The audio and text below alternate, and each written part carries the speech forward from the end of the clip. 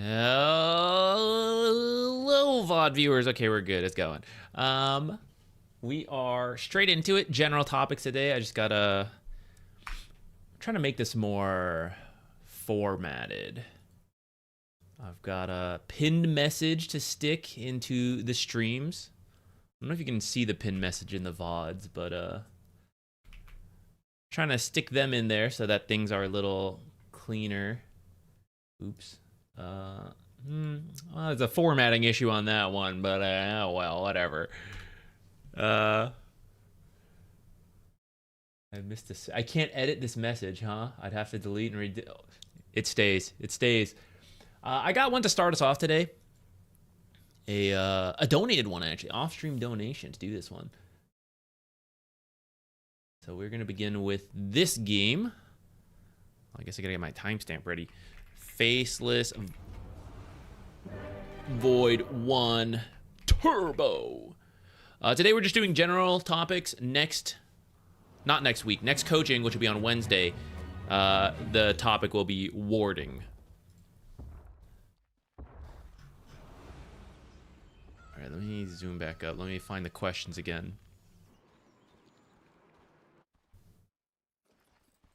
Okay, let's see. Was playing Faceless Void, got Aegis a few times, but was never able to close out the game. Team got frustrated with me. I'd like some analysis on what I could have done better with the extra lives in the late game. Okay, so we can skip forward a bit. Despite being a turbo game, damn, looks like a regular game to me. I guess the player network should be like super high, right? Okay. So where's the first Aegis? It looks like, dude, this looks like a regular Dota game. The first Aegis is at like 23 minutes. Okay. Yeah, you guys are pretty rich at that point. I guess that's turbo for you, but you have a lead, I guess is what I mean. What is this, like 20? Yeah, so pretty big lead. So we'll start here and maybe jump to the different Roches, but I think we may not have to cover all of them because probably the same mistakes are happening in the first couple, and if the first couple don't happen, the late ones aren't even supposed to happen at that point. So let's do that, and then what are you building? So we got Maelstrom, Mjolnir, BKB, Satanic. Is this a butterfly behind this? Yes. Okay. And who are you landing against? All right. So real quick, I'm gonna say no Satanic this game, or at least not yet, because of this Ancient Apparition. But it's not that Faceless Void can't do Satanic, but you have Time Walk to get a chunk of health back, and then you have the Aegis, which is like a second life anyways. So now with the Satanic, it's like a third survivability thing, which some games is good, but if you are like doing well, you're rich, you're the carry, how many times can the enemy kill you, right? Is like, oh, they can kill me once, but then I time walk. They can kill me a second time, but then I have the Aegis. The third time, I have time walk again. And then the fourth time, I'll have Satanic, and I'll have time walk again. And it's like, it sounds great, but then the question is like, why are they killing you so many times? Like, how are they killing you so many times? Like, if you're winning, and or why are you in danger like 6 different times in a row? Like, just back out, or like pick a smarter fight. So I think that's why the Satanic feels a little funny there. I would say do the butterfly first, along with the fact that then there's this guy who's going to prevent some of it. So I would do like the butterfly first, I think. Or what else could we do? We could do Scotty. It's like something that gives you a bit more damage, and you could do a bit more survivability as well. Did they have things you need to dispel? Like Nullifier could be a consideration. It doesn't look like a ton for it. Yeah. So I would say butterfly first, and then the butterfly plus these items plus Satan. Also, I forgot to mention, you also got BKB. So I was like, there's so many survivability things, I actually feel you're lacking on damage as opposed to survivability on this Faceless Void. So let's jump now ahead to where that Aegis happens. Is it here? Has it happened yet? Not yet. Okay. So we're about to get there.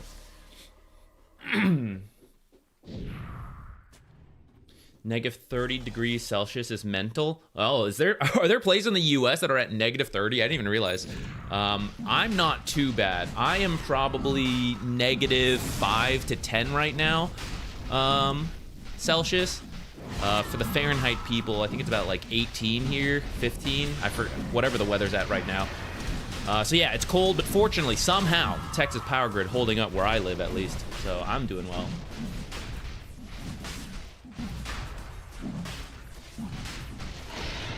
Hey, Hogshine VOD viewer. Ooh, we should. I do want to try to get more VOD viewer replays in. We usually start the stream with like one VOD viewer slash offline request, but yeah, let's try to work a couple more in.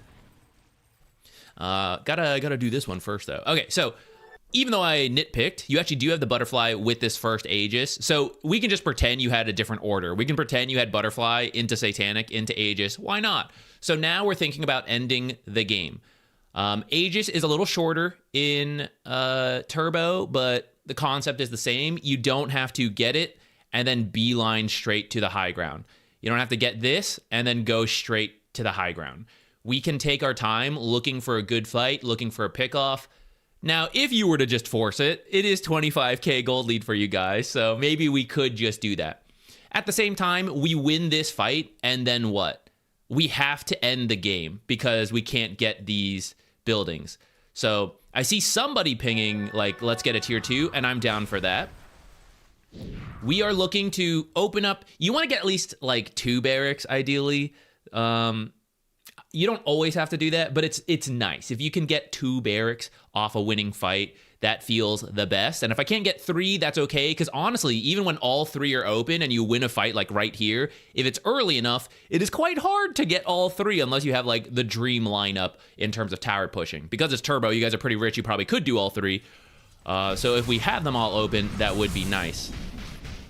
So let's see. Undying and Shadow Shaman are mid. Ooh, anti-mage, right?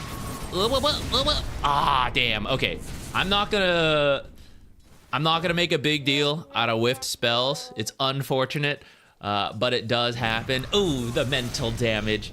That's okay. The cool thing about looking for a kill once you get the Aegis is that, hey, I'm gonna have time for the Chronosphere to come back up.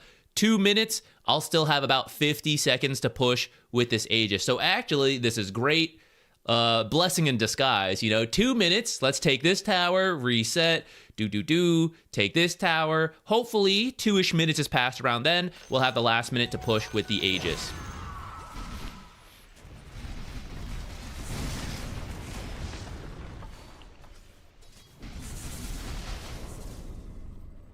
If you do, for the future, if you do want to try to catch these slippery heroes with Chronosphere, like you're jumping onto a Faceless, or sorry, you are the Faceless Void.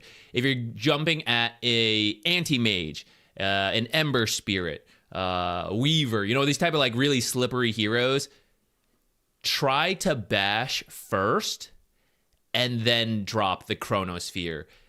You have to react to that, like you see the bash happen and you immediately Chronosphere, so it is a little harder, but that can be one way to make it a little more consistent rather than like, I hope this comes up before they react, or I'm not sure if they have the escape, but I'm going to try. Sometimes it works, sometimes it doesn't.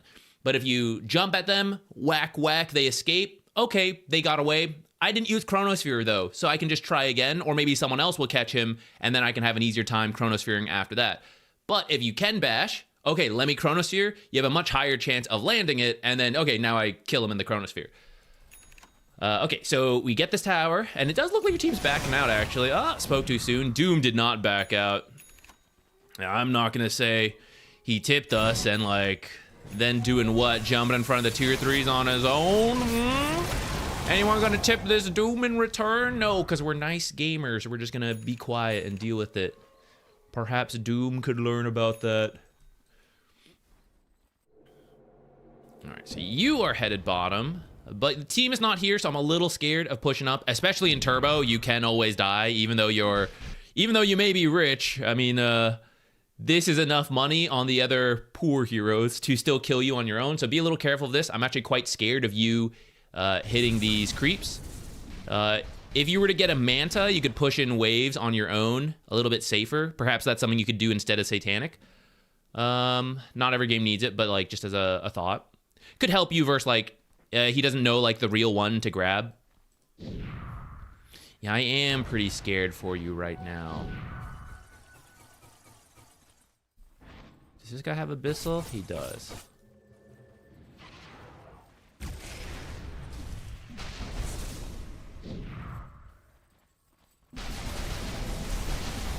Okay, we do Tormentor. Your team goofing over here.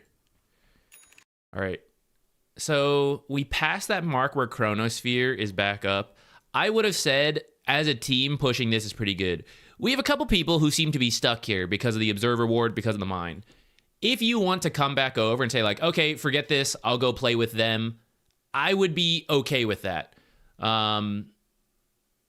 It would have been nice to detour as a team, take this and then reset and like push with that last minute. But as you get down to, I guess it would have been like around here, and it's like, okay, the team is clearly not coming to me. Doom is going to respawn, so I will head back over. You know, you could like Twin Gate, come up here, shove this in. I don't want to say don't do Tormentor, but you can win without the Tormentor, as much as I hate to say that. So if your team's being too slow to come down here and take it, too slow to come to push this tower, as long as we win a team fight, you know, I'm feeling good about possibly winning the game. So another trick, if these guys use their mobility, you see how you're time walking to move around? I was actually thinking about whether I should say it or not, but this is sometimes a mistake because you have to be careful. You're winning, so I wasn't going to make a big deal of it. But Anti-Mage is very likely to do the same, even though he's losing, and he'll just like blink 2 camps. So you catch sight of him here, you could probably just wait here and see if he blinks in, or like wait here and see if he blinks in, and then a Chrono, you know? Or you can actually hit him a couple times and then Chrono. Although for Anti-Mage, just make sure you don't burn your mana. It's a common mistake to use your escape to go into the danger, such as blinking into the creep waves like this. Blinking in to kill this range creep is something you'll hear me say on these coaching streams quite a lot. But you can bait it. You can like wait there. Okay, so anyways, we end up not getting too much out of this Aegis, but it is turbo, so Aegis is actually about to be up again pretty quickly. Get the tier 2. Okay, so let's just go get Roche once more. Try again. Okay, never mind. We're gonna send it. Yeah, just tip this.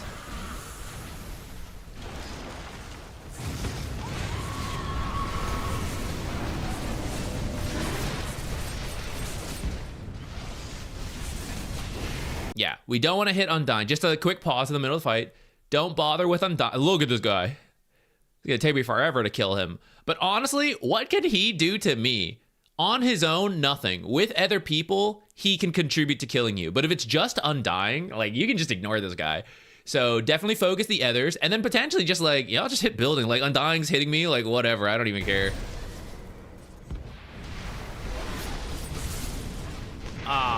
Anyone gonna tip? Faceless misses a Chrono. Everyone on the team tips him, but my teammates miss it. Turns out we're all humans making mistakes, and we should be a little more lenient, perhaps. Perhaps. Oh, hey, what's up? You're here for your... I forgot to message you that, I'm been bad about that. I'm just, like, reviewing your games without, letting you guys know.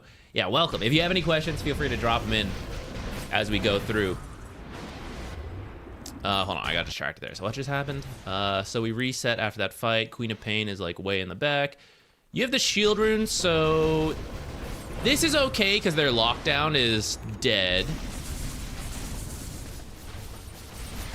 You are pushing a new lane though. So we have this tower down like 2/3 and then this one down 2/3. If you actually just like left this lane to come back here, you could just finish one tower. We've done enough damage to kill a tower and a half, but it's spread out between the towers. If you guys back off and then end up pushing top, that'll be the epitome of this.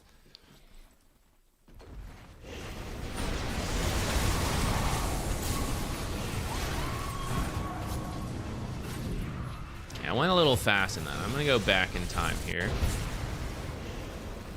Okay, first, everybody is just running up. So we don't need to do this.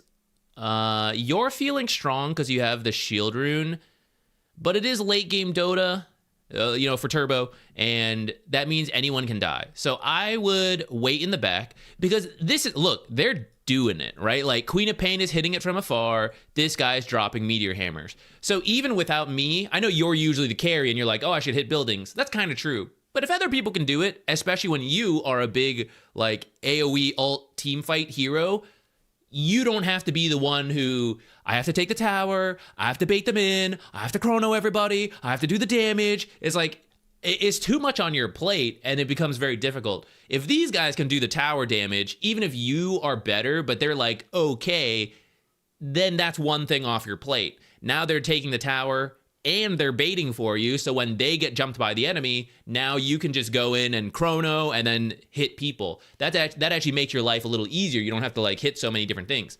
So someone should do something different. Either you are hitting this and these guys are not, or they are hitting it and then you are not. I don't care too much about how we swap it, but all three moving up here and hitting it is what will open up this ice blast coming in. He's initiating on one guy. Like, we can't grave everybody, so Dazzle's graving the Queen of Pain, but if it had been you at the same time, like, oh, who do I choose? Like, someone's gonna die. Also, you don't even have Chronosphere, so we don't even need to be doing this push right now. And then because we are affected by Ice Blast, we ultimately do die. Ice Blast is a pain for you. Also, where was the Doom in the last fight? Wasn't he waiting in the wings the last time? He took his time to come back in, but it's kind of... Oh, just short of canceling that. It's too funny. So close.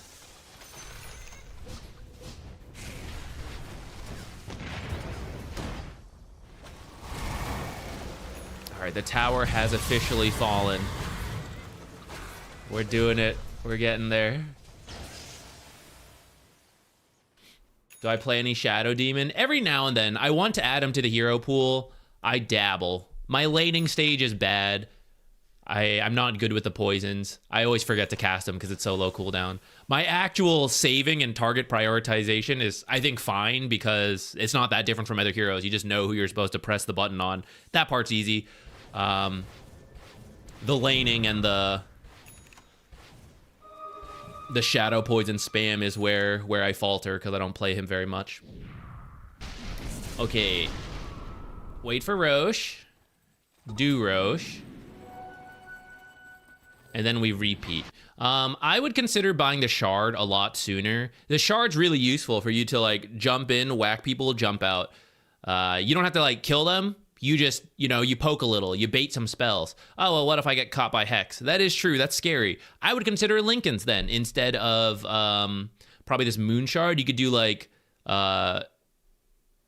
shard Lycan's and then just like buy a Moon Shard later to eat right away. I think that could help you a little bit more.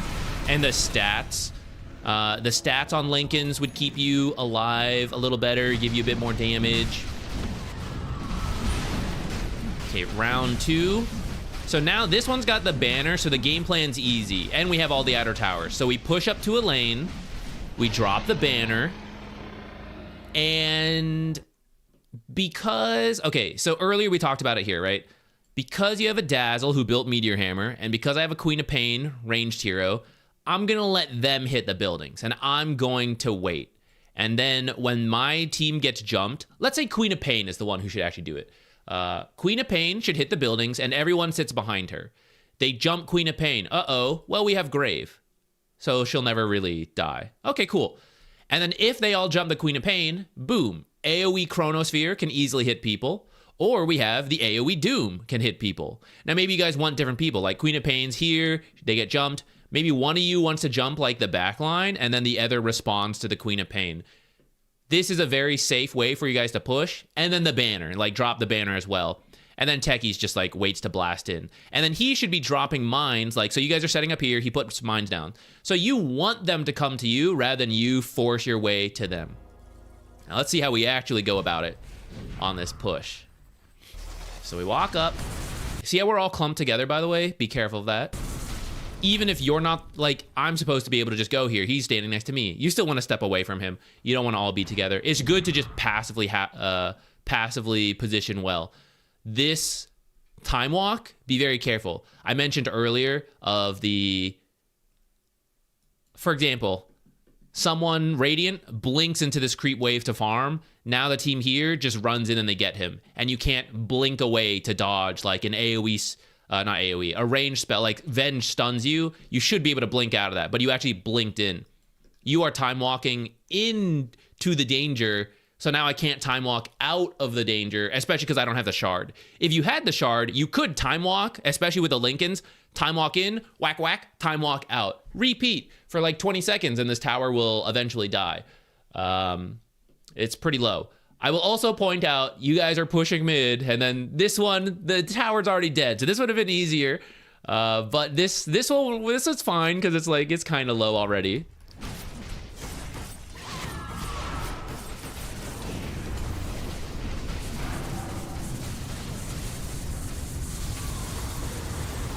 This is where we're lacking a little damage.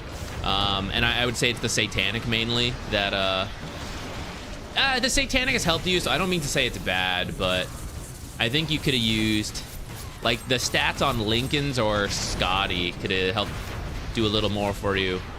Well, anyways, we get him. Also, I would get a backpack refresher instead of, I think there's a second moon shard coming in. Backpack refresher is pretty good. All right, we're building hitters.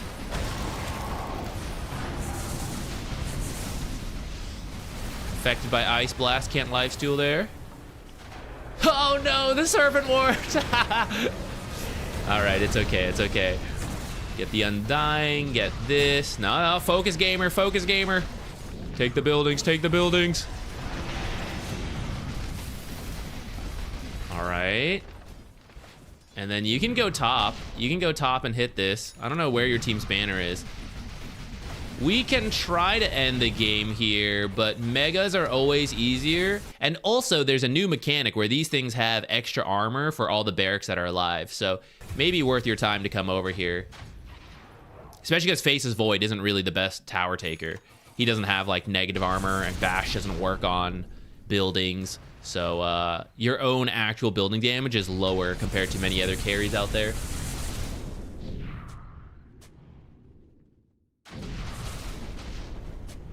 It is cold here. There are parts of my house that are colder than others. But we're getting by.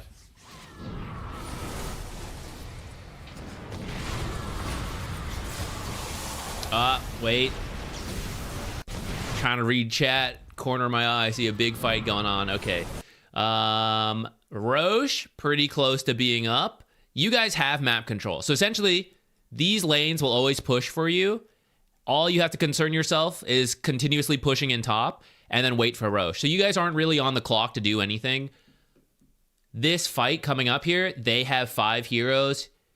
You guys are missing Doom. 33k gold lead is amazing. Turbo, it means a little less, I suppose, but it's still a lot. And then look at that. Doom is 48,000 of your net worth. So we are actually going into a 4v5 fight, about 15k down on the enemy's half of the map. And as I say that, it starts to become like, oh, well, why are we doing that? So this is one where I think your team is just feeling too strong because, like, yeah, we're winning, but it's still important to think about what fights you are taking because you are not strong in every situation. And this is one such one. Like, Queen of Pain is already forced to BKB. There is no other stuff going on. Totally okay to take these guys out. And in fact, I would say that's something Faceless can do. Instead of always feeling you have to Chronosphere the carry, Chronosphere his, like, backline team and take them out. Like, Shadow Shaman's been a real pain for you. Just kill this guy. See? Getting controlled up because of the Shadow Shaman. It's okay to just Chronosphere these two guys. And then, unfortunately, Ice Blast is very annoying for you. Oh, shit, the buyback. Now, whether we need to buy back or not, it goes back to we shouldn't have even taken that fight. But maybe this will pan out. We're kind of stopping to farm creeps. That makes me kind of nervous. This is where if you have the refresher instead of 2 moon shards, you can have Chronosphere again. And you can have a second BKB. because that keeps you alive versus the Ice Blast. Another consideration, I don't know if it's come up, but status resistance helps a lot versus Ice Blast. Potentially earlier in the game, you maybe do, instead of the usual Manta, you do Sanj and Yasha for the status resistance. We're getting later in there though, so I don't even know if you would still have it at this point, but for consideration, I suppose. Is Turbo good practice for late game? Sort of. Turbo can still be great practice for considering team fights and practicing these like chaotic late game things. But compared to real Dota, that sounds derogatory to Turbo Dota. Compared to regular Dota, Turbo versus regular, right? Everyone in Turbo tends to have way higher levels and way more money than usual. So it's not fair to say like, oh, 37-minute Turbo is like 60-minute regular Dota. Because if I was playing 60-minute regular Dota, I wouldn't have this money as the support, you know? I would be like half to 2/3 of this. And I probably wouldn't, like, what are the levels? Everyone's getting close to 30, you know? So that part is actually not quite accurate. It's more extreme than it would be in regular Dota. At the same time, it's not like you're suddenly like, it's a totally different game. You're still thinking about how do we get a good 5-on-5 fight? Maybe I don't want a 5-on-5 fight. Am I pushing lanes? Am I playing around wards? All that. For example, the warding in this game has been heavily like these two spots again and again and again and again and again. We will play here forever, but not once has the team like, maybe I should look for Nature's Prophet. Oh, look at that. I found him by chance, random replay. We're not supposed to see this, but like put an observer over here, see Nature's, you know, put him over here, put him on your half potentially if he's been doing that. That stuff is the same. So there is some stuff you can carry over from Turbo to regular Dota. But there are differences. Okay, your team's pretty scattered right now, but we are going for Roche. See, this is so dangerous. If they get into a fight, it's 5-on-4. It's now a 9k gold lead, so they're actually down like, oh, I don't know. With you and Faceless out is 90,000 gold. So add a 0 onto this and stick it on this side is the fight these guys are like posturing for. The meta is different. Yeah. Different heroes are very popular in Turbo. Damn, that clipped us. In Turbo. Okay, that's okay. Ice Blast is now down. So actually, I usually say don't just bum rush the base when Aegis is acquired. But actually, if you do it right now, there is no Ice Blast, which has been a problem for you. Okay, save your BKB for the second life. Oh shit, we got the Divine Regalia. We're in. Get the Megas. Get the Megas. Focus gamer. Focus gamer. Yeah. Okay. What does this guy have? You probably need an MKB. Yeah, he's got a butterfly. Sorry, I wasn't thinking about that earlier, but you probably do need... Our damage is lacking is the feeling I've been having, and I'm coming to realize it's the double moon shard. You have a bunch of attack speed to tickle and miss. You need the MKB. Probably replace Mjolnir with MKB and then like Daedalus instead of a second moon shard. Instead of the first moon shard, probably.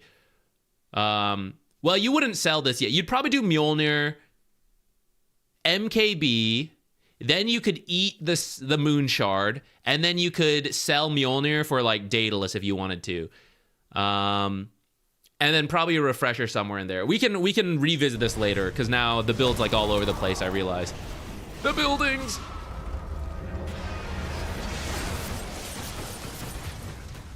Instant control. Save your BKB for the second life whenever you have Aegis. Let's come back to this. Quack, quack, quack, quack, quack, quack, quack, quack. So notice your whole team is up here. So there's no like coordinated effort. For you, I don't mind you hitting the buildings. You could also let your team do it and wait for the chrono, I suppose. But I think what you're doing is fine. And then I think you should just like chrono maybe even a little sooner. But then you have to do it a little further because you actually caught Dazzle. So now he can't help. And then these guys are free to help. So you need to like push this chrono a little further out. I know the cast range is not always the easiest on this, but for example, something around here would have been better. And then stick near your team. So like we jumped over here, but this is now really far from these guys. So none of them can help you. And we actually don't have the chronosphere. So like this kind of movement is like, oh, let me get to the back line and chronosphere them. But actually I just used the chronosphere. So now I'm in the back line and my BKB is about to end. Here, even if you swap this in time, like swap this in immediately, it won't make it in time to get the second BKB. So we kind of overcommit. And do we get the barracks? No. As a team, we kind of went way too ham here.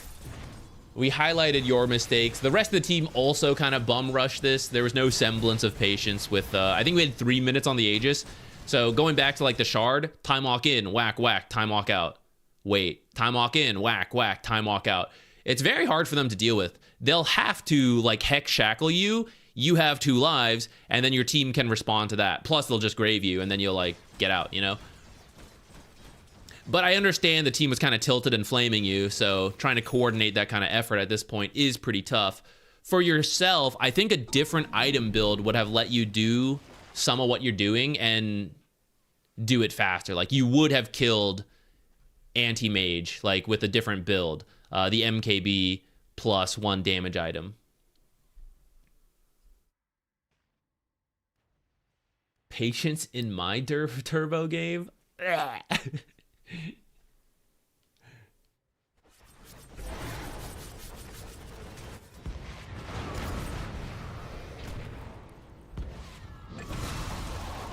Oh, anti-mage dead. Okay, just send it. Just like walk straight down.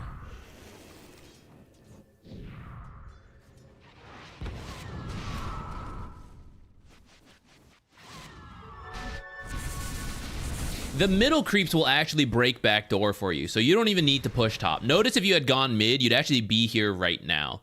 So this is the downside of going to side lanes. There's reasons to do it, but in this case, with like a single barracks left, I think you can just go mid and then cut up to get the barracks. This way is taking extra time, and he's going to be really close to respawning on the anti-mage now.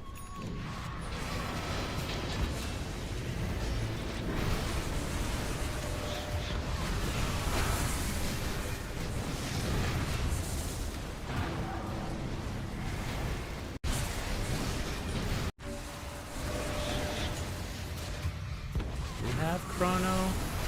You were tempted to kill this guy because he's so low. He's actually used his abilities on other things. You could kind of ignore him. At the same time, I kind of understand going for it. I think your team is all here. I think it would have been better to jump here and then chrono this stuff. I think due to the flame that has been going on in this game, I think you're adverse to helping them. But I think you still need to, you know? Like, you just mute, and you still have to work together to win the Dota game. Divine down! Yeah, so in the end, we didn't make it here in time before the anti-mage came back up. Or, like, you know, we got into a fight here. But I think if you guys go mid, you can get this on that push there. Okay. Yeah, why don't we... Okay, you guys may have already submitted some earlier, but I don't think I would have... Rather than have to, like, collect everything. You guys can submit your match IDs. Today, we don't have a specific topic, so you're free to submit anything, but I would like to try to enforce having a specific question. You don't strictly have to have timestamps and stuff, though if you do, that's great. But... for both me and for you guys, I think if we develop a culture of having specific questions, it'll help us all involved. For me, it'll help make things faster so we can get in, answer the question, get out. We can get to more people. For you guys, I think... I understand it's hard to come up with specific questions sometimes, which is why I didn't enforce this before. Because, like, I just don't know what I'm doing wrong. But I actually think trying to come up with a question then is better for you and the learning process. I kind of learned this when I did my first internship. And, like, I didn't understand the project my manager wanted me to do. And it was kind of vague, to be fair. But like, I was asking a lot of questions without having strictly tried anything. And she's like, I can't really give you feedback on things you haven't tried yet. So you just need to like do something, and then we can discuss like why that was good, why that was not. And then it becomes easier once you put something forward. If you are putting questions to me, then it's like I'm doing your job and not like supervising, managing you. So you need to do your job, and then I give feedback to your job. So I'd kind of like to try that here, where if you guys come up with specific questions, you guys are also trying to improve in your own way. Like, I think this is what's wrong. I'm generating my own hypothesis, and then I put it forward to Zach to be like, dumbass hypothesis, you're so wrong, but you tried. And so then it learned, there's like a learning moment there. So I'd like to try that a little bit more. So if you didn't have a specific question before, brainstorm one real quick. You can fake it. I can't tell. Stick it forward at least. And I think it'll be good for all parties involved. And even if you are in the case of like, I really don't know what I'm doing wrong, just come up with something. I think, is it my laning stage? Oh, it's like in school when the teacher's like, what do you think the answer is? You gotta put some 5? just chuck one forward.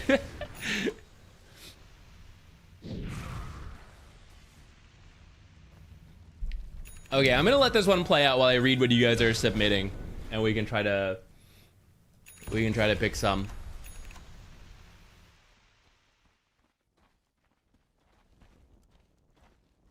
I'm new to this game. I don't understand anything. Map is so big. I don't know what to do. I like the design, but it's so hard.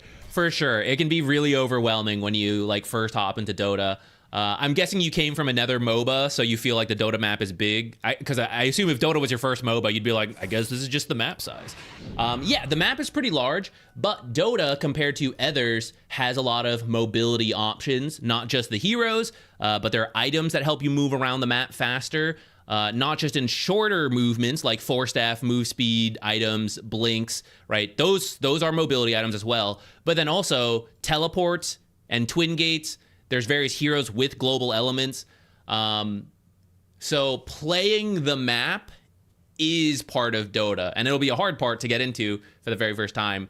But that's why a big part of Dota is not just the execution of team fights, but setting up for the team fight. Like, oh, we pushed in these lanes and we played this part of the map, right? It's like the macro concept of Dota, which is very hard to just like get into and simplify for a new player.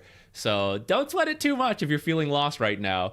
As a very rough rule, as much as possible, steal from the enemy's half of the map. So if you're the Radiant and you are stronger and winning, try to be on the enemy's half of the map, taking their money as much as possible. That's a very simplified version, but for a new player, it's a good guiding principle. If your like default is like, this is closest, that's not always wrong, but the more you can take from the enemy, you actually build a difference. Oh yeah, we can finish. Yeah, did you have any Faceless Void questions from this game that we didn't really get to? I thought I could build Silver Edge. Silver Edge is not bad in these late game situations because no one wants to be buying detect. Everyone is so slotted. There's no space. So I don't mind it. MKB, definitely. We definitely need the MKB this game once Butterfly comes into play. Mjolnir is like a good stopgap because it has like, when it does proc, you have the True Strike, but the percentage is, way lower than MKB.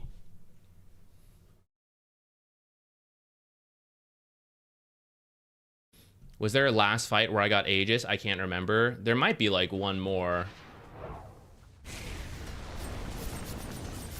Yeah, one more here at like 52 minutes coming up here. Or actually, might be two more actually for where we're at. Yeah, there's one more coming up and then another after that.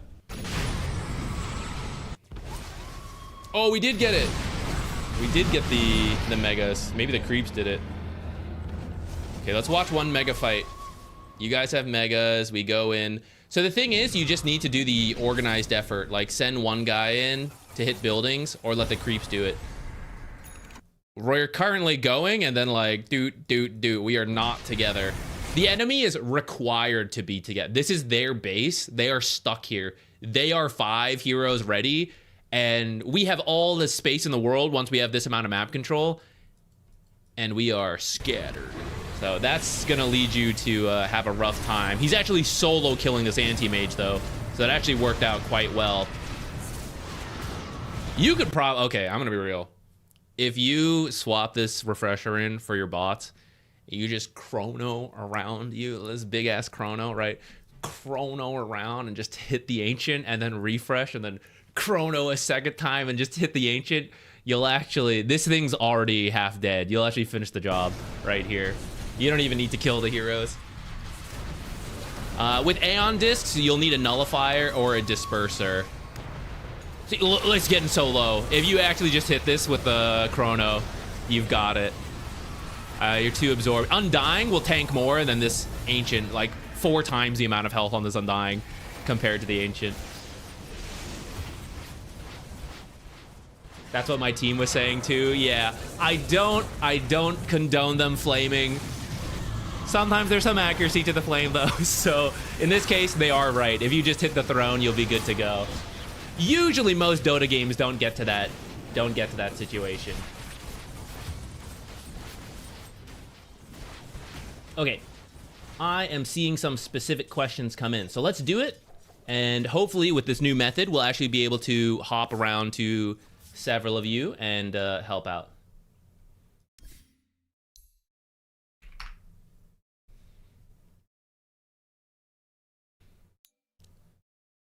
Download this.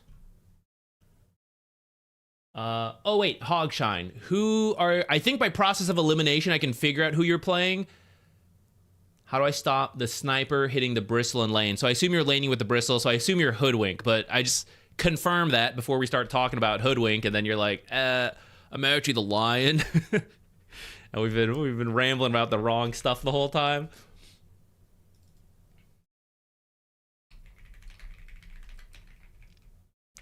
Archon. There we go.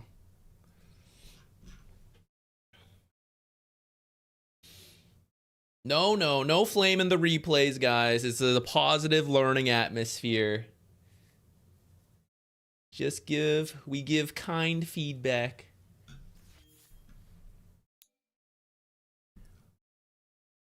I'm gonna go for, I assume you'll be in the lane with the bristle.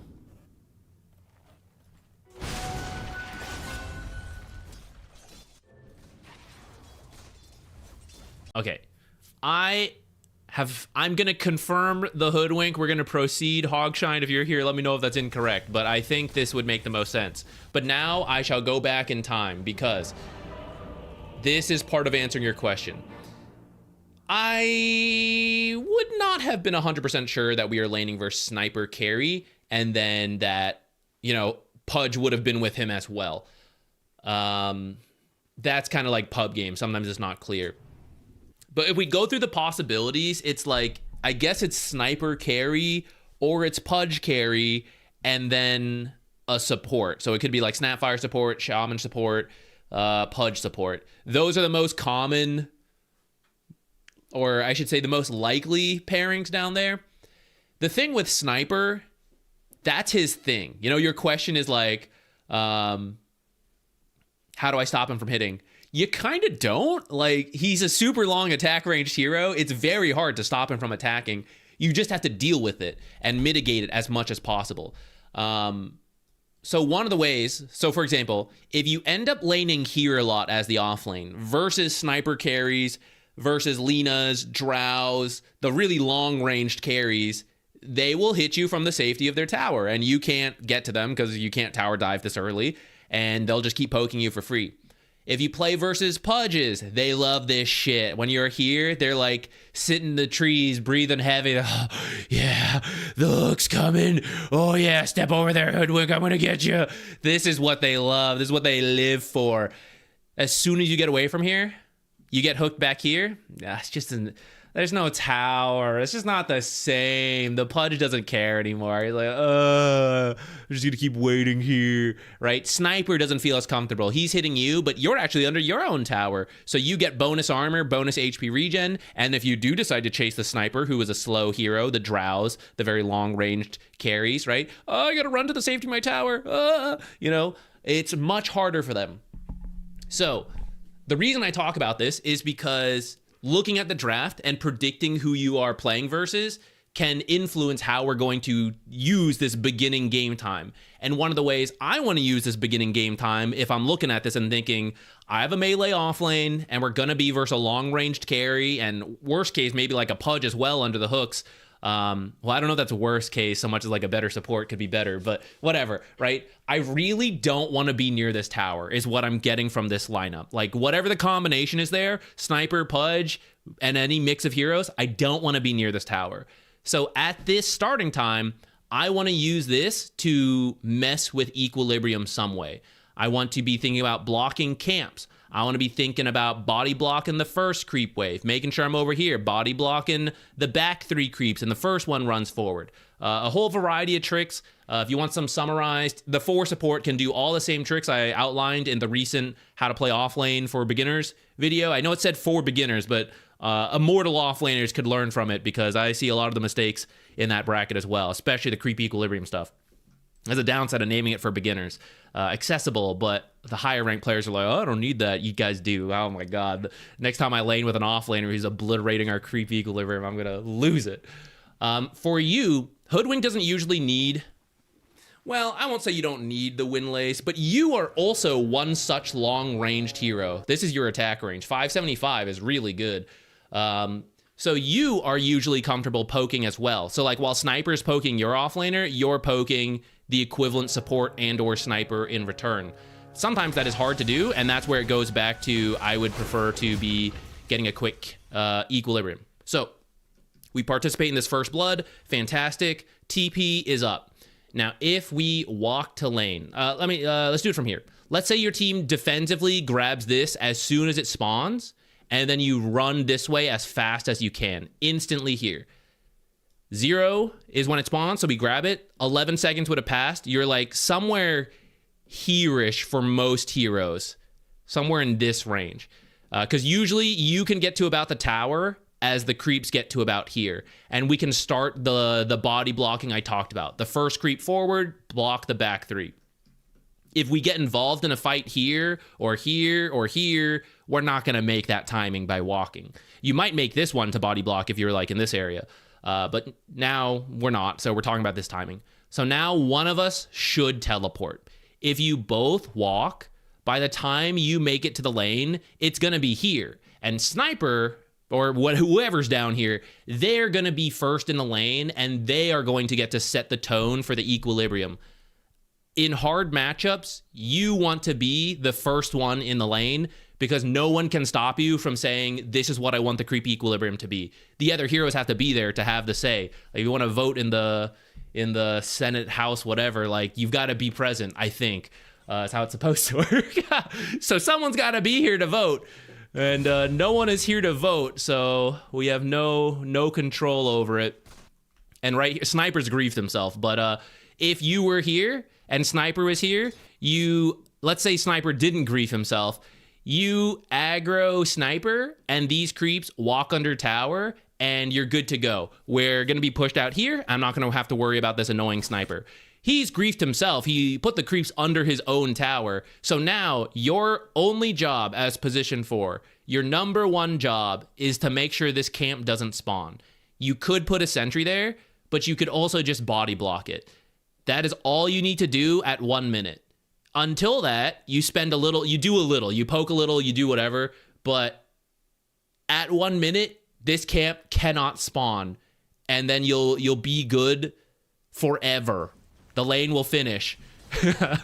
Let's see if that's an exaggeration or not. It kind of is, kind of isn't. So see, oops, aggro to creep. I have to run in here. Can't do that. Can't be aggroing creeps at this time. You got to be really careful of that. When the final creep, right, when this creep is down, they're going to look for something to do. So it is good to deny range creeps, but especially if you need to go into this area or this area for whatever reason, if you bring creeps, it's really hard. They'll always know what you're doing. They'll have the advantage in any fights because the creep is hitting you. It is very tough. If you want this deny, your next plan has to just be running backwards, and then that's okay. But as I've mentioned, our next plan is that this must be blocked. at 1 minute. So when we aggro like this, oops. Together, Bristle actually should run in and take this off of you. That would be a really good play for you two to work together to like, I have to go this way. You need to take this creep off of me. You could do that and then still make it to here. I hear the noise, so I'm going to check.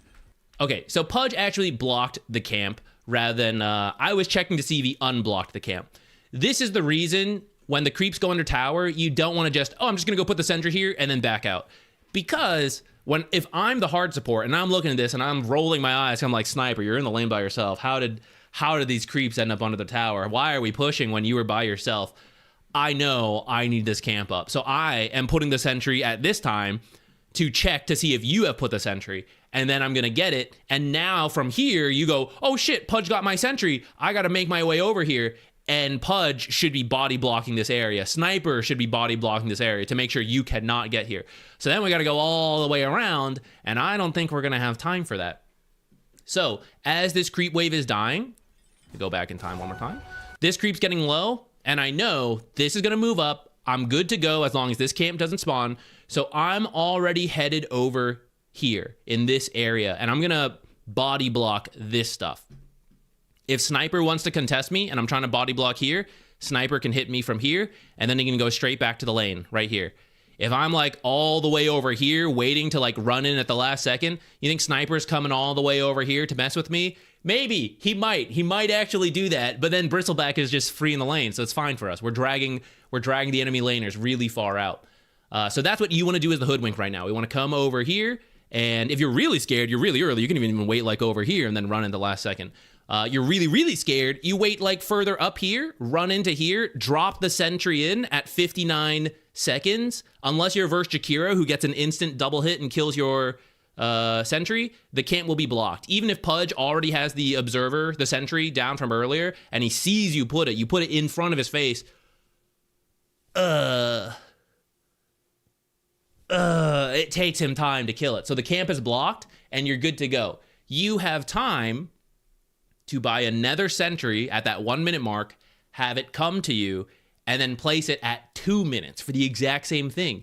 And if they can't pull this camp with this many creeps pushing forward, how will they ever fix the lane, right? You're going to be laning here for, now that this camp is blocked, let's say, you'll be laning here for the next minute. You block it at 2 minutes. Okay, now till 3 minutes. Block the 3 minute spawn. Okay, till 4 minutes. The only thing they can do is use this camp. And all we're doing is standing right here. So every time they try to pull this, I run in and I stop them. And so we just lane here forever. And that is how we answer your question of how do I get Sniper to stop hitting Bristle? He can't really do it from up here, but he can do it from here. That's why I'm like really harping on this. Now I will let all that go because that would be the ideal method. We'll adjust from there. We'll go from here.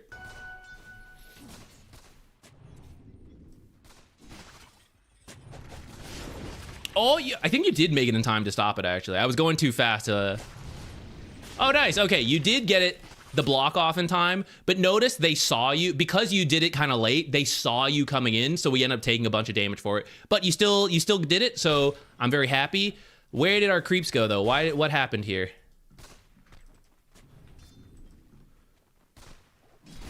Just got that. Missed that, and then that one. Okay, there was some extra quill sprays than necessary, but it wasn't that bad. Okay, and then we hit our own creeps. Hit our own creeps, hit our own creeps, hit our own creeps. You're doing it. Yeah. Hit your own creeps. We can do a little bit more creep hitting, but here we are. We're still in this area. We're fairly happy. Get that second sentry on the way, because I gotta block this one again.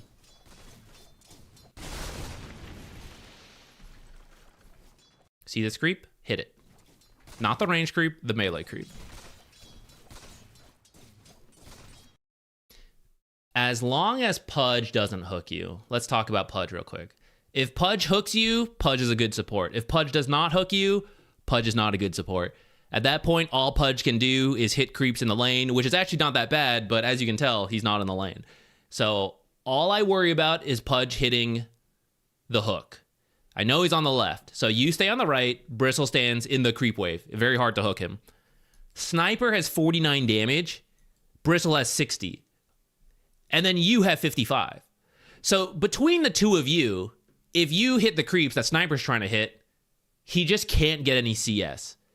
Even if he pokes Bristle the entire time, Bristle has 5 tangos. Bristle's working towards a Vanguard, right? You'll have to tank this damage for a little bit, and then Sniper won't do anything to you. So you just need to focus on staying up here as long as possible, farming up to this Vanguard, and then it won't matter that Sniper's trying to poke Bristle back. And that's why hitting our own creeps is very important here. And Sniper's being given the chance to go for these last hits and denies, because we're like way over here, and it's coming down to just Sniper 49 versus 60, an advantage to Bristle, but like he's got super fast attack speed, so it like kind of works. But you add your attacks on top of that, it becomes very difficult for Sniper. And what is Pudge doing? He's just like opening up this camp and waiting. And then here, I think we're a little slow. Yeah, we're not thinking about the second block. So now this camp is open. I mentioned this whole time we've been laning here. Pretty true. It's a little further up than I thought due to the quill sprays that come out occasionally, but no big deal. We're still laning here, which is a lot better than laning here. But now that can change, coming at 217. Okay, I forgot. Well, that's okay. If he doesn't pull, then no big deal. So now, 209, I have to come over. I have to make sure this pull does not happen. I'm willing to use spells to prevent it. I said I would stop talking about it, but it is what we do. You can also be attacking Sniper from over here, by the way. That's another thing. If we go back to like this stuff, notice you're like way over here. I think you're really scared of Pudge. And kind of fair, but if you are, then just be where you are and hit these creeps. Or be over here, the opposite side of Pudge, and hit the Sniper periodically. When you see Sniper going in for the last hit, you walk in to hit the Sniper. And you can tell because you're also looking at the creeps. And when this creep gets low, I know Sniper will want to hit this and not hit me. If he chooses to hit me, he's not getting the last hit, which is also good.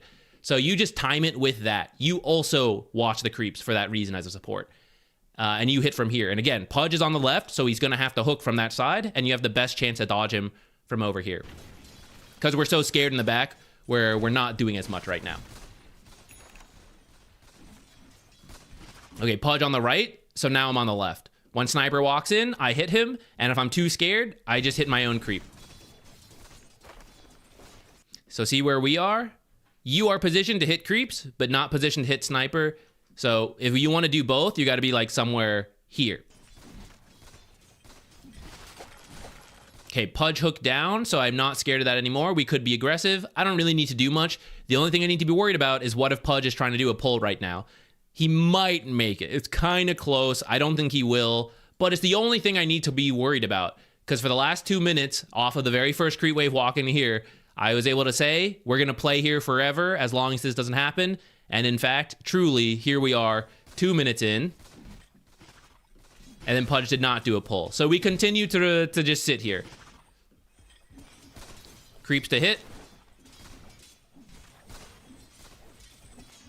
I think I've seen you launch like 3 auto attacks this lane so far.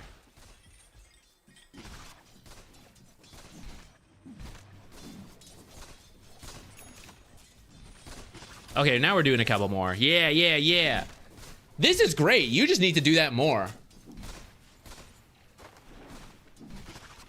You said you were worried about Bristle getting poked, but I mean, Bristle, he has made it through his tangos, and look, his tangos got him to the Ring of Health. So that's what they're for. That's what they do. You can balance it out if you take some auto attacks for him, and you use some of your tangos as well. Otherwise, it's not too bad. And then finally, Pudge did the pull, and so here we are. This is actually going under tower, so it's just going to come back out. So you'll be here again. But notice until this happened, we were just sitting here the entire time, and that was pretty good.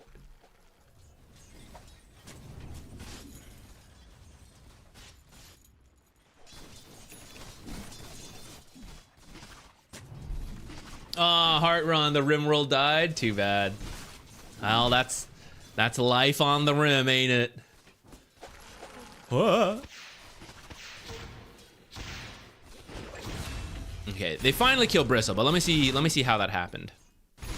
I was looking at we were discussing RimWorld for a moment there. Okay, we're mostly healthy at this point. Right now, you guys don't have to do anything. Look at this creep wave shoving in. We don't have to engage whatsoever. So Bristleback can be very careful. And if you wanted to do anything while you're over here, you go for the deny. If Bristle walks in for the deny, he's melee. He's much closer. He'll be hit by Sniper. He'll be hit by 4 creeps. That's what happens here, right? Hit by sniper, hit by sniper. The creeps focused him a little bit, hit by sniper, because he wants this deny. He should also give up on that deny. So going for these denies cost Bristle back half his health.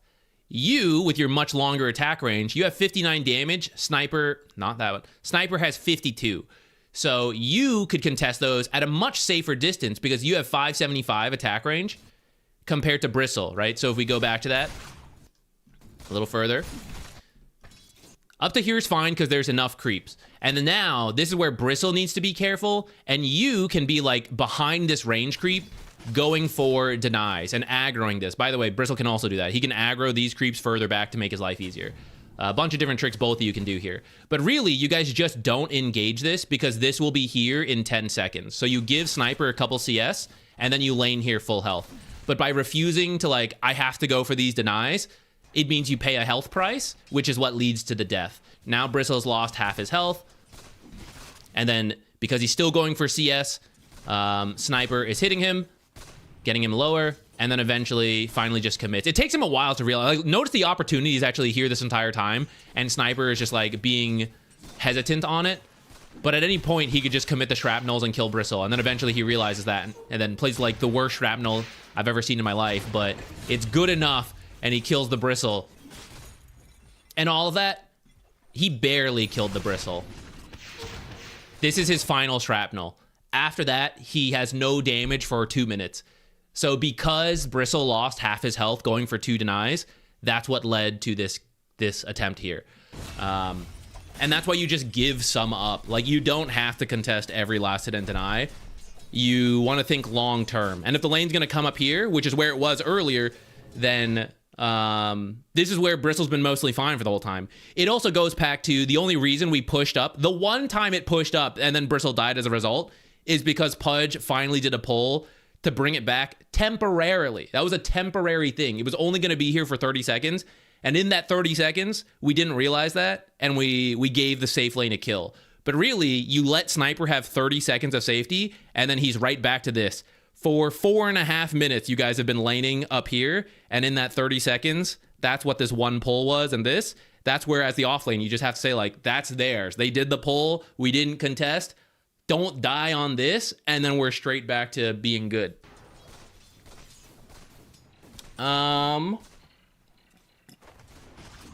I think that's it. I think we can move on to the next one.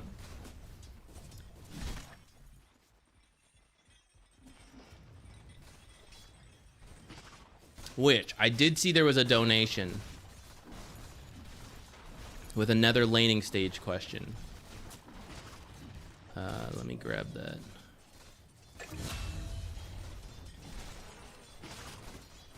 But otherwise, like, most of the time, Bristle's, like, pretty healthy.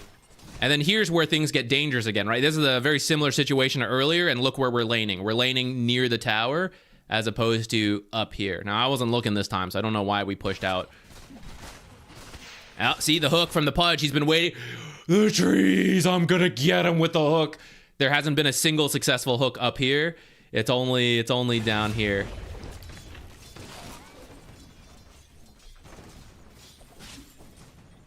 I'm kind of glad seeing this, because when I was making the off-lane guide, I was like, am I putting too much emphasis on this laning stage and learning how to do this? Like, is this really playing off-lane? And you know what? Yeah, it is. It is. People would have a lot better times if they, with the deeper understanding of the laning stage. And I think that's the hardest part about playing off-lane if you're not, like, an off-lane player. Because once you're out of the lane, it starts to become more normal, like less off-lane specific. Not completely, but like you do team movements like other roles, so I think it's not as bad. Okay, we're gonna do this one because this one was donated in, so I do those guaranteed for $5. But otherwise, it will be random for those of you wondering how you get the replays. What is this? Archon. Okay. Usually it's like this. You just submit games with a specific question, and we'll just pick them as we go in between the replays.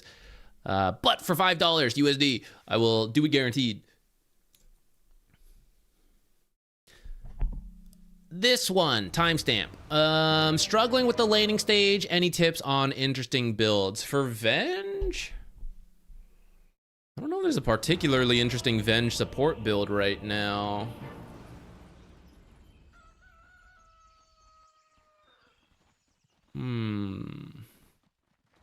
Let me think on that a little bit. Everything we just talked about in the last replay is stuff we want to consider as Venge, because Venge is a weak laner.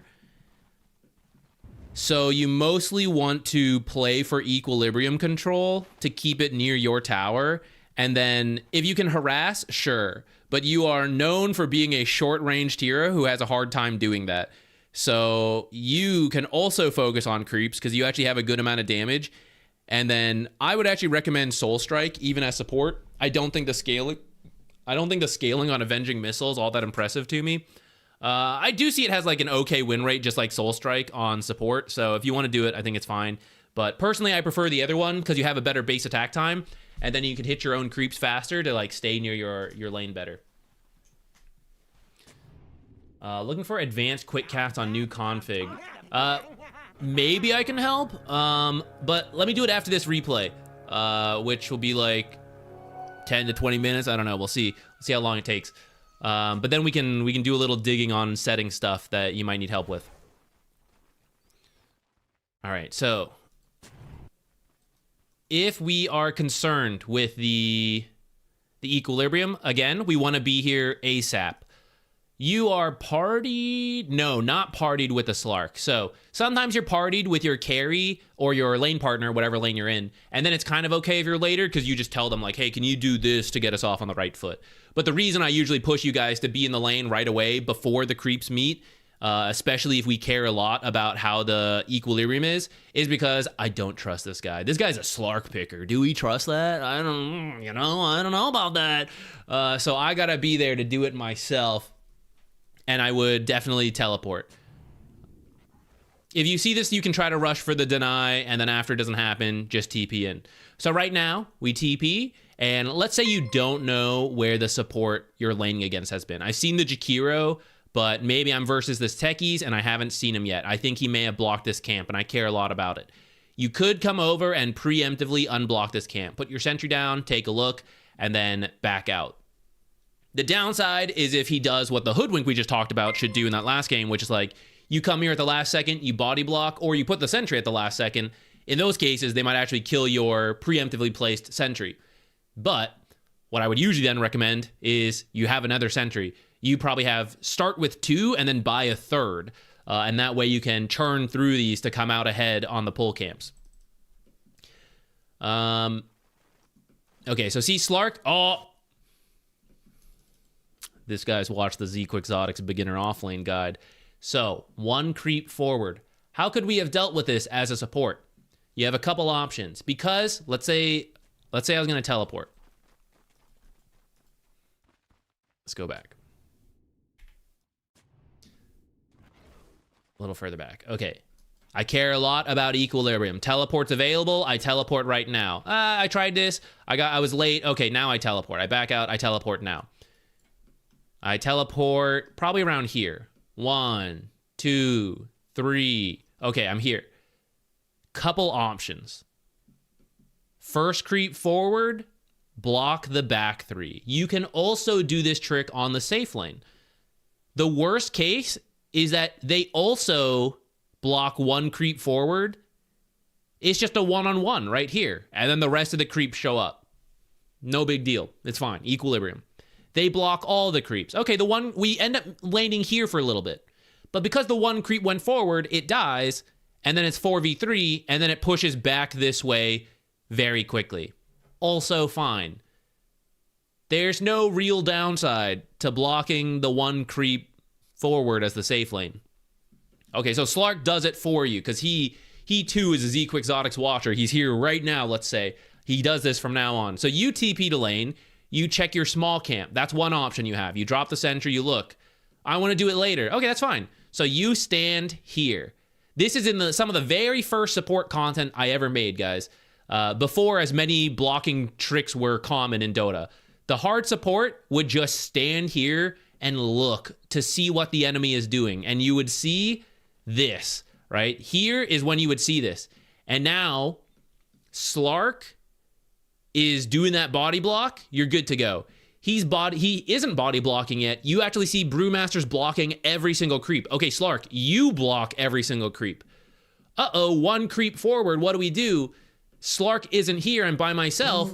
You body block this creep. Monster gifted a tier 1 sub to Killjoy. Wow, Poppin' Lockness, thank you. Starting us off. I say starting us. I guess we've been going for a little bit. Thank you so much. Oikos 99. Do you want a replay? Is this for a replay? Poppin' Loch Ness Monster gifted a tier 1 sub to man to underscore dodge underscore enjoy. Oh, wait, I should. Oh, wait. Poppin' Loch Ness this out, Monster. Guys. Oh, how did he do that? You guys can't tell. I don't look any different doing it. I bought a stream deck with some extra buttons on it to make it a little easier to do some of this stuff instead of always have to like look over and fiddle with different buttons and scroll around and stuff. Poppin' Loch the gifted up to air. That's what your support goes to, guys. We make this stream a little bit more professional, marginally at a time. Amazing. Thank you so much, Poppin' Lockness. Happy start of the week. Thank you. I hope you as well are having a good start to the week. I don't remember if you're also dealing with snow, but hopefully you're staying warm. Okay. Oh yeah, we were talking about creeps. So you can come up and body block this creep. You might say, well, Zach, what if I die to these two heroes? That is certainly a danger. So be a little careful about it. But if you take a little bit of harass, that's worth it, in my opinion, because you maintain good equilibrium as opposed to shoving out right away. And even if I'm full health, I don't feel comfortable laning here. I feel better about laning here at 3/4 health. That maybe depends on the exact matchup, so I'll leave it up to you guys to decide. But yeah, these are the things you can do in this very first wave that when we're slow walking in, it doesn't do anything, right? Like, how is this Watcher going to help with my creepy equilibrium? I'm walking over here. I block the hard camp to be like, oh, you guys can't pull to get equilibrium now. I've got you. And then I look over here and I go, holy shit, they've already got equilibrium. I need the hard camp, right? So this is where, make sure you take a look at how the lane is going, because you're actually the one who's more likely to need this hard camp coming up here.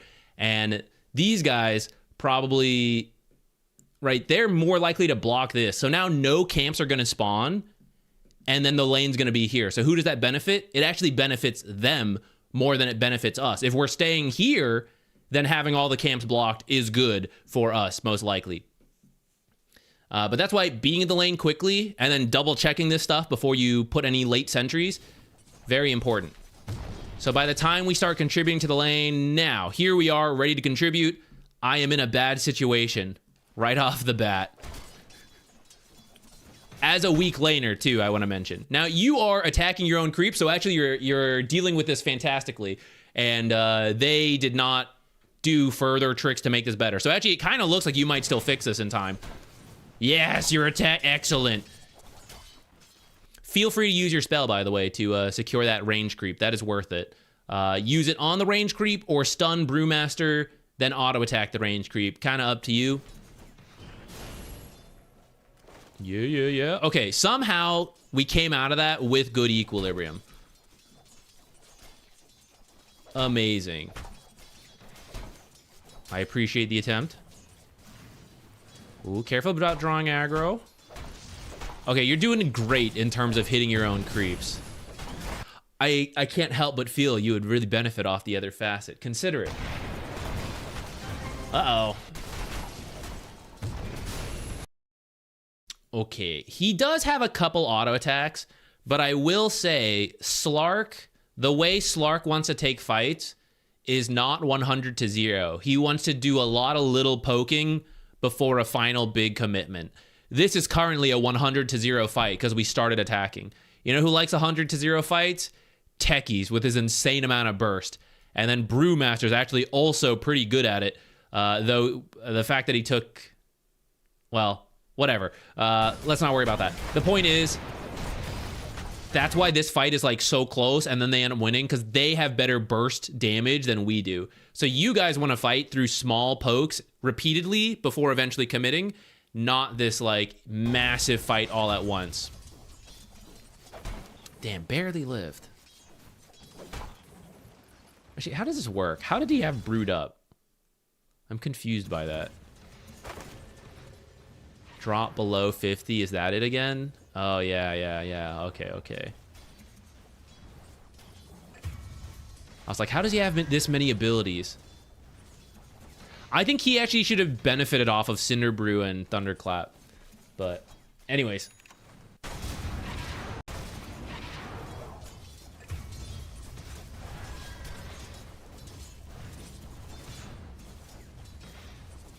Let's find like one more big-ish mistake. Okay, we're doing a full pull. Hold on, I gotta see your perspective on this.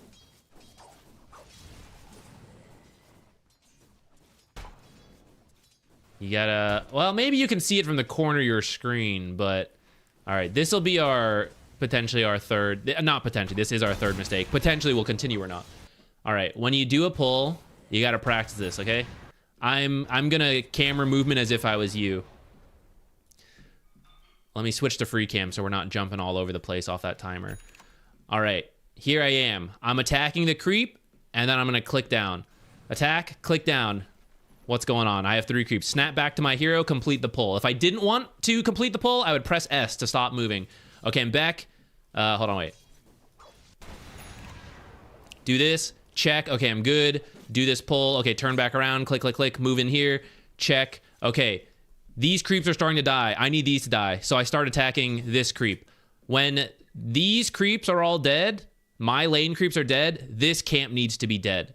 And I can tell this one's dying. This is like a little bit by feel and how things are going. But my feel right now is I need to be killing these creeps. So I'm attacking right now, and then I look. A-click, look, come back, get the last hit. Okay, start A-clicking this one, look. Yes, I still need to do this. Okay, keep going. And then I'm getting the last hit now, and we're already on to the 3rd creep, and it's taking some damage. I check again. Okay, I'm on track. I actually need to kill it faster. I maybe even use Wave of Terror to speed this up. But if you were attacking nonstop, especially with the facet, this camp would be dead probably right now and then walking over. And notice it's actually a little bit late. So by the time these creeps get to here, these creeps will probably be like here. So Slark needs to run them out for a little bit. Maybe if you attack nonstop, and especially if you use Wave of Terror, this camp would have died in time and we would have actually met here. Brewmaster is trying to fix your lane for you, though. All right, so here we are shoving a huge wave forward. I got to think about pulling again, but this camp is not up and this camp is dead. So here, we want to consider looking for a fight as this enemy creep wave dies, because we have so many creeps here. We did lose the Lotus, so we want to consider that. So you poking, I think, is pretty good right now. As they get into this fight, we have a lot of creeps. We're just a little far forward for it. You want to be like closer to your creep, because notice only some of the creeps are involved right now, not all of them. Fairy Dart. Aw, if you Fairy Fire, you would live first and then run away, and then maybe you can like Wave of Terror one more time. Not too bad in the end. Supports die, and because you baited so many spells, it killed a lot of your creeps, and Equilibrium got fixed. If you Fairy Fire, you even come out ahead of that fight. Oh, actually, I thought the Lotus was gone. It was still here. Okay, we got the Lotus out of that too. Nice.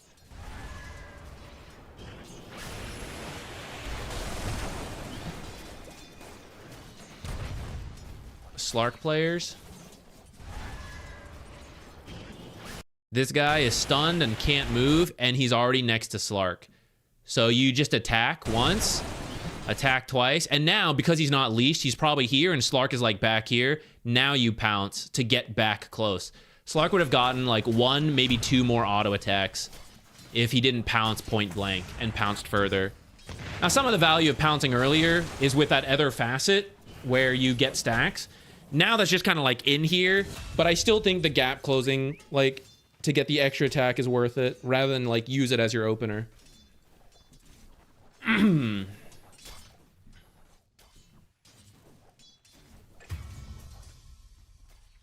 Okay, I think with that, got a little bit for the roads to be icy. Thankfully, we didn't lose power. Oh, nice. I'm glad. Glad nothing big happened. Uh-oh, I see another pull. Okay, hit this, click down, check, and go, wait a minute. 2 creeps versus 2 creeps. That's equilibrium. If I just attack these creeps a little bit, I can, the way you've been doing, right? I actually don't need this to happen. So right here, you press stop. Your character stops here, snap back to your hero, click upwards. You just tank their attacks for a little bit. Don't do this pull. If you're going to pull, it has to be a half pull right now. When you came here to do this pull, right before you attack, you actually should check again and realize, oh, I don't need to pull this. Stack this at 5 minutes. That actually would be a lot better for you. Stacking here at 5 minutes, just drag it this way, and if this has been killed, like drag it up to like stop them from using that camp. This pull ends up losing you equilibrium. And so now, like, yep, our 2 creeps are dead. It's versus 5 creeps. Can Slark hold us outside with the Brewmaster right here? No. And so he's going to have to drag this under tower or drag it around here. He actually could drag it around this way, but this is just kind of unnecessary. And then you can come over. You can just be in the lane after stacking. You're here right now. Brewmaster's low, and then you just, like, harass.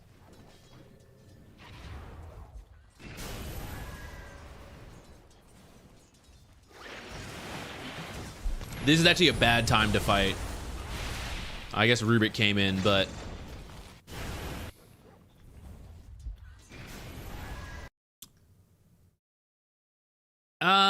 Okay.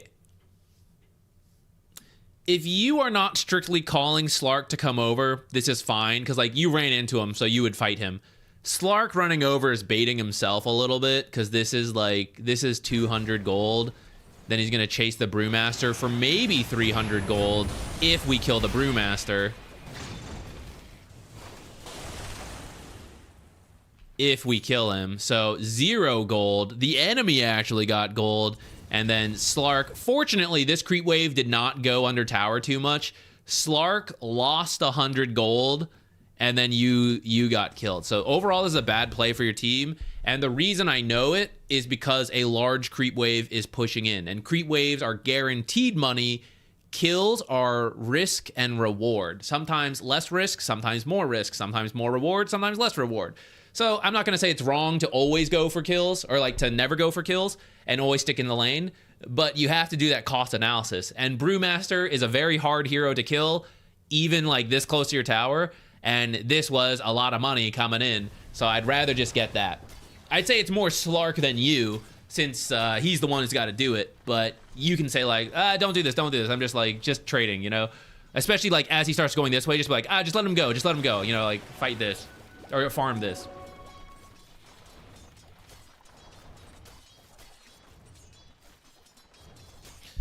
All right, so to summarize, for you, your hitting your own creeps is fantastic in lane, actually. Very good, far better than most Archon players. Get in the lane faster.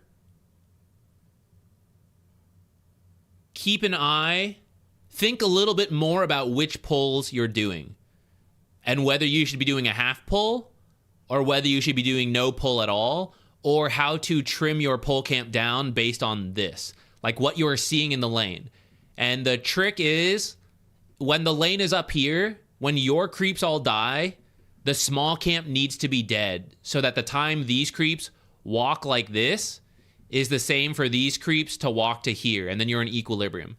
And if this lives too long, then you end up under the tower and you just shove back out. Happens all the time. You'll hear me say it all the time here.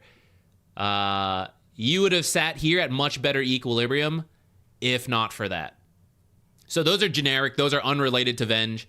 Then the final one is matchup specific, where you want to identify like, oh, Venge and Slark, we like little pokes and then bigger commitments. They like the bigger fights all at once. And you guys took one big fight where it backfired on you. And then another fight just now where like there's a creep wave shoving in. So a little better choice on the fights. And that's a little bit more hero specific.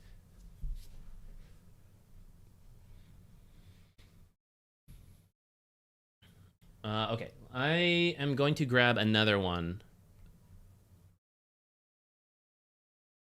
from...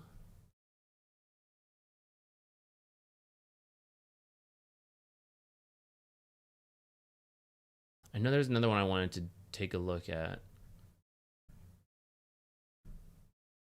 Maybe not.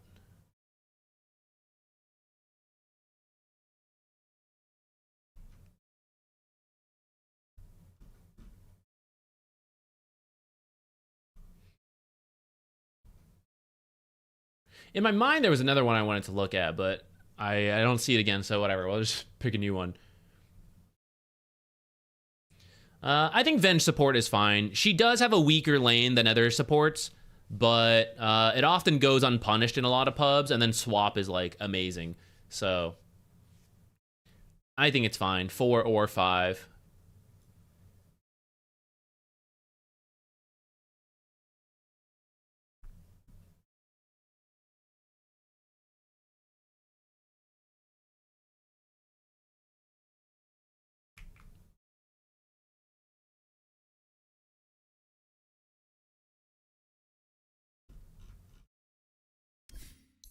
All right, let's try this one.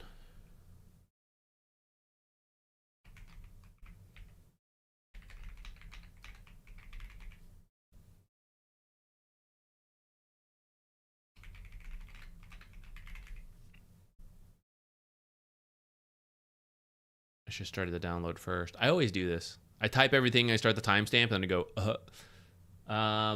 okay, this one, the team was flaming you for not joining fights. The random 3K fights. And I know that Lycan only fights with his ult. Yeah, that's mostly true. There are some fights you can kind of participate in without, but it's not ideal. We'll double check what fights are going on, but it is true. Generally, you just kind of AFK farm without ult. I say AFK farm, but you should be trying to push the lanes as much as possible while you do so.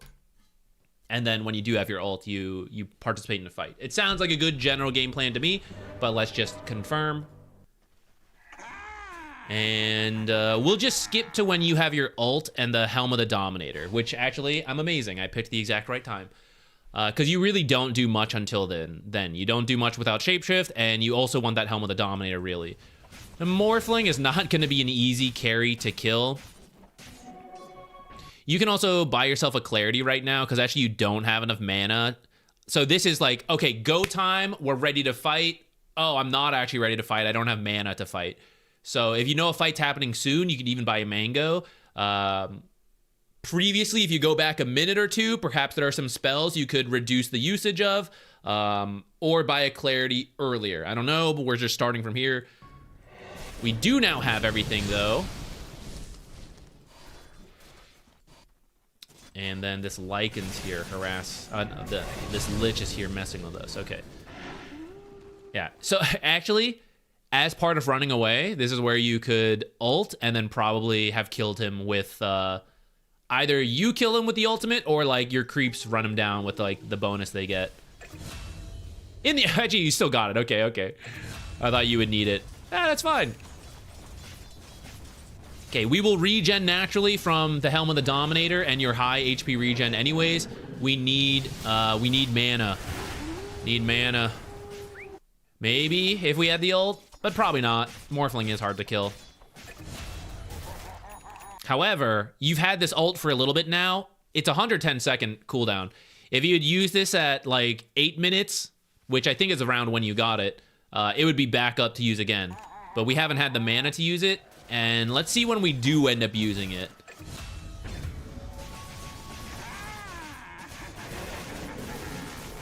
Okay, we're starting to creep cut. Buy the Sage's Mask.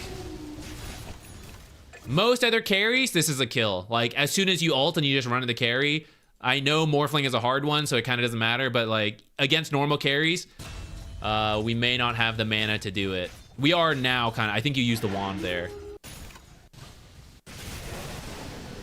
Oh, maybe you just had enough, actually. Yeah, we had, like, just enough with another, for a different carry to ult here if we wanted to. But I would say against Morphling, you're not going to kill him. So now, to me, this is actually mana we don't need to be using, because there's no way I kill this Morphling. Maybe you're not sure, so you're trying, so that's fine. In the future, if you don't think you can kill him, this is just kind of like meaningless harass, because he's just going to go whoop, whoop, and then Morbid Mask, and it's not going to bother him at all. And now if a different opportunity presents itself, the mana I used on this attempt that wasn't going to work, I can't use it on another attempt that will work. See if I eat my words. Maybe you still kill him.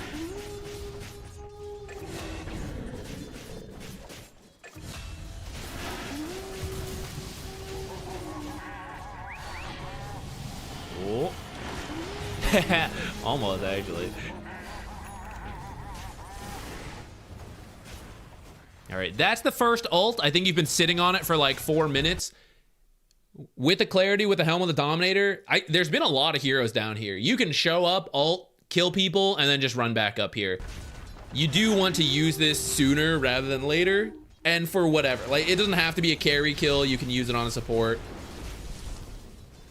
Morphling just happens to be a really hard carry to kill. Okay, you decide that one's not gonna work. You just get out. I think that's fine. Let's get a clarity. Clarity. Clarity. We're just gonna be AFK farming to the Helm of the Overlord at this point. And when I have the Helm of the Overlord, I want to go. I want, my ult is getting close. I'm gonna farm for like another minute, and it's time to fight. Which means I can't use any more mana if I don't want to buy a clarity, but I want to use mana to speed up my farm, so I need to cover that with the clarity.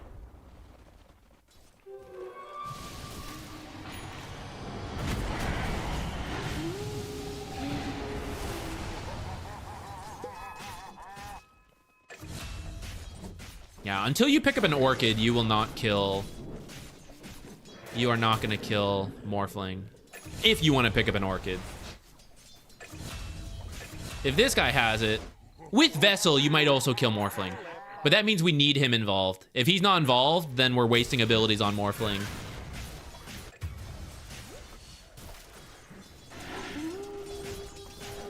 Okay, so maybe this is a team fight where your team is like, why aren't you joining? But I would say, yeah, I can't really join. I won my Helm of the Overlord. I won all that stuff. But I will say, if we hadn't chased down a Morphling we can't kill, maybe we could have shown up here because we would have had our ult available. So we could have came, ult, killed, and then ran back up here. So maybe I could have joined that one if I didn't go after the Morphling.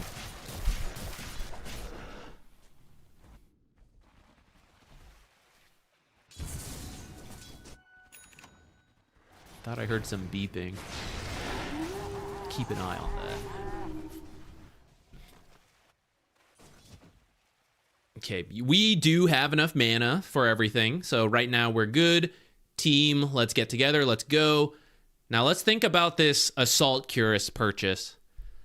Assault Cuirass is a great item to kill, to synergize with Lycan to kill things, either towers or heroes, because you have a bunch of creeps. This is like armor for all the creeps, armor reduction on the enemies, and then attack speed for you and all that. And then you have a lot of right-clicking heroes. So thinking just about my hero and my team, Assault Cuirass seems awesome.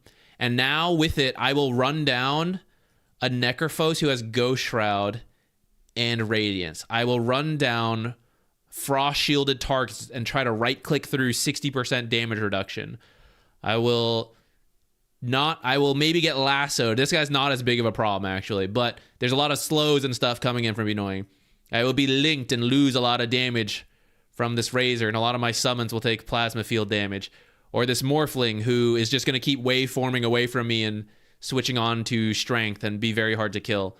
So I'm kind of open to the AC, but I do think either a Nullifier or an Orchid would actually let you kill heroes, because you can boost your damage and then you're still not going to be able to do the damage. I think one of those two would be good. Are you not aware wolves need no armor? Damn right, from Beowulf himself, guys. That's what more is there to say?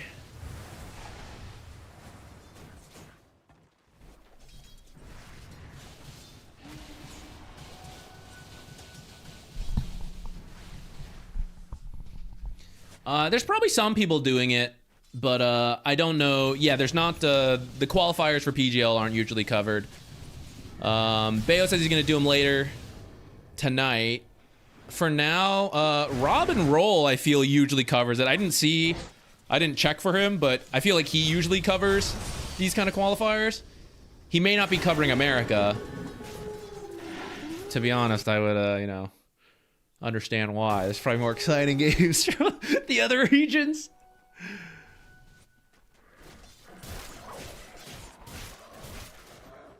If you want the shard, I don't mind, because the shard is like a good pub build. But I also think, let me check you're pretty rich. So imagine a Lycan running at you and just killing you nonstop. That's part of the Lycan power, is when you can have those kind of games, you play that way. I think if you adjust your build, you'll be able to do more this game.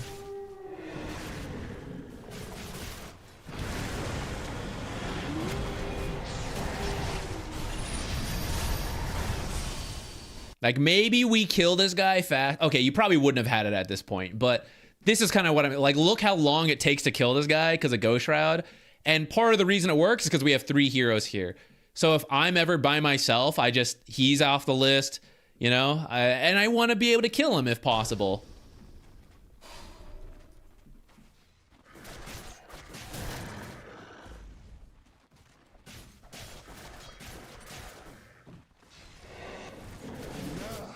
You are farming a lot of the same stuff with your creeps. You should split up a little bit more. I know this is micro and it's hard, but you want 2 sources of farm going on. You want the wolves and the creeps pushing lanes, which are the most dangerous typically, and then you are out of sight in the jungle farming something else. Currently, you two are just all walking together, so you're farming things faster when you actually get there, but then you have even more downtime. Like, as the game goes on, the limiting factor on farm is travel time, not the time it takes to kill the camps.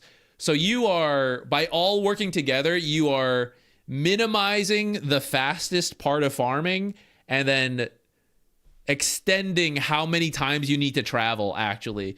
Because, like, I keep getting to farm and instantly kill it, and I got to keep walking. And if you split up, you can reduce that. You can be farming multiple things while less risk to yourself and getting more done.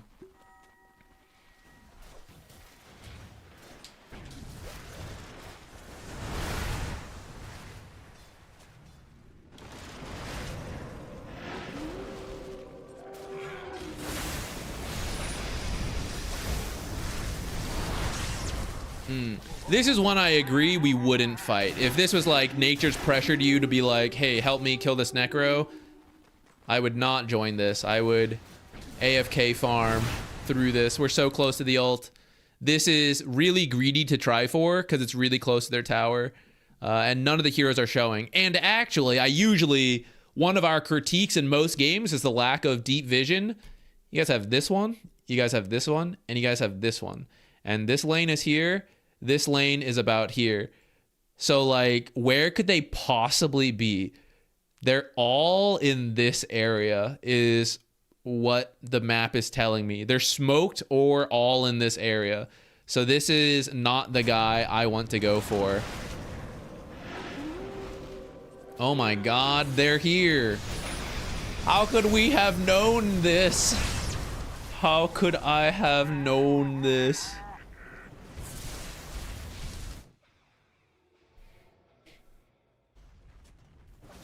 Yeah, guys, Largo, I was checking how he was being played in the qualifiers. I saw some offlane games, but it's mostly support games. All the Largo haters in shambles. Shit tier hero does nothing. Gets added to captain's mode like less than a week ago, and the pros are immediately grabbing him for qualifiers. So good. He's gonna get nerfed. It's time to play Largo, guys. If you were waiting at all, that hero is getting nerfed after all these stuff. I don't really have much to say on this one because you had your ult, so you joined the fight, and I think that's you knew your game plan. I am confirming it. Another case of farming all the same stuff with your creeps. Actually, hold on. Let me go back to that. All right, fight is over. You actually should go do Roche with your team. You contribute to the Roshan damage. You have a Huskar. Wait, actually, did it bug out? Wait, what's that? Is it not up yet because it got done?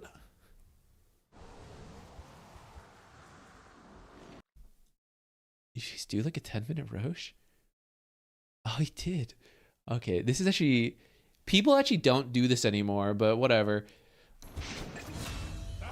Okay, so maybe we didn't know Roche was up. I didn't even realize Roche had been done earlier. You should actually stick a wolf in there to see if it's respawned. So you can identify that for your team. And then they're currently dead, so you can push this. But as I look at the map, like where my team is, I don't want to risk myself. So you actually send your creeps down the lane after this, and then you like AFK jungle. There's a growing timer of when they could be smoked coming towards me if I don't see anything. But as I see a couple heroes, I don't feel too bad. Right here, the creeps pushing this. Forcing this. See how they're down here? And now they're looking at him dying. They're either going, okay, push other lanes, or let's go help him. And when your creep is pushing this in, you're putting a timer on them of like, okay, I mean, you want to go join this fight? No big deal, but I'm going to take your tier 2 tower. Instead, we're farming this stuff, which you can do on your own. You don't even need help. You're farmed enough. Your main hero can do all this. So this tower, let's see how much damage this tower takes. Not bad. Now imagine an ultimate Helm of the Overlord mega creep also participating. You probably killed that tower, especially if you walked over and joined. Killed the tower, okay, is extreme, but you probably did twice as much damage to that tower if your Helm of the Overlord was there. And then you just capture another one for this. I am glad you did that, though. Now the ult is on cooldown, so we just sit on our own again. This is... I see a fight going on. Maybe your team is like, hey, you should join. I don't want to join. I don't have Lycan ult. So that is fine with me. But we should have been taking this tower in the meantime, and we should have been farming the enemy's half of the map. So let's go back. I did Tormentor. I am entering chill mode. I maybe even tell my team, like, I don't have my ult. I don't plan to join. I see several heroes down here. Now, maybe I'm still scared of some of the ones I don't see. So these creeps and my wolves should be pushing down towers. They should already be walking over here. And then I jungle this stuff as the Lycan. And if I'm scared, I even go further back. But based on what I'm seeing a whole lot of heroes here. So then from here, I just return to the lane and I start taking this. And I maybe even consider like going full tier 3s, right? But we are still jungling despite a lot of heroes showing bottom. So I'm not actively pushing lanes. And then I actually spend a lot of walking time here doing nothing. So I'm fine with you not joining the fight. I'd actually say that's the correct decision. But I think you missed the mark on... If I don't join the fight, I still got to be as useful as possible. You're trying to push mid, which is like, that actually is kind of useful. It's just below the other one, which is like, I was in this lane, this was right here, and I could have knocked this out. And this is really far from the enemy. I guess there's twin gates, so it's like not as bad. I guess this is the pause and flame type shit, but I agree with your decision not to go, and then I will critique where we went instead.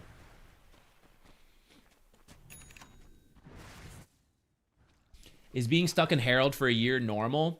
Probably depends on the player. I'd say there's nothing, like, it's not strange, I guess. A lot of players get stuck in Herald for a while.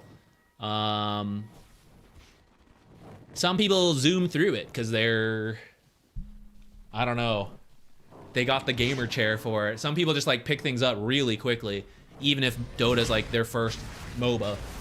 So it's kind of hard to say what is normal. Got our ult, and we show up.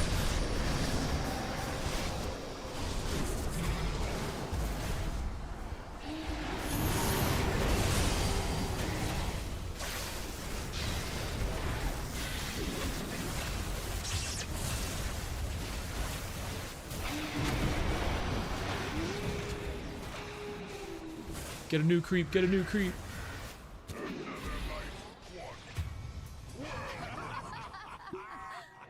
Oh, there's nothing here, what the heck?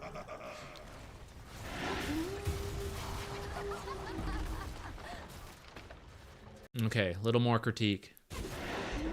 You are scared, but I'm gonna teach you to be brave.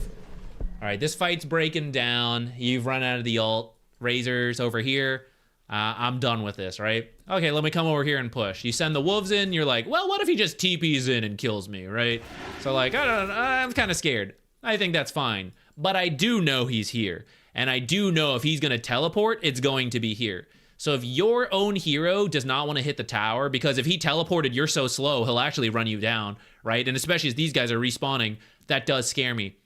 But I know he is here currently, and I know this one, this one, this one, and this one.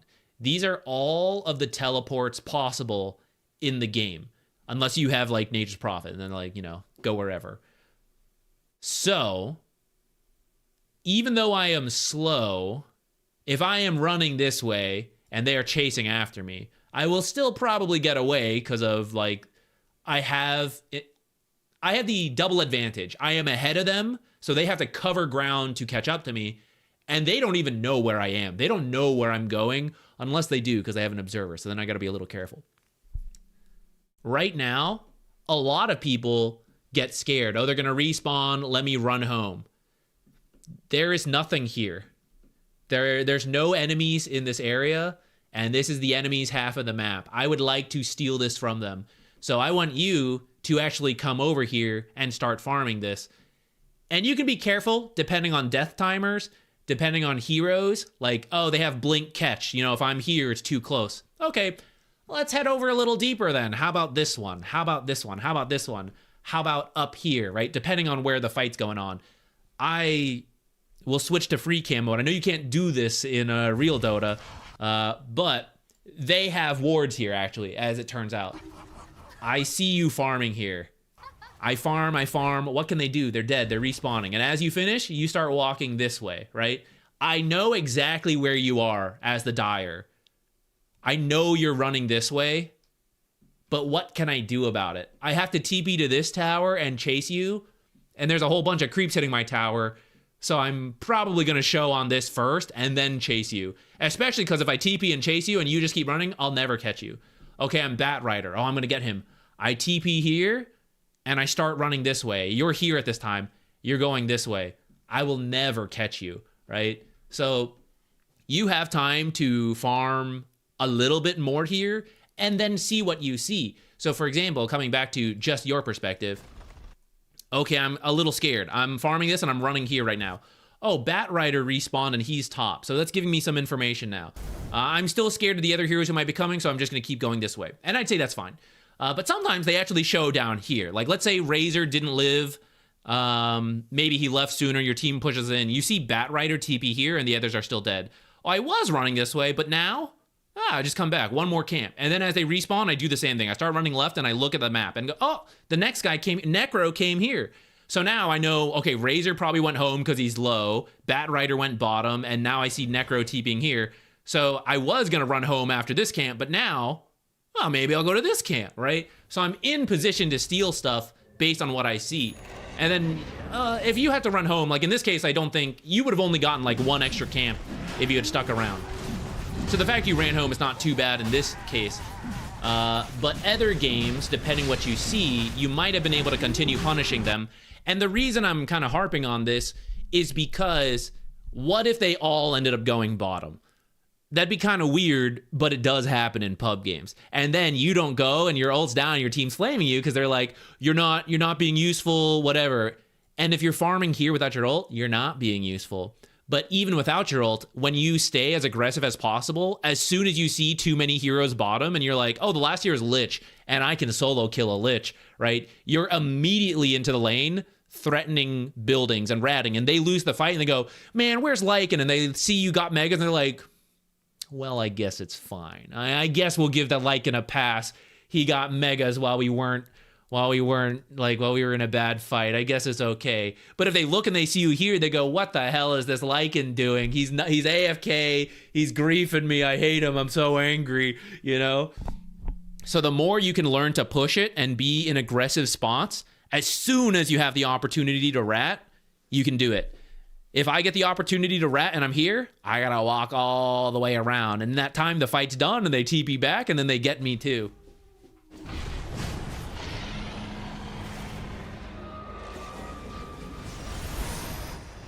Hogshine, no problem. I figured you probably had to step away.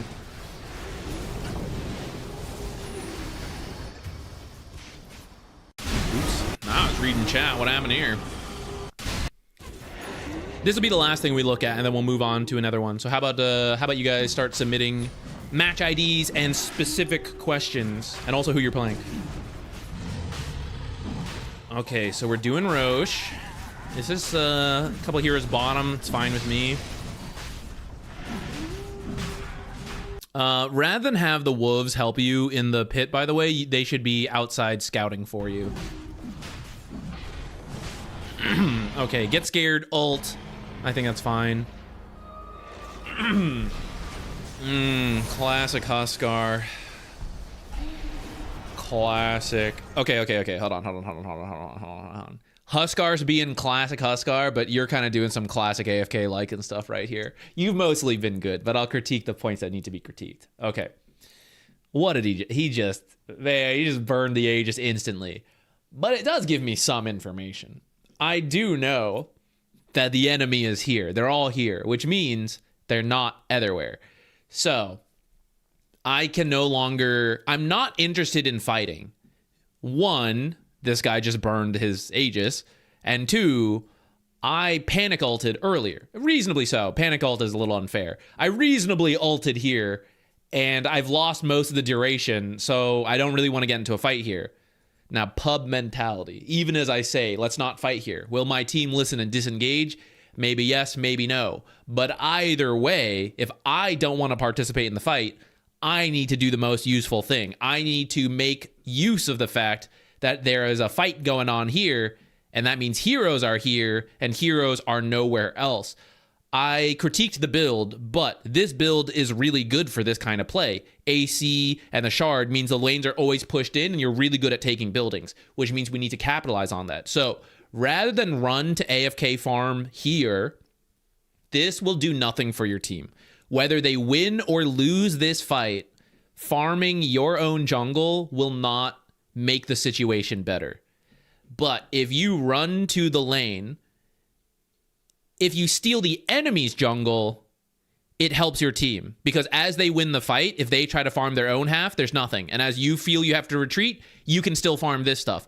So you have more gold. If you farm this stuff first and then try to go this way, they might run into you, and then you have a bad time. Oh, Zach, they're going to win the fight. They're not going to go back. You are going back. They're going to go back too.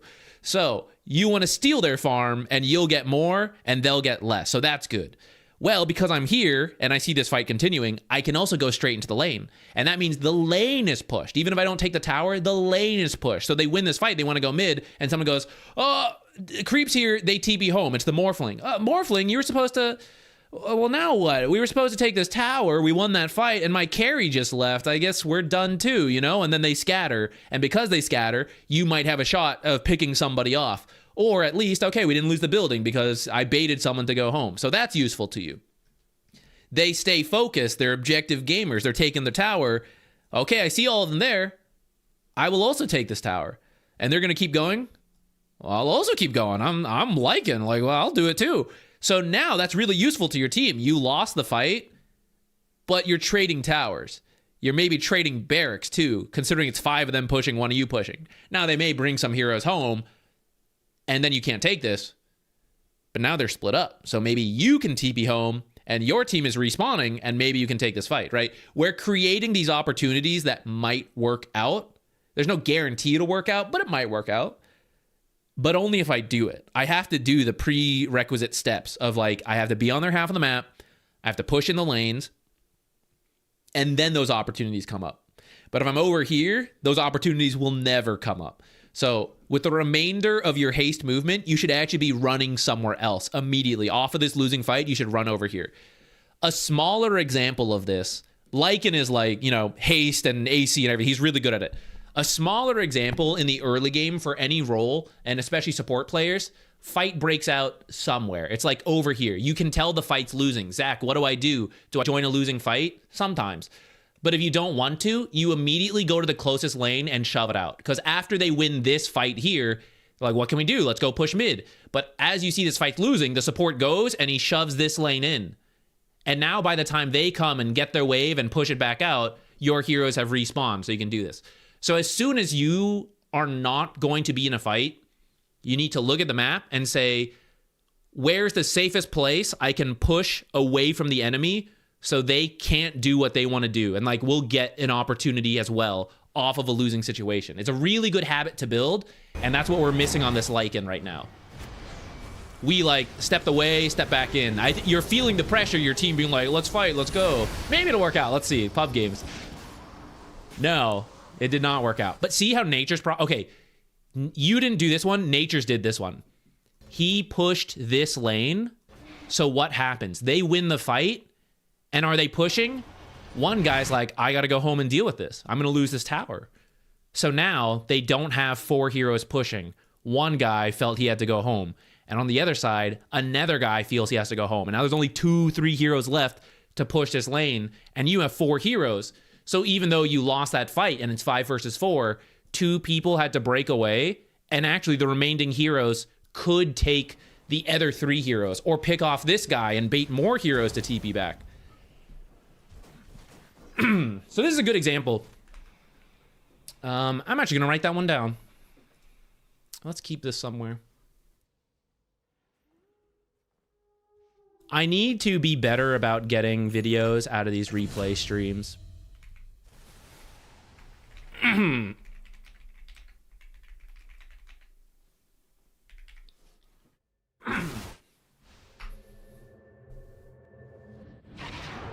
Sometimes they're their own videos, but I think we can also do a like grab bag variety pack of replay clips.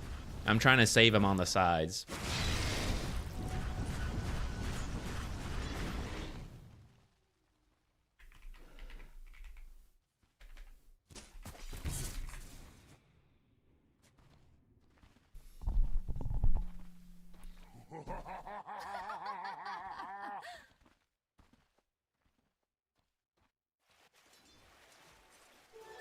Okay, I'll just let it be on Lycan.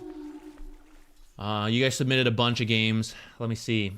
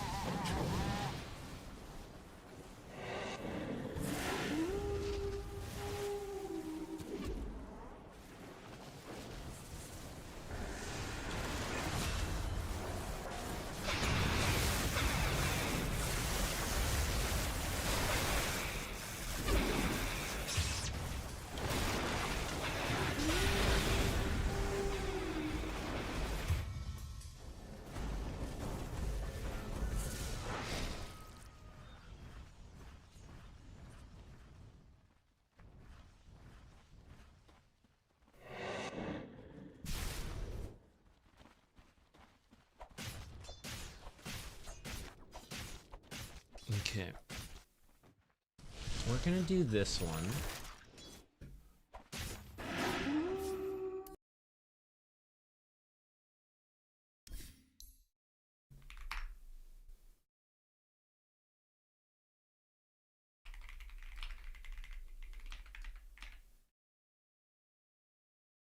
If it loads, question mark?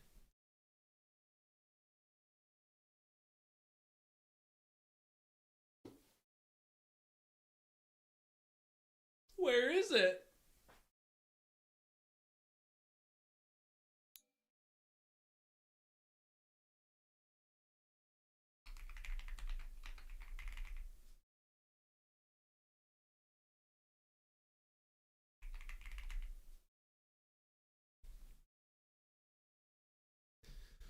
We're gonna do this one. Partly so we're mixing up roles a little bit. We'll cover a little bit of everything. I lost my, where was I?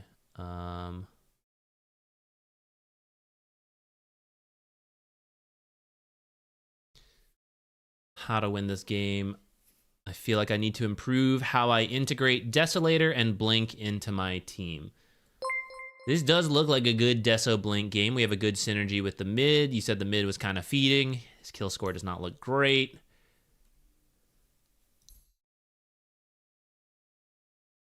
I was going to check for the timings of the Blink Deso, but I guess it wasn't popping up just now. So we'll just jump in and find where it finishes.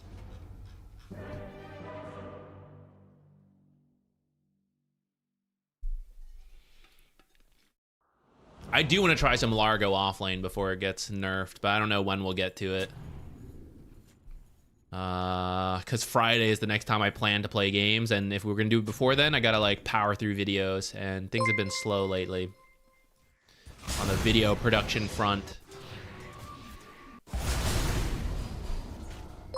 Okay, we're doing pretty well, and then it looks like Blink is about to be done. Okay.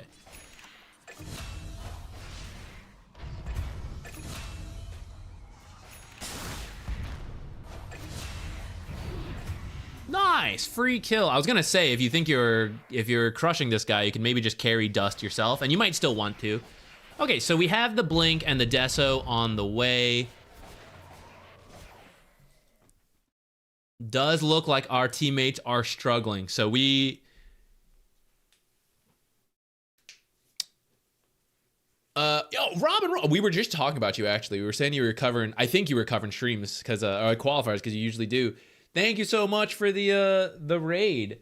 Welcome, everybody. Qualifiers not being covered here. We're doing replay analyses for you guys, the viewers. So actually, if you guys, if you want to stick around, we're just grabbing some from chat, mostly. We're about to do this TA one. But thank you. Thank you for the raid. Welcome, everybody. I'm Zach. Nice to meet you if you don't know me. I always forget to do the self-intro. I just totally bypass it. We're all strangers online, isn't it? Okay. What was I just thinking? I just lost my train of thought. Oh yeah. Okay. You are doing really well. And it's easy in these kind of games when you look back on them to say like, well, I did my part, so my team kind of let me down. And that's sort of true.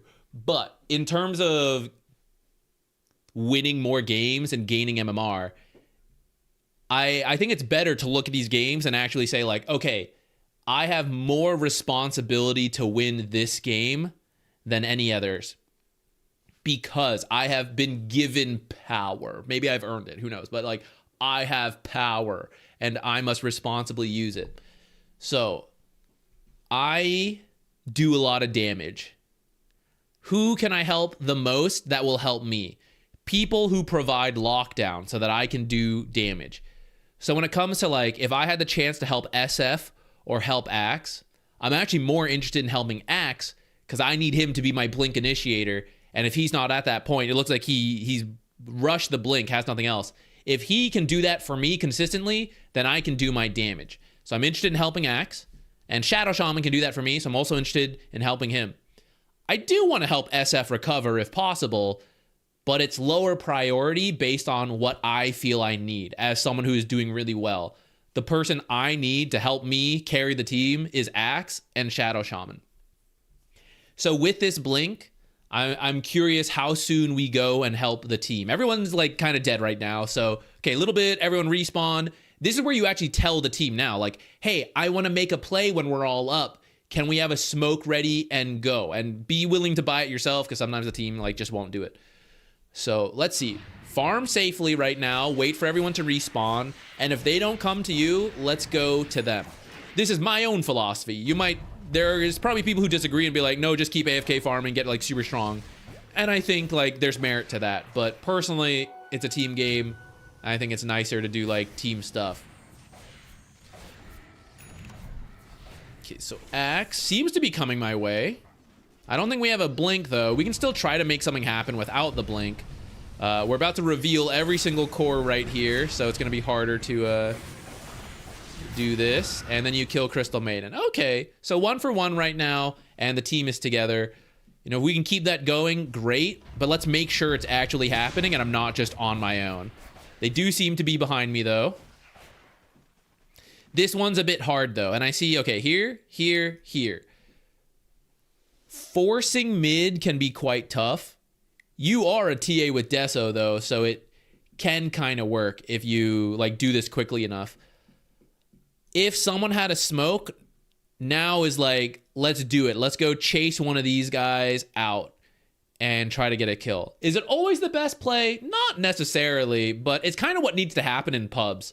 Like, you have to lean into the pub chaos that they don't respect it, and we kind of need kills to get our team back online. Like, if they just watch me farm, it's no good. Okay, so we TP in, but we kind of show, and it's really hard for you to solo kill SK, and this is the wrong guy to help me. I say that.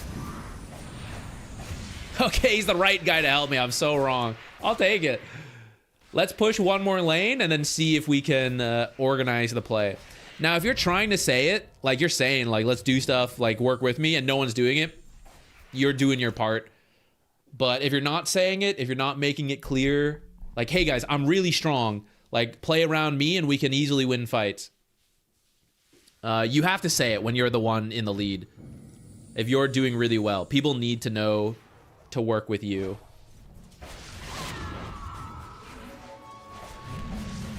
Uh-oh. But when we do stuff on our own, this can happen. And this is a whole bunch of money to give to the enemy. So this is a case where if you want to try this for a little bit because you have the blink, this is fine. You poke, she gets out, we're done. This is their half of the map, so they can TP in. This guy's respawning. He's looking for something to do, and you killed him. He's annoyed at that. He wants to come for revenge.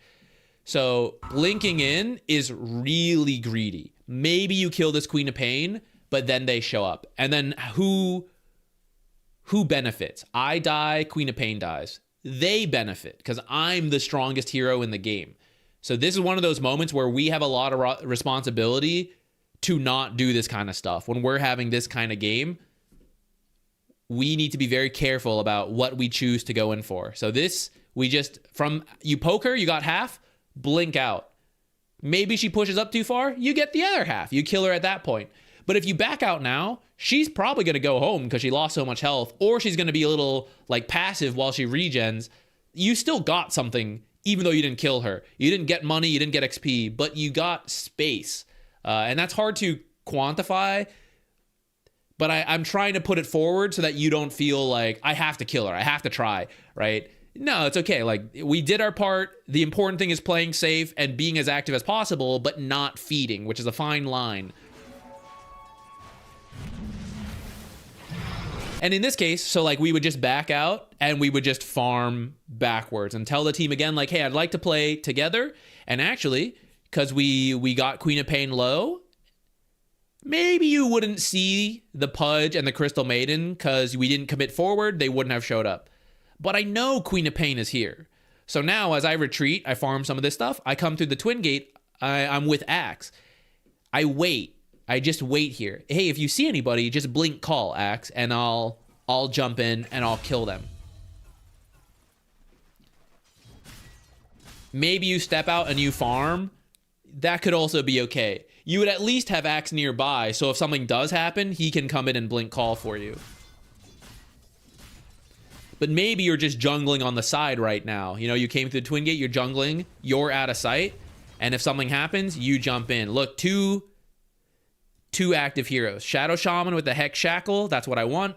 This guy with the blink call. Now, he is going back, he's being scared.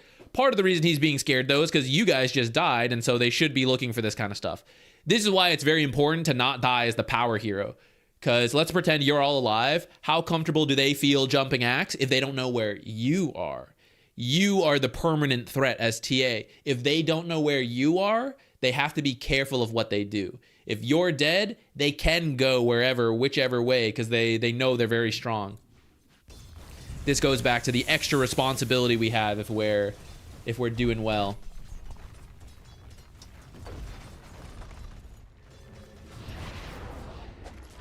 Okay, so we come top, but this is scary, right? You see the hook, they see they're trying. I actually know they're top. Or I know they're very likely to be top because they were pushing it, because they killed me here earlier. There's no guarantee your team comes up here. In the same way, I don't know how much you've been communicating, right? But like, the team has not been coming to me even though I'm strong.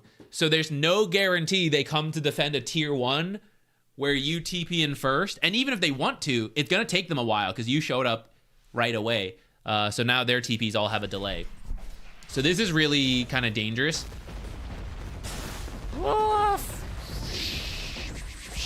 That's where we got to carry our own dust. I guess we do, but we don't have the slot.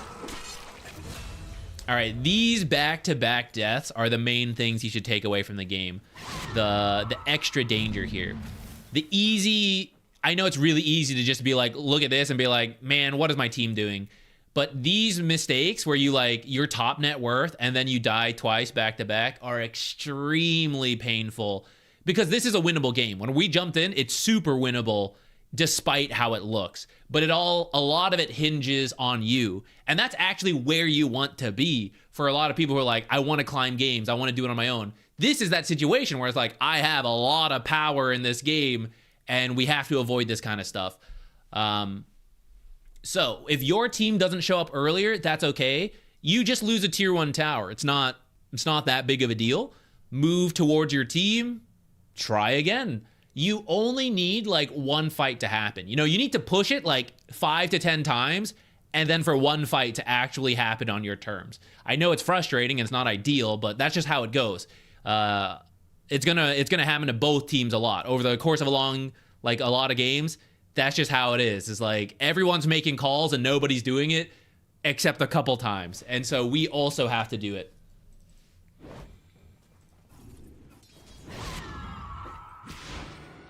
Now maybe we could TP top, right? Like now our team is here, so now I'm willing to show up here. Like 1 for 1. And then imagine the top net worth hero in the fight doing damage around these calls and these shackles. Because the top net worth hero was missing until the very end, where now some of my catch is gone, now it's hard. And this fight ends up kind of awkward. Shackle, easy, well, almost. Easy, almost kill if the shackle didn't get canceled.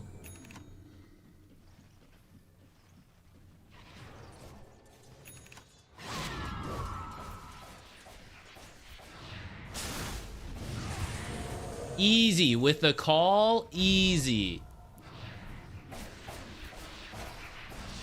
And then here you should tell your team to do Tormentor or do Roche. They probably won't listen, that's okay, but you guys are required to say it. No complaining if no one says it. You must say it. Also your TA, so actually you can do it.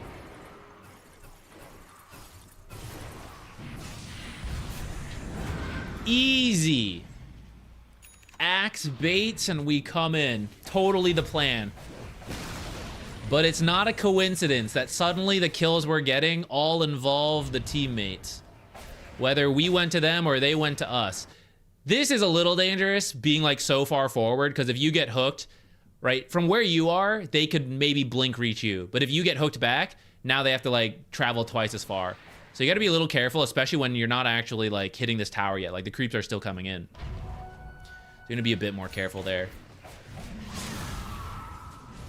And then also, actually taking buildings is kind of tough with too many heroes are alive.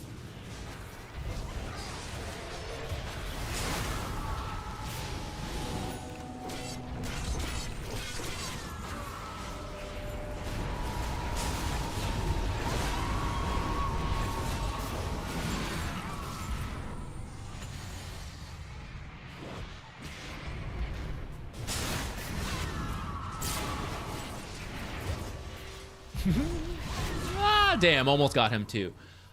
This fight was kind of close. Part of the issue is that we're near their half of the map, and then you guys were a bit scattered. So I don't think you want to jump instantly on a Crystal Maiden when they have like counter hook, epicenter, Queen of Pain ult. I think you need to be a bit more careful with your blink. So like you guys initiate into this and then like, okay, here's the counter initiation, right? And if you're killing anti-mage, you're killing Queen of Pain, like, okay, sure, it's worth it. This is just a Crystal Maiden and she's baiting everybody in. The counter response is actually not that bad. But then it's just tough because we're under their tower, we're near them, right? It's just a harder fight than necessary. At this point, you can all still just back out. Though we see we're kind of like caught in between the fight, keeps dragging on. Eventually the big epicenter comes in. We are strong, but we want smaller fights. Because you're so rich. You are everything and everyone else is less. So if it's a spread out fight, that actually works into their favor. We want the like very quick, safe pickoffs where you just burst people with this stuff. That's probably not even the worst result though. Killed anti-mage at least. It's not a great fight, but it's like kind of acceptable.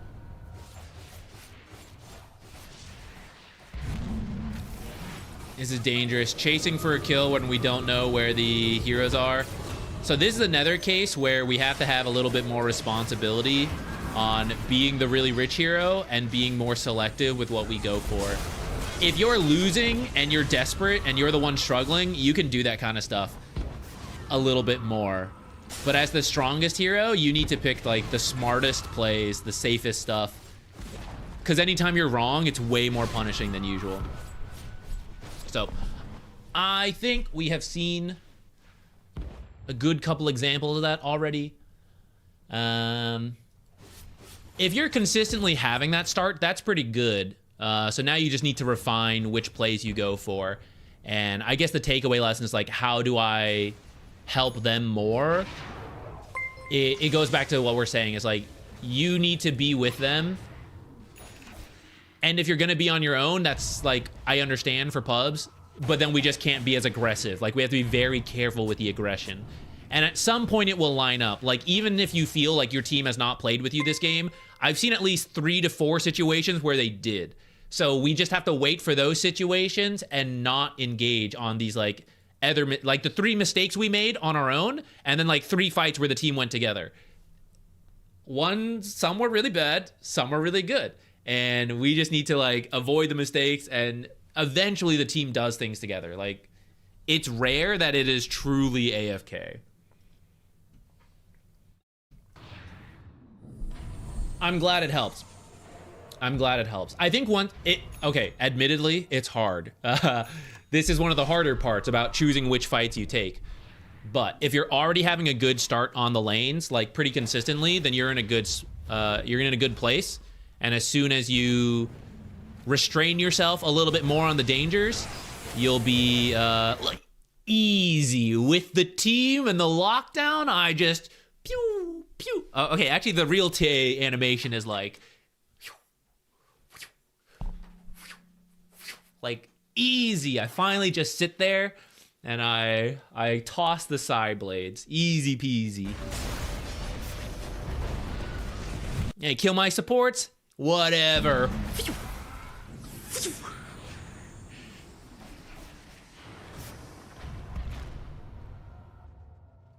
Yeah, you want to push the lanes, take objectives when you win those things. So you farm a camp, come to the tower. I'm down for that. Could have maybe, I would actually say Roche is the best play. You're the carry, so actually you have a little bit more sway than me as a support. Trying to be like, hey guys, I think Roche is pretty good if you guys want to do it. No one wants to listen to me. I'm just a support player. But you're the TA carry, so they might actually listen to you if you call Roche there. And the difference, we got the tier 2 tower, so we got some money. Now they're mostly respawned. If Crystal Maiden hadn't fed at the end there, she should not have done that. They would all be up, and we're back to an even game, right? It's like 1k gold difference. So we have to now find another good fight to get an advantage. If you had off that fight, you hadn't done the tier 2 and you went to do Roche, now you got 5 minutes where you have the Aegis. So even when every hero is up, which would be after, like in this situation, because we have Aegis, we inherently have the advantage in a lot of even fights. So after this fight, choosing to do the tower, you have the 30 seconds of advantage because of that winning fight. Choosing to do Roche extends that to 5 minutes. And that's why Roche over a tier 2 is usually the correct decision. If you have time to do both, that's like a separate issue, but a lot of times you don't.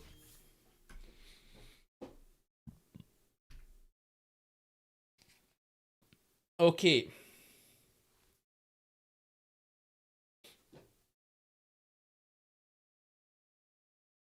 I can't die as carry to carry my team. It's kind of okay to increase it. I know, I don't think you're like joking around on that, but like, I know it sounds like silly, but let me paint a different scenario. Let's say you were the 3rd net worth of the cores and we need to buy time. Cutting the creep wave aggressively as a losing core is really good. Because you are buying time for your team, you are farming, and you're drawing attention to yourself. And if you die, you were the lowest net worth hero. If you do that as the top net worth hero, that's really bad. So that's kind of what I mean when, like, depending on how well you are doing, there is more punishment for when you take risks or not. And so when you're doing really well, that's why you have to be even smarter about the plays you take. Rather than you're doing poorly and you make some bad decisions, but it's like, whatever, you know, I'm the poorest hero. My team can still do things without me. The enemy team didn't get that much. It's more forgiving. No problem, Colonel. I'm glad we were able to help out. Okay. Submit your stuff. We need the match ID. There's no topic for today. Wednesday, the topic's going to be warding if you want to prepare for that. Today, no topic. Just have a specific question. Like whatever that question is fine, but have that question so we can address it. And while you guys submit stuff, I will be right back.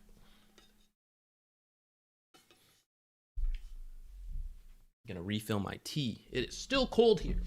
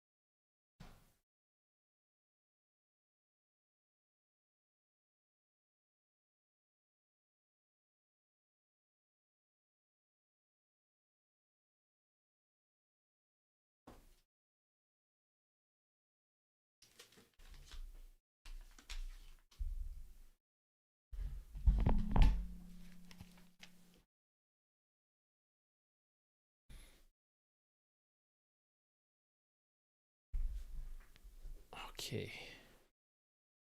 Kanisi, I see the donation. I'm gonna come back to that one. I said we were gonna pull one from chats. I want to do that real quick. Make sure we are balancing things out.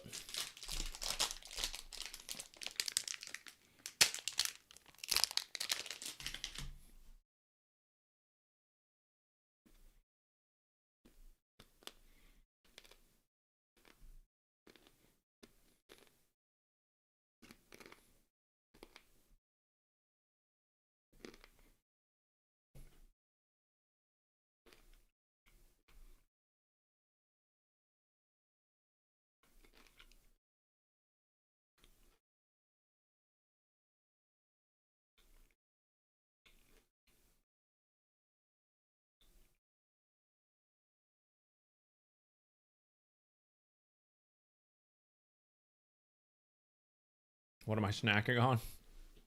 Costco has a nut bar, like a generic brand, private label, I guess I should say. Not sponsored, but that is what I am eating. Describe the taste. All right, the crunch of the nuts is usually balanced out by the soft chew of the caramel, except my pantry is pretty cold because it's at the edge of the wall and it's like 15 Fahrenheit out, so it's actually quite cold. The nuts are cold, they're harder than usual. The caramel, pretty tough. I had to really chew through that one. You guys may have heard it. Really working out the jaw. Have you ever had the Costco hot dog? The better question is, have I ever not had the Costco hot dog when going in? Yes, actually, I don't get the hot dog every time, but it is very... It's $1.50. How can you not?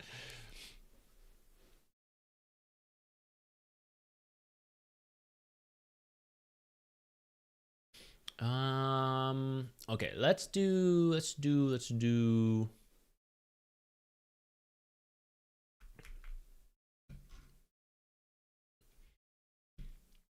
this one. Chicken bake or hot dog or pizza? Okay, here's the play. Pizza usually lasts us like 2 to 3 meals. I should say 3 to 4 meals, actually. So when we don't want to cook, we know we're busy, we'll get a pizza. If we have like other food leftovers and such, and we just kind of want the one quick meal, it's usually the hot dog or the chicken bake. And if I'm feeling really American, then it's multiple. It's the pizza, but I still want a hot dog. That one's rarer as I get older, and I don't eat as much. Oh, who's that? Thank you. What? Hey, thank you for subscribing. Wait, where do I break up these syllables? Gorareor. Goror. Go rare your. I mean, it's taking me a little bit there. I will get it. But thank you so much for the sub. Welcome. Oh, let me type this in. I'm distracting myself. Hang on. Unranked game.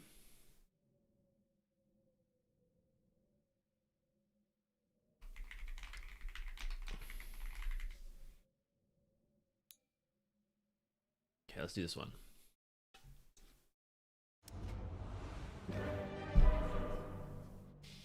Ooh, I do like their ice cream. But the ice cream is not filling, and then I usually feel it's like too much. Also, I don't know how to like hold everything. I will also say I'll probably get more Costco ice cream in the future. Currently living in Texas, one of the pluses is that there's a local grocery chain, local to Texas, not just like this area, called HEB. They have a private label ice cream that is pretty good. I really like the vanilla, but they have other flavors. That's one of the things I will miss when I move out of Texas.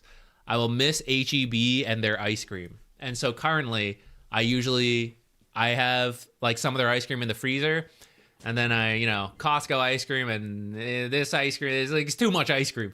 So Costco food court versus IKEA. Oh, I do like the IKEA food court. I feel Costco is better value because it's their loss leader to get you into the store. I suppose IKEA is kind of the same as well, but not as much, you know?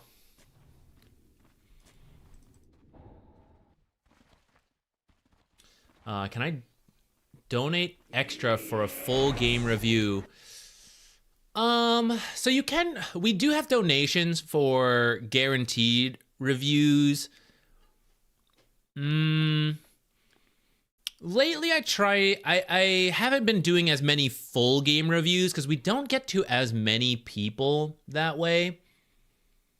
It's not that it couldn't be helpful, but it also depends how long the game is.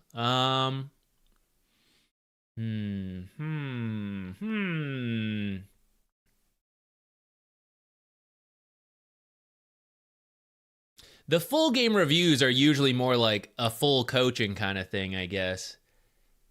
These coaching streams, even though the coaching is there, it's usually like shorter for everybody. $500 for a full game seems a little overpriced, even as the guy who'd be benefiting. I would I would do it for $500, but I wouldn't recommend that. I wouldn't recommend taking that route. Coaching is actually much cheaper than that. How many Costco hot dogs for a full... Oh, now we're talking. Now we're talking. If you showed up with a Costco hot dog, with 3 Costco hot dogs right now, full game, but I'd also be really concerned about people showing up to my house suddenly with Costco hot dogs. And I'd be freaked out. I'd be doing the replay more out of fear. I'd be like, we must stay on good terms. I don't know how you found me and where I live with these Costco hot dogs, but I can't have you being mad at me. Then we'd have a different problem. Today, let's I think I want to keep today to like shorter, but we can still do like a chunk of your game. We might get to it anyways just through like random picking. I don't think I want to do like a full game where it takes like an hour plus, at least not right now. We may go back to that in the future. I say that a lot of the reviews are taking like 30 minutes anyways, which still covers a good chunk. This game, people are like, when are we going to cover the Shadow Demon? People will timestamped in like he's just talking about Costco and like other matches. Okay, so we're talking about the lane for Shadow Demon. Let me focus up, guys. Hot dogs after this. More hot dog talk later.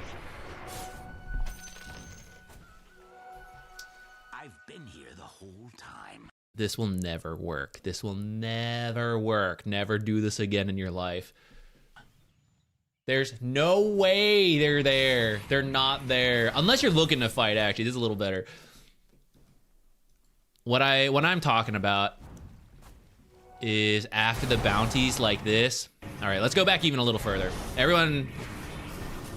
All right, so like all the heroes are here. You kill the OD. And then everyone scatters after this. The Ricky I saw on the minimap, he's like moving this way. So there's absolutely no way you ever make it to the bounty first. And that's assuming that someone is not already there. Like maybe you didn't see the carry in this fight. And maybe there is a chance they're here. But more likely they were just waiting by their own rune. Here if they're smart. Here if they're bad to average. There's a very, very, very, very, very low percentage play of after this stuff works out and the enemy heroes were here. It's not like you saw them bottom, for example, that you walk this way and you get the bounty rune. And if it does work, it's because the enemy is bad, not because our play is good. So I really recommend you guys don't do this kind of stuff because it's just, there's only negatives. Usually what happens is you just take a beating. In this case, maybe you thought you could do the beating because you were like, oh, Ricky used his stuff, so I want to fight. I'm actually a little bit more open to that, and it is true Ricky showed here, so maybe you thought, oh, I can beat him to the bounty rune. I would rather take the safe play of just like, I'll just go to the lane and block the creeps and like get the lane here rather than risk this.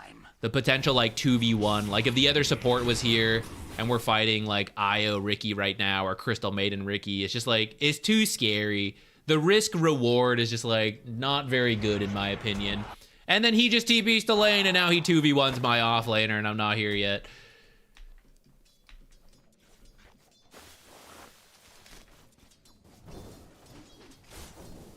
Okay. We started with 2 sentries, which means we are very interested in our camps. So along your way, I think you should have blocked the camp. And you don't have to do the full loop, but like you were coming this way, so you drop the sentry and then keep walking this way to check, and then possibly block this. If you're planning to body block it or put it at the last second, that's fine with me. But if you're starting with 2 sentries, there's either an invis hero in your lane. Ricky doesn't count because he doesn't get it to level 6. There's an invis hero in your lane, or you care a lot about these camps. So I have to see you use it. Otherwise, we shouldn't have started with 2 sentries. We're doing it. Oh. Okay, we're body blocking.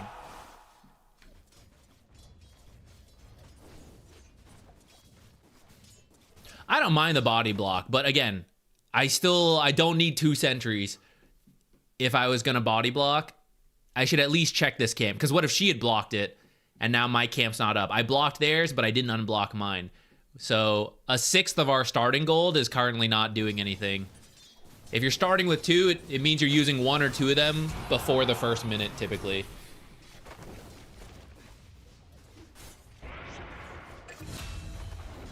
I just want to go back to, Alright, so... You're in the lane, you immediately start whacking the Ricky. Getting whacked by Crystal Maiden, though, so I think you're just taking a different angle. She's getting a lot of free auto attacks on you. You've lost half your health to just Crystal Maiden hitting you. You just gotta, like, step further this way. If you're gonna tango on your way here, by the way, I would tango this tree. You'll have to wait on the regen a little bit, but this tree being cut is a lot better for 4 supports, because you can now move in this area better. Like, for example, you body blocked, and then if she came to pressure you, you have to, like, go through her, and then you're in a bad spot. But if you have this tree, you can, like, run out this way.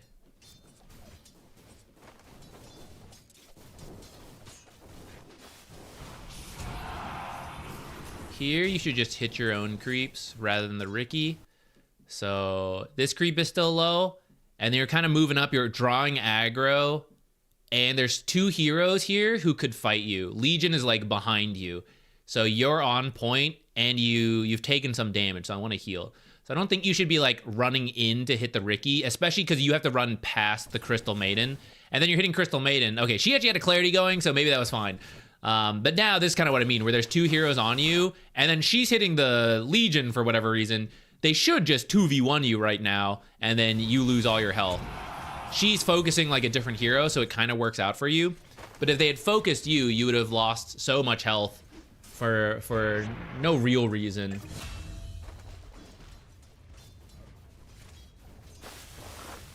Shadow Demon level 1 is more passive. You don't have to do anything crazy. Shadow Demon level 2 can combo Menace stacks with Shadow Poison stacks, and then like Disruption to get kills. But level 1, you really can't, unless your offlaner can be set up for like stuns, which Legion is not really that hero. So you're okay taking it easy the first couple levels, or like the first level. Level 2, you can start thinking about it. Level 3, you should definitely be doing it, because that's where you're hitting a really strong power spike with level 2 Shadow Poison and the Menace stacks and all that. I think we're doing a little too much at level 1, so we're kind of losing a lot of health. I know you have some regen, but you also don't have to like burn through it.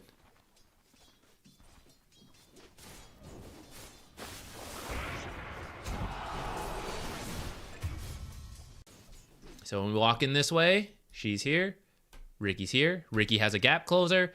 So this is like a 2v1 fight coming in. Legion does not have the same gap closer, and if she uses it, she's gonna nuke the creep wave. Like if she uses overwhelming odds from afar, which is what happens. But right before this fight, if you look at this situation, I don't need to do anything. They need to do something, because this creep wave is pushing into us. And if actually you just sit back here and hit your creeps, you're gonna continue laning here. And then the nice thing about Shadow Poison, you actually went Disseminate. We'll talk about that in a second. Shadow Poison allows you to mess with creep pulls very safely, because you can do it from so far. So for example, now that I'm laning here, and Crystal Maiden has to pull to try to make it right. I come over here and I shadow poison this at like 2:15, let's say, and the creeps start running this way. And now when she wants to pull, it's getting messed up because the timing is like wrong. By the time the creeps walk back in, the window is past. It's very safe. If you take Disseminate level 2, it's because you're trying to get a kill with your offlaner has to do all the damage. And this is a lot of damage, but I don't really think you need Disseminate level 2 this game. I would just do like 102 type build. Oh, but then going back to it, yeah, this is like the 2v1, and then she nukes the wave, and now she is constantly attacking the creeps too. So you need to counter her mistake, essentially. Like, while she is hitting the enemy creeps extra, you are hitting your own creeps so that you can continue to keep the lane here. So by moving in like that, we lost creep equilibrium. We lost 2/3 of our health after we used the salve. And now we have to lane up here at bad equilibrium with reduced health. So that's a situation where we hurt ourselves by trying to do more. And actually just sitting in the lane would have been better for us.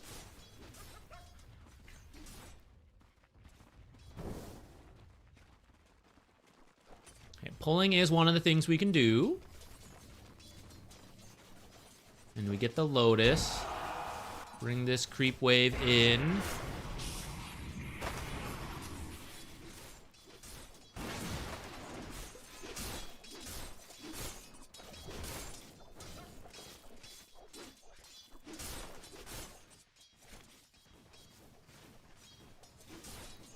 Okay, if you're here with Legion, you have to either help her hit this, or you have to come over and be on this side, because if you're on this side, the 2v1, you're going to be in this side so you can run away when Crystal gets too close.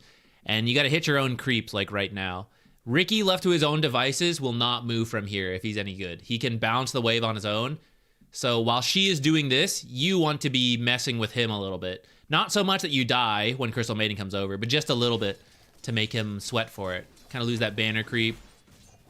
Could try to like draw aggro intentionally, bring it under the tower.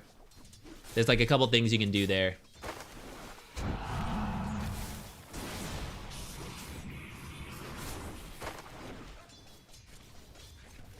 Legion does not want good equilibrium, so you have to work extra hard to get it.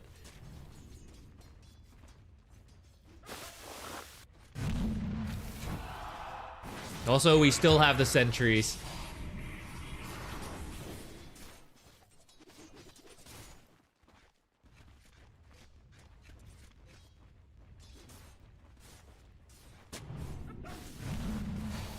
Okay, we do eventually put one in, and I see she has an observer there.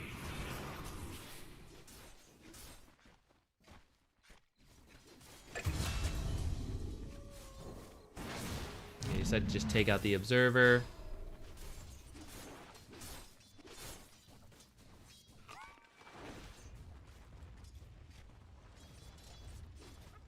I don't really mind, but it does mean our sentries finally got used at like 4.5 minutes to 5 minutes. So that goes back to like, okay, if I wasn't going to do it, then I can just not spend the money. I'll buy one.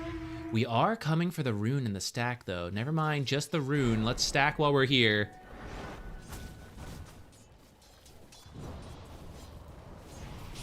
We're on different pages here. Okay. I like the move. If you come here and you stack, it'll be better. And you can shadow poison as well. I don't recommend completely skipping shadow poison. I would definitely get 1 point in it at least. But I do think the best build is like 114 for most pubs. And then you can even double stack as you come for the power rune if you want. Or if you're like tight on timing, you can shadow poison up the cliff and then do 1 stack. You had mana to spare, so I don't really mind the OD attempt. But earlier, like 5 minutes, when you're bringing stuff on the courier, if you bring the sentries and the observers, while you're here, you could also sentry and then check this stuff. So it's the same movement you did, but you accomplish like 3 more things. You were here for the rune, but we also stack, we also check for wards, and we also place a ward maybe if we want.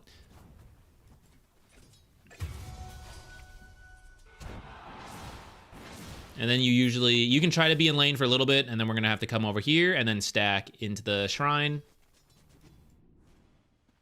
You're going for the double stack here. Oh, maybe just the ancient. You should do the double stack. As a ranged as a ranged hero.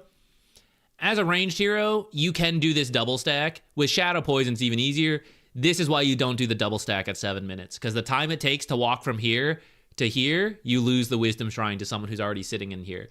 Unless you're a Shadow Demon, so if you want to stand here and Shadow Poison and then go this way, you could do that.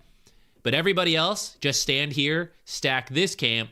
You can try for this, again, if you have a spell like Shadow Poison. You can try for this, 55 seconds, drag it down. You have to be here at 7 minutes, because worst case, this kind of stuff happens. Best case, they're also late or not doing it, and then you can be late. And sometimes you might have the information to know you can be late, and then it's okay. But a lot of times you're not sure, so you want to be there at 7.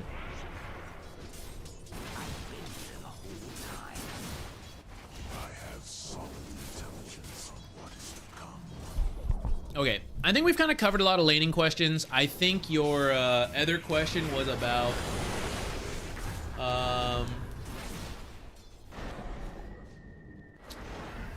how to deal with a Beastmaster. I think it was in the late game specifically.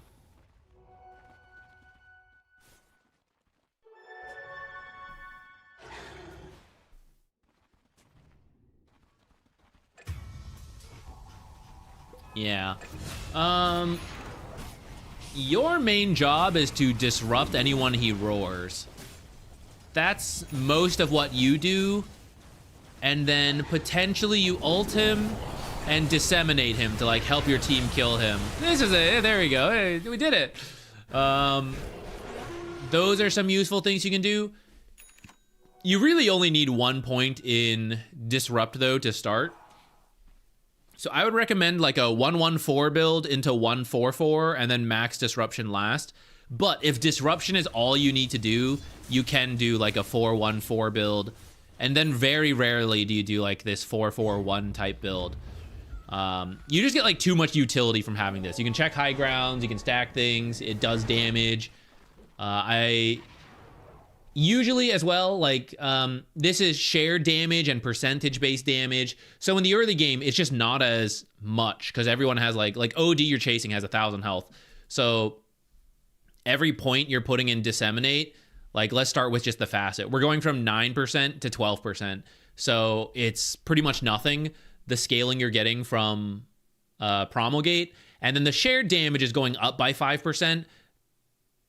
But again, like 1 point in Shadow Poison would equate the extra percentage in this early game portion of Dota.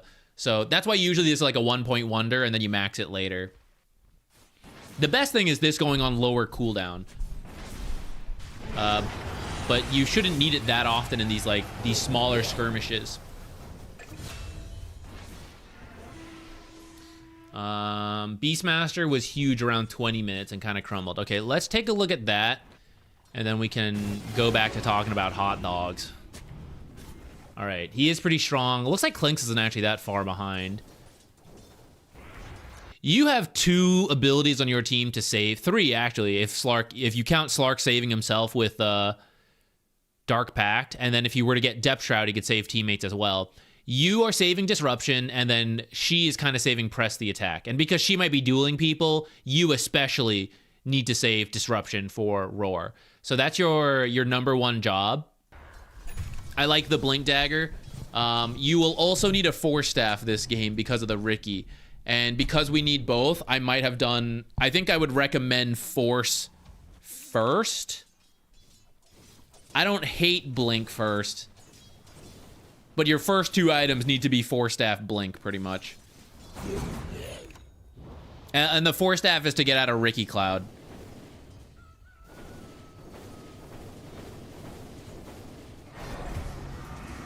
So this kind of thing... I mean, it kind of worked because we're with Clinkz, so I won't say it's... I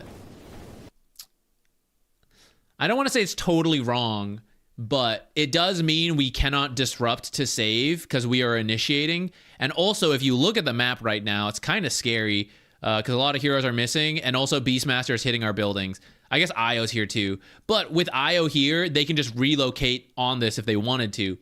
So this feels like, it doesn't feel like a great time to be making this play. I feel like your team needs to be dealing with bottom, and if he's here, it means we've had like a minute to deal with the bottom. If we go back, like, looks like the tier 2 is here, he's here, and we never really push them away from here. So you actually need to bring heroes here. And if you want to ignore it, to a degree you can. Like for the tier 2, you kind of can ignore it and just like, okay, we're just gonna go trade other buildings and take farm. But it needs to be happening now, because like you need to be hitting tier 2s now. Because if you don't, and now you're like, now we're gonna go for tier 2s and kills, he's just gonna go, I guess I'll just take the tier 3, and so you don't get anything because you're like a step behind. So because he was already in position, you guys have to deal with him first. Ignoring that, this was pretty good. Like ult OD, save the disruption for Clinkz.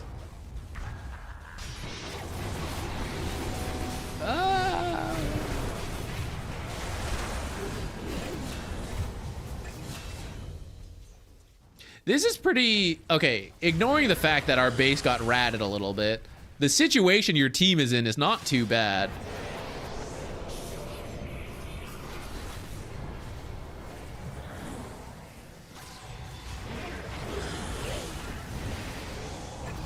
Got him. It took some time. Okay, what do we do from here? Push out lanes, deep wards, all that. Okay, if Beastmaster and Io are going to keep ratting you, wards, we need to see them like in this area coming down here. If they're already at our tier 3, it's too late. I need to see them on their way in.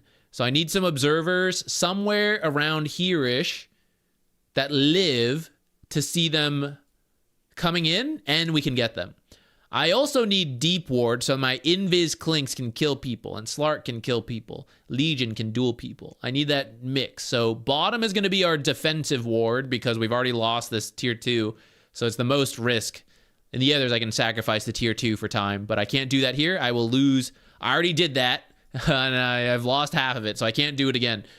So a defensive ward bottom, and then your deep wards top. If you deep ward top, it feels bad to have this because it's like overlapping. Finally, hot dog discourse. Yeah, we're almost there. We're almost there.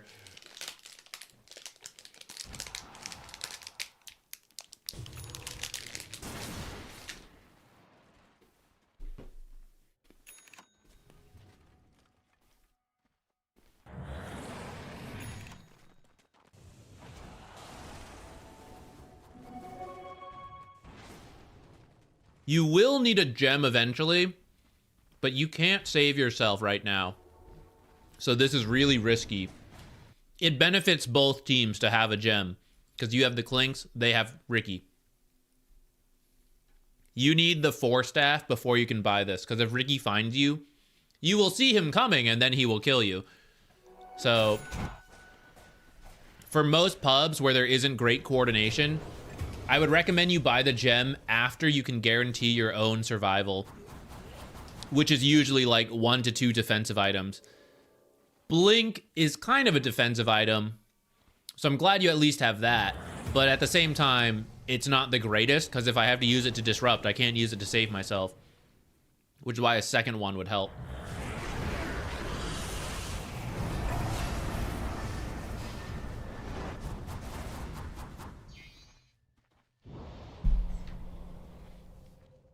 The actual spell casting is fine. This kind of thing, right? Where like I want to go aggressive and I'm carrying a gem. It's like really scary.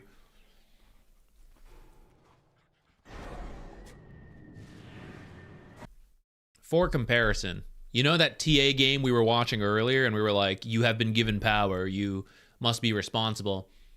When TA like did some aggressive plays and died, being top net worth hero by like several thousand gold in that 20 to 30 minute mark, I think she gave about 900 gold total. So we are going to give the typical amount for a Shadow Demon kill and 900 gold. That is the equivalent of Like if when TA was where Beastmaster was, everyone was like 3,000, 5,000 behind her.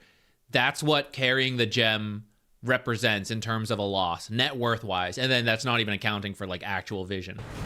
So that's why you need to be really confident you're not going to lose this thing. And also if you're carrying it, why like running in on your own to like chase a Crystal Maiden without realizing your team is not that near is very scary.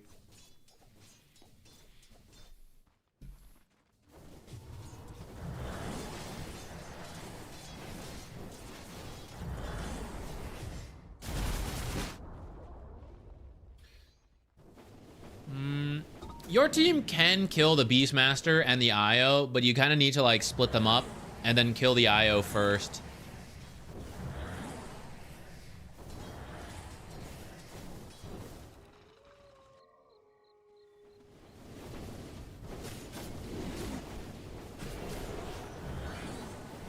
The reason that last fight didn't quite work out is because you guys got really separated.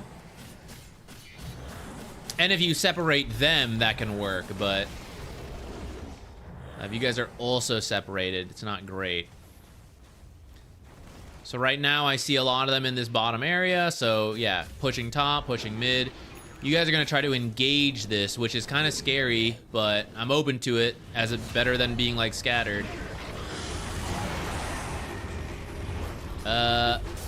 Oops.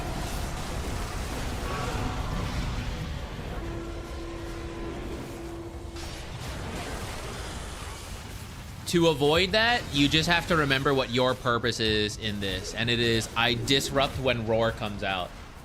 That's all you need to do. And then you'll avoid this. Because, like, in the end, Clinkz was free firing. And so you guys won that fight, right?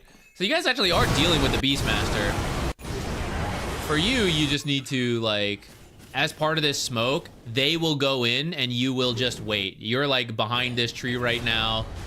Moving up to like behind this tree right now. Okay, the duel comes out, so maybe I blink to here. Notice I'm blinking so that I have a tree line near me. If you blink like right here, I'm in full vision, and whenever they want to go for me, they'll know where I am. If I blink behind this tree, I can at least fog of war them to some degree. So I blink over here. I use Disseminate on him to help kill him off if I feel I need to. If you think your team can kill him without you, then you can just continue to wait behind the Clinkz. But Clinkz is the main one I am interested in saving. I need his damage. Here we blink straight in the middle of everything. You need to like get behind a tree line instantly. But based on your cast ranges, like this is your cast range, you know? So I think this was a little bit of a panic. I think you were blinking for Disrupt as she blinked to duel. And you just didn't correct in time. But now that we understand, like we restate, wait, my goal is Beastmaster. I don't even care if OD gets away. I care a little bit. But it's not my job. It is not my job to stop OD. And if I stop OD, it doesn't matter that I stop OD because I open up a window for them to come in and take the fight. Is what could happen. It didn't in this case, actually. It still worked out for you guys. It's like a Dazzle, right? Dazzle jumping in to use Poison Touch, and then he can't Grave. Like, the reason you pick Dazzle is for the Grave. Now, Shadow Demon has a little bit more flexibility, but in this, like, once you decide that Disrupt is your save, that's more important to save this game, then that's what you want to use it for.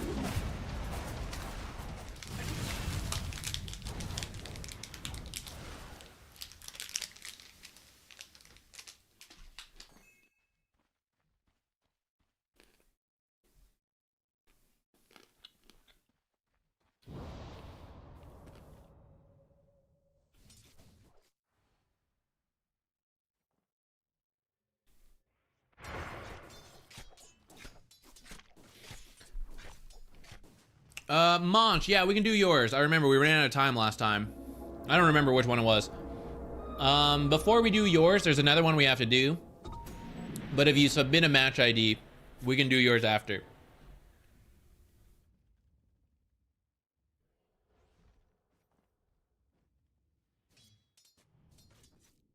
Does this change? I actually think you guys are doing fine. Like up to, yeah, all the way up to like 30 minutes. I don't even know if Beastmaster is strictly your problem.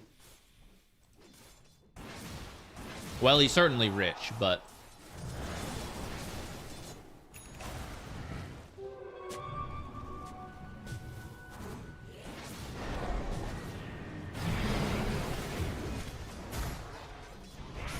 Was that our gem? Is that what I heard? So, just... The gem is pretty much worth both those kills, net worth-wise. This one is formation. Your two backline supports were leading the way into the jungle. That's not really related to the heroes. That is related to moving in the map, especially when the enemy was all missing.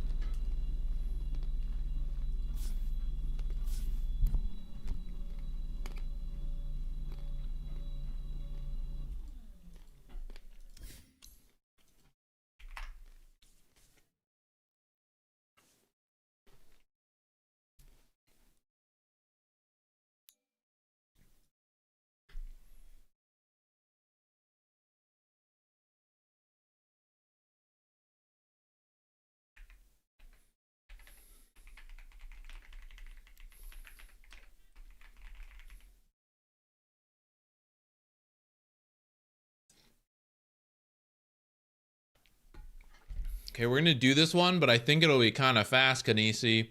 I say that I'm not looking, it was a very long game. I think I have thoughts once this finishes downloading.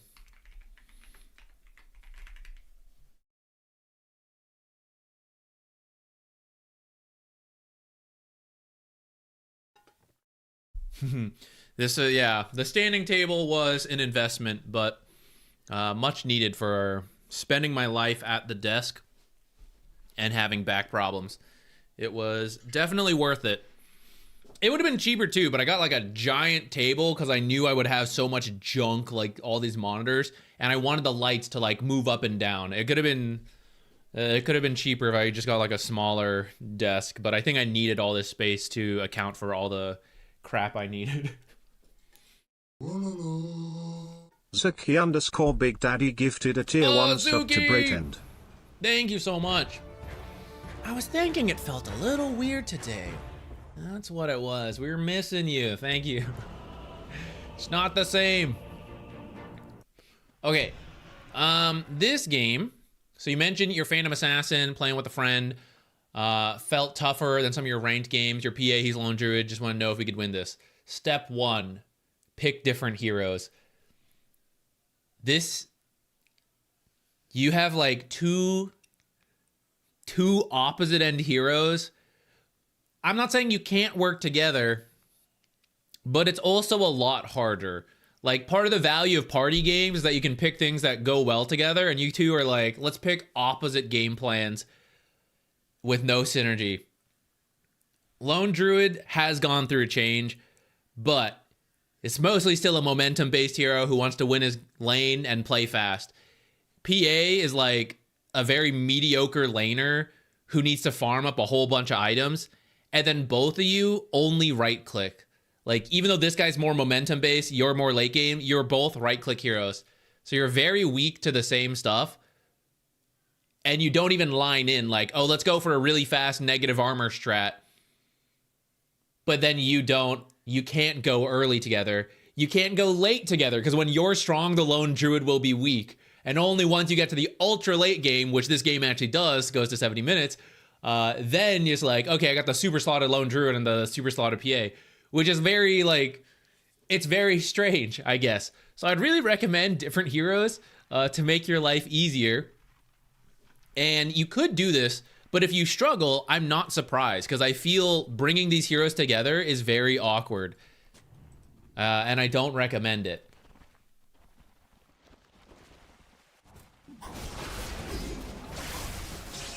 With that said, we don't have time to do this whole game, 70 minutes. Yeah, things fall apart pretty quickly. Sequel to Things Fall Apart. Then we recover. I think the main thing we look at is like, well, actually, I'm pretty confident if we look, This is where I think we should look, and I think what we're going to see is why Lone Druid and PA don't really go together. This is like some insane non-stop fighting. I think is another thing we'll see is like, just stop. Stop fighting, guys. Let's take a look.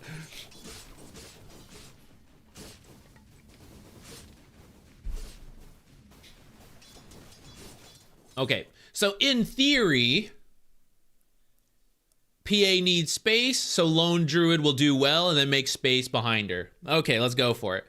That's where the rest of your team draft will matter a lot, and we have right-click Razor, right-click Wind Ranger support. So truly our team draft is all about the right-clicks, not a lot of lockdown, and then they have Weaver and Clinkz, which are very hard to get to. We can't really match their team fight from the Kunkka and the Warlock, which is why we're kind of like running out of options. We have to win lanes, and we have to be strong because we are strong. Not because we have good synergies and our abilities go well. It's like, I'm just 2,000 gold ahead. He's 2,000 gold ahead. We just hit really hard and they can't do anything about it. And I see it's actually a pretty even game. So I'm going to go forward from here. And I'm not too surprised that based on the graph, when they start fighting together, they win a lot of the fights. All right, so can't stop Weaver from just running in. Can't really stop Shadow Shaman. Don't have the point in the Savage Roar. This is also just a little scattered, this fight. You guys took the tower. I guess I wouldn't have expected them to run up here after this, so maybe it's kind of understandable that it happens.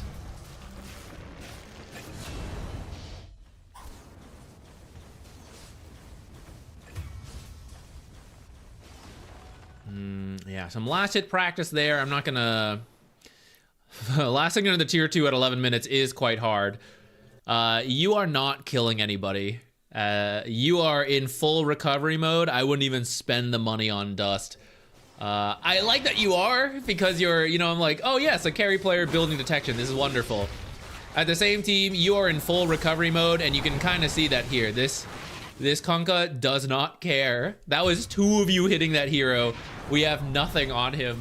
So we are just in farm mode. We are just pushing the lane and jungling as quickly as we can to catch up. That's your job. Your Lone Druid friend. I am uncertain because Lone Druid is still kind of going through it and people figuring out like what is the actual build, if it exists, like, you know, that he's not just bad. So I'm actually not sure what his timing is. This is the stuff where it kind of worked, you know, we just chase people, but also look how long it took to get a Warlock. Like, position 5, 2,000 net worth Warlock, like, we really had to run him down for a while because our team can't just, like, get people. And Weaver just runs in and kills you guys because he's like, yeah, I'm not going to die, whatever. Just going to go in here. What's the big deal? Going to kill this Wind Ranger next. Do we have Finger? Not yet, because we're actually under-leveled. Oof. Maybe you guys lost your Wisdom Shrines. Did we? Can I see that from this? I don't really want to go back to check.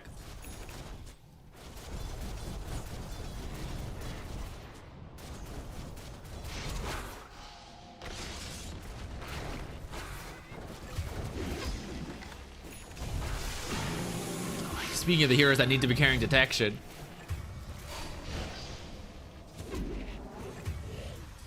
Yeah, we are just getting run around by the invis heroes, and we can't lock them down.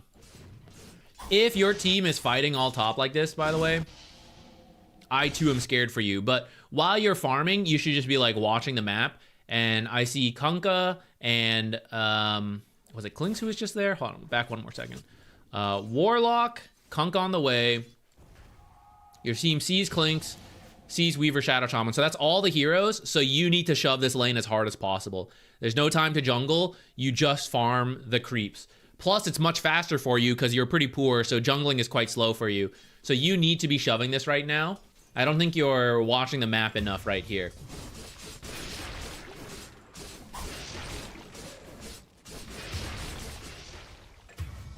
So the creeps we've lost in the mid lane are worth more.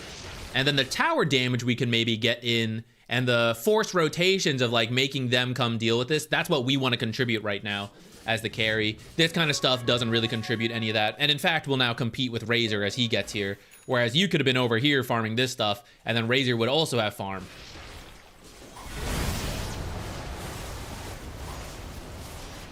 Kill this Conto? No.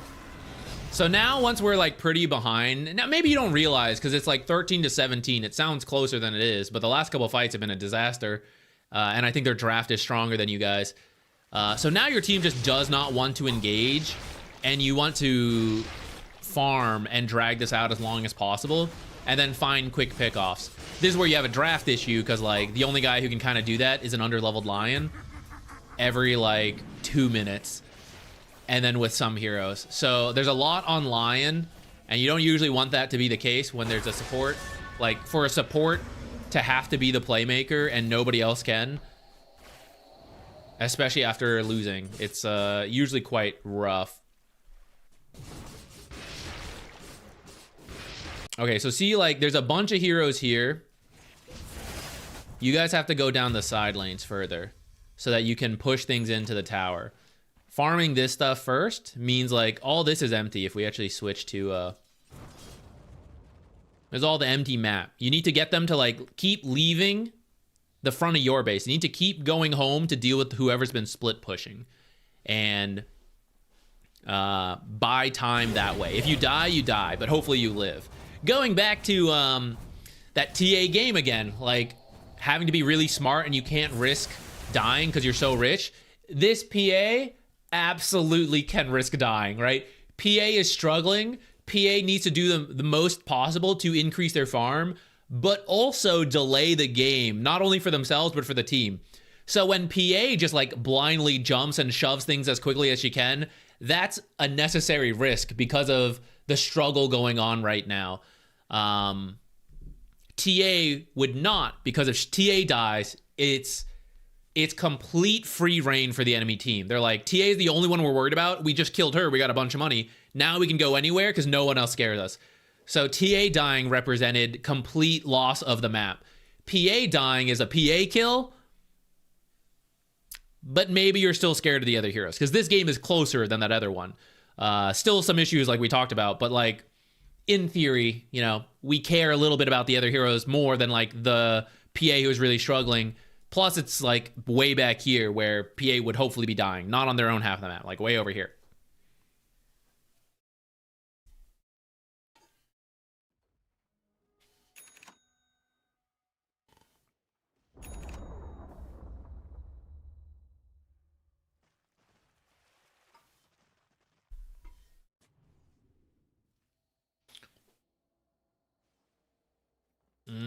Felt like not playing the game after the Razor wanted to play with the Wind Ranger and he saw Wind Ranger's items. I mean, I can kind of get that, but like, I would also say I don't think that's a great reason, because if I'm the Wind Ranger, let's say I'm the Wind Ranger building right items, and then I see you guys like, I see you guys pick Razor, Lone Druid, PA. I also say, I don't want to play this game. Like, why did they pick these terrible heroes, even if they're like kind of doing a like your build's fine, but like, why did we have another right-click hero? Or I look at Lone Druid and I'm like, what is this build? You know, you may not be happy with the Wind Ranger's build, but I would say I don't really believe in this Lone Druid build either. And isn't this was this a ranked match? This is unranked, so I think you have to be pretty open to this. Like, this is what you will get in unranked. So I recommend resisting that. I know from our own perspectives, like, these kind of things feel stronger, but from a greater perspective, I don't think it's that like, what's the right word? That's strange, I guess. Like, the degree of like Wind Rangers making things hard, of like we're making things hard.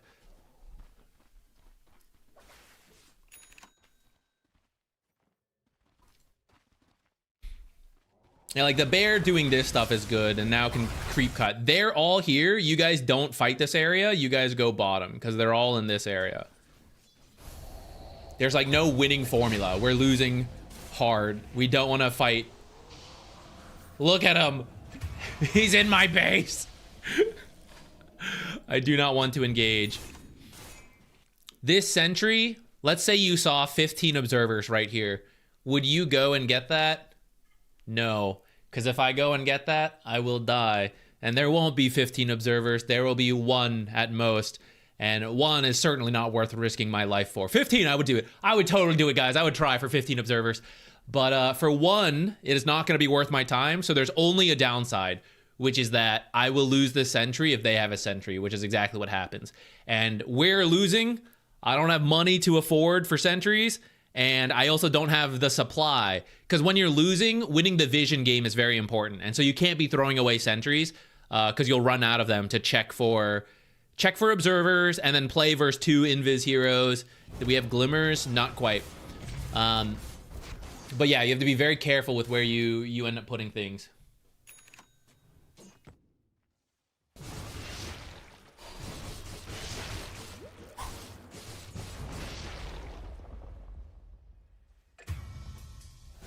The bear, so they've been sitting here for like a minute or 2 now. The bear needs to cut the wave so they go home.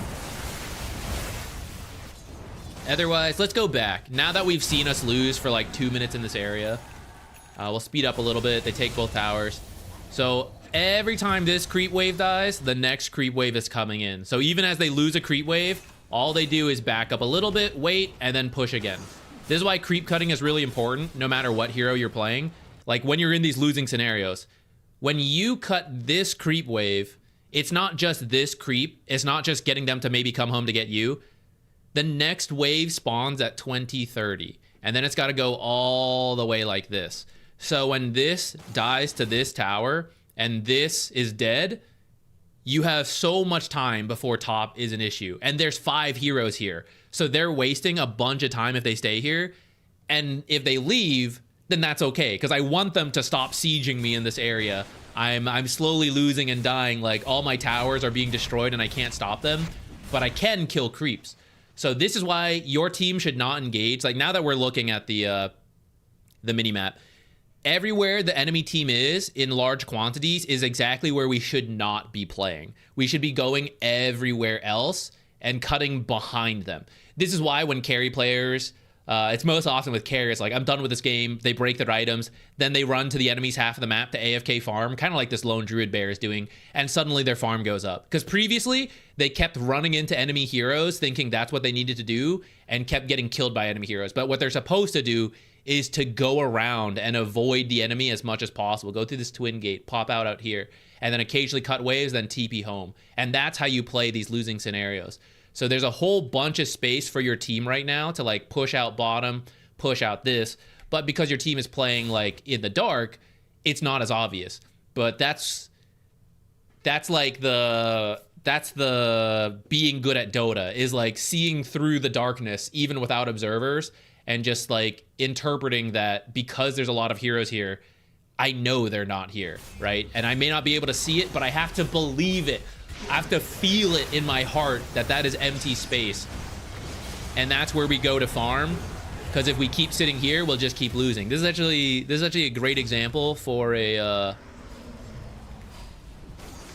do have a gold video in the works. I have a bunch of videos in the works. I don't know if it'll ever happen. I'm feeling the same struggle we have, guys. We're between the streams and casting. Like, there's so many video ideas that don't happen, but then the videos are also a struggle. I don't even know how to fix it, because I don't even know if an editor would change some of the struggles. It kind of would, but also kind of not. I just don't know how to properly balance the type of videos I make with also streaming and then also casting in a healthy way.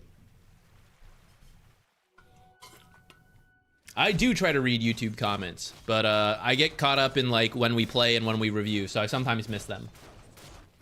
And then we go back and check.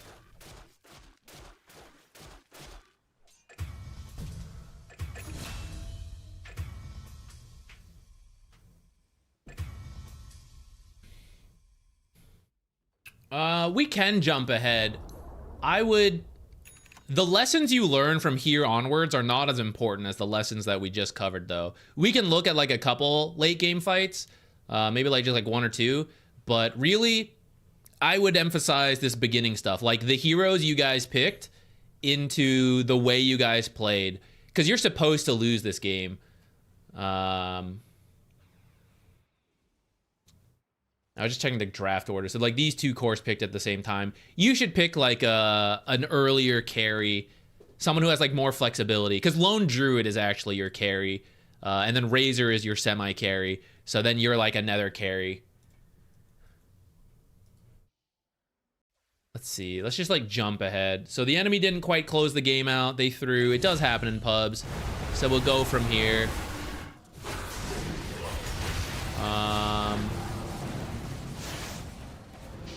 We've made it to the point where PA has like the Abyssal. So PA is the own lockdown and some damage.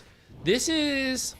I'm gonna kind of get why you needed this build. I feel like we're missing a damage item, but it's a Bizarro game, so...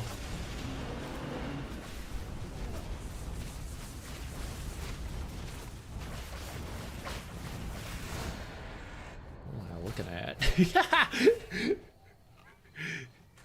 the other barracks, guys. What are they doing?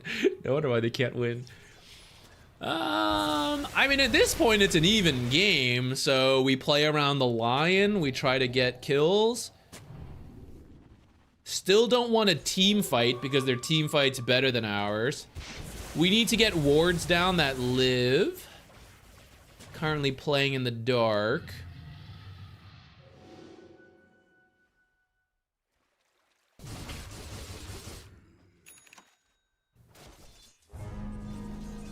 Okay, they do Roche. As soon as Roche happens, they probably had a lot of heroes doing Roche.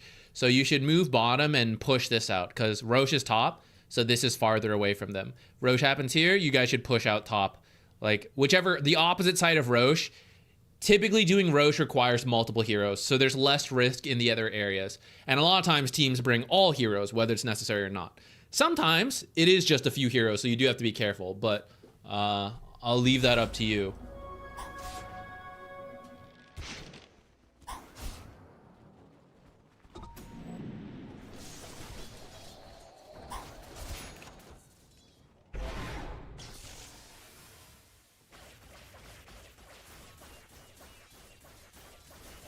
You guys are all scared. You're in your base.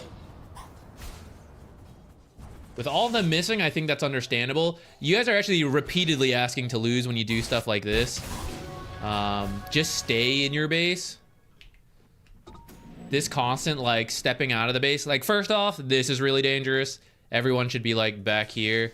The areas people should be standing are, like, here and here. Like, if you feel you're so scared you have to stay in your base, these are the areas you should be. This can easily be dove and killed. Certainly on the low ground can be dove and killed. Same with the bear, like killing creeps out here when every hero was missing. Weaver's like now showing top. But even without Weaver, they could jump the bear. And like there's no defensive tactic to this area with this gone. So this creep wave should be killed like back here if you're this scared. Now they're showing on multiple sides though. So like Shadow Shaman was here, Weaver was here. So you guys should smoke right now and just run bottom. We don't do that. Instead, we keep walking up and down. So I saw Shadow Shaman here. He could have put a ward down, which would see you right now. And in terms of where I want to kill you guys, in your base, like back here where the lion is, this is hard. Up here, this is doable. This is not tower diving. This is like a legitimate play to make. And that's why I say, like, you guys don't want to keep walking up and down. You guys just want to, like, sit in the back if you're feeling this scared. And it has to be, I know we said we could smoke out, but it also requires the team. Because the reason it works is there's 5 of us versus 4 of them. Because I know Weaver's top. So we're going bottom together. But if it's just me running out, then it could still be 4 of them behind the Shadow Shaman. And then I die on my own. Like this. Like the creeps will die at some point. Back here. Every step down is like, maybe we'll lose the game this time.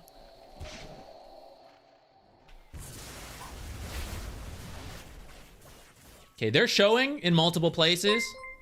It's just up to you guys to eventually go.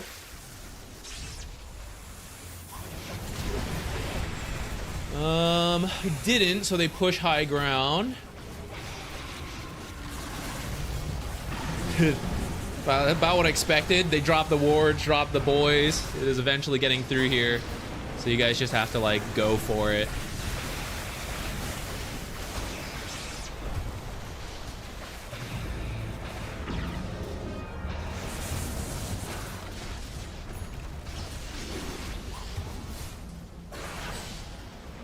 These should have been placed a little further forward.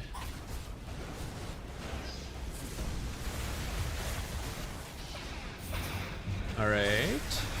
If they had placed the serpent wards further, they would get the barracks out of this. They're over-committing. You guys are kind of turning. All right, then you guys go push stuff out.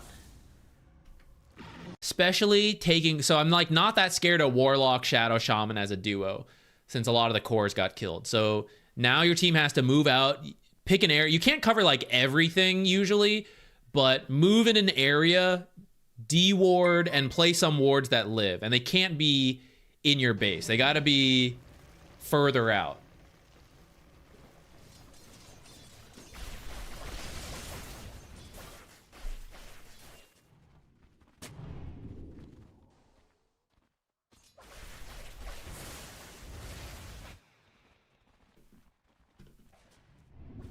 Okay, this is no good, guys, because this is gonna be killed instantly. The Lone Druid has the gem, so Lone Druid should be moving out and checking. Lone Druid, so we took so long, Clinkz is back up. And despite winning the fight, like, we never even caught our outpost. So now Clinkz can come in here. If we had captured this outpost, then the closest Clinkz can teleport is way back here, so you have more time. Off of winning the fight, you need to move further out and then retreat back. So the Radiant was very defensive and passive, essentially. So now as people are respawning, they're still by their base. So despite killing all the cores, they didn't, like, recapture anything, and they didn't establish, like, any useful vision. So Lone Druid can't be, like, jungling this stuff. Lone Druid has to be pushing down lanes and, like, sweeping with the gem. Lion needs to move further out, do some de-warding, but then the ward has to go down in places that will live, like over here, for example. The leash. Yeah, Clinkz is here because what we just talked about. He was able to TP right in. They shouldn't be doing this though, so they actually lose a support. How do we land up on the cliff?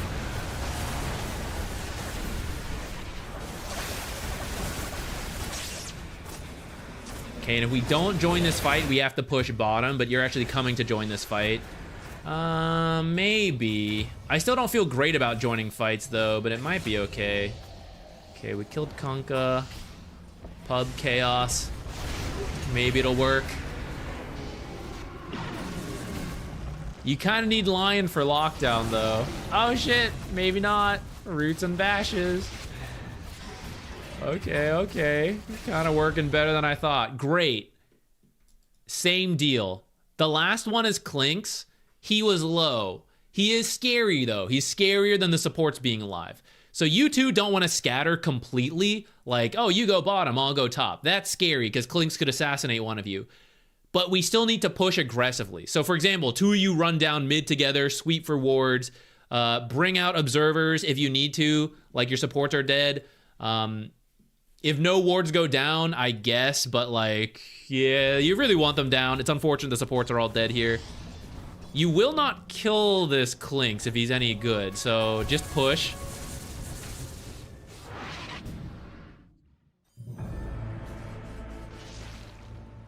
The bear can deal with this stuff. I don't know if everyone should have gone home. So despite several kills, like we said, once again, it's all very defensive. We're not pushing out multiple lanes. Even having to come back with like one hero. A nether lane should be getting pushed out then.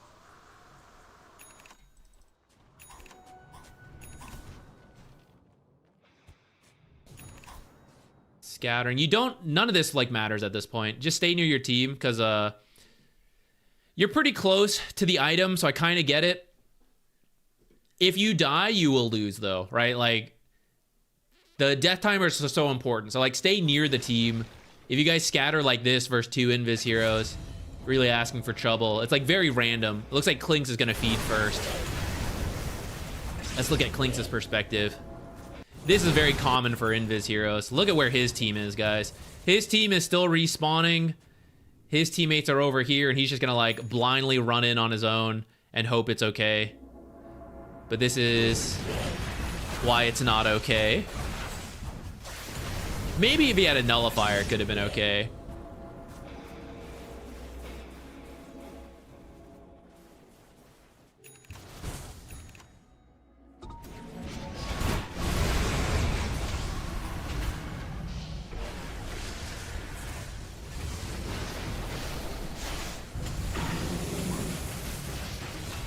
The crits.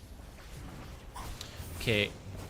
I think we'll see what happens after this fight, and then we'll move on, because I think it's been repeating. Which is usually why some games drag on a long time. Is like both teams just keep making the same mistakes. And it drags out. Alright, so they're all dead. We have to push.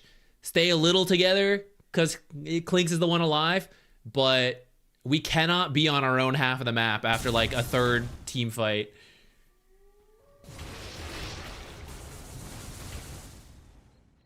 Okay, we're going mid. It's happening.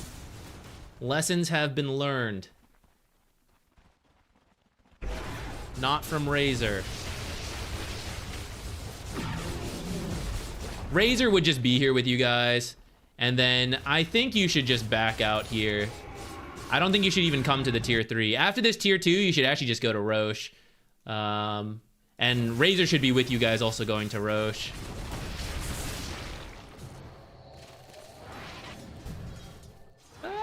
That was really scary.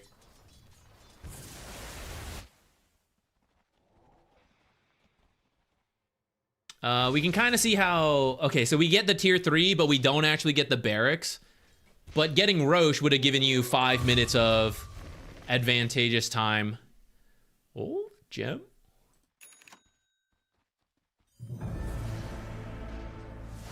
So this push needed to back off sooner. And then you guys would be in a better spot. Now they're doing Roche, so we're forced to buy back. Just sending it. Their Roche is really scary because you guys were kind of up and you can buy back.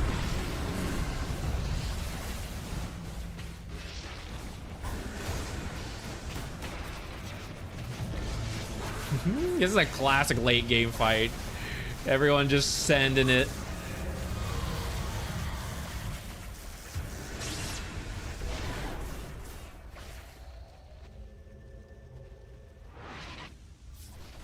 All right, we're gonna move on.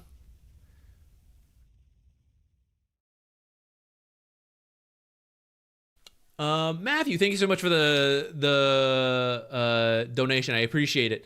I have to do one more before yours, but we can get to yours after.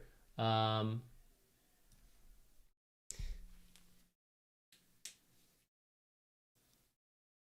don't think that's a Kinesi. I don't think that's like... It sounds self-inflicted, I guess is what I'm saying. Like, it sounds like you guys flamed them despite doing your own flame-worthy mistakes, and that created a bad team atmosphere. So now it sounds like they don't want to play together.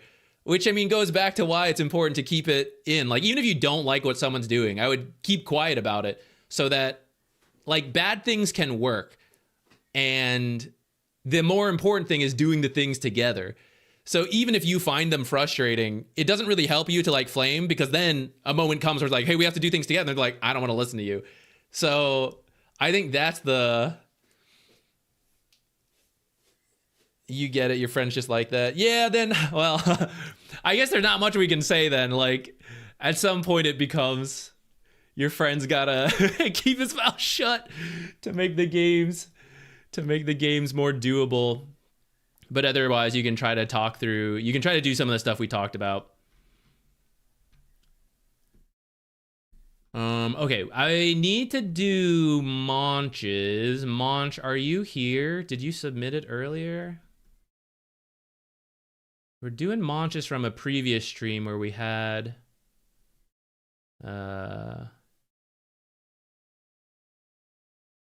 We ran out of time.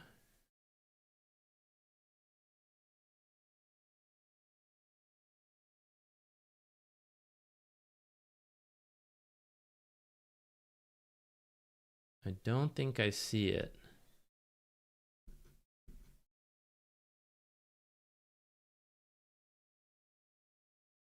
We have to get to it eventually. If Monch isn't here, then maybe we'll move. We'll do the next one first and wrap back around. Can anyone post an ID? It is, it's mostly free, but if people want to / are willing to donate, then I will do it, like guaranteed. Otherwise, we do just pick from chat. Oops. But right now we have a couple guaranteed ones. There's like a little pipeline building up at this point. Sorry, I baited you guys popping that up again. My bad, my bad. Okay, Monch doesn't seem to be here.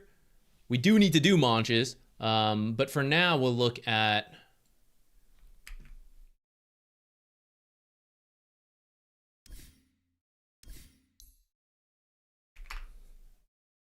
this one. 39 minutes. Okay, I know you mentioned wanting like a full game review and you over donated for it.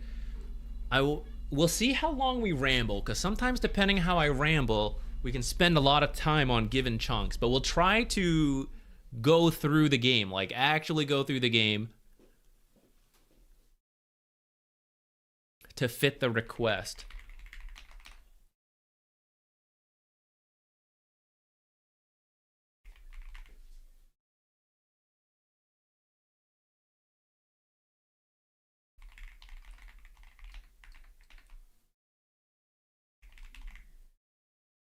Watch your feet.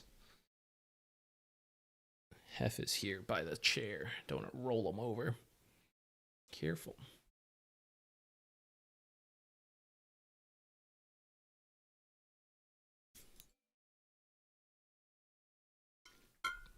Okay. Bounty Hunter. Initial buy was poor considering the heavy pressure lane. Try to salvage by achieving things on the map. Would love to focus on map movements and what I can do to be better impactful. Okay, so we'll take a look at the lane because it sounds like there were some issues, and then thinking about playing the game as Bounty Hunter. What is our lane? It is us and I suppose a Slardar, right? Yeah, me and Slardar, and then, well, that's cheating. From this perspective, either Muerta or Wind Ranger carry. Wind Ranger would be more expected based on the current meta. And then Veno or Skywrath support would be the most likely. But there's actually any number of possible mixes if the enemy's doing like a weird draft. Being double melee though, I like your build opener because I actually think you can't play this lane.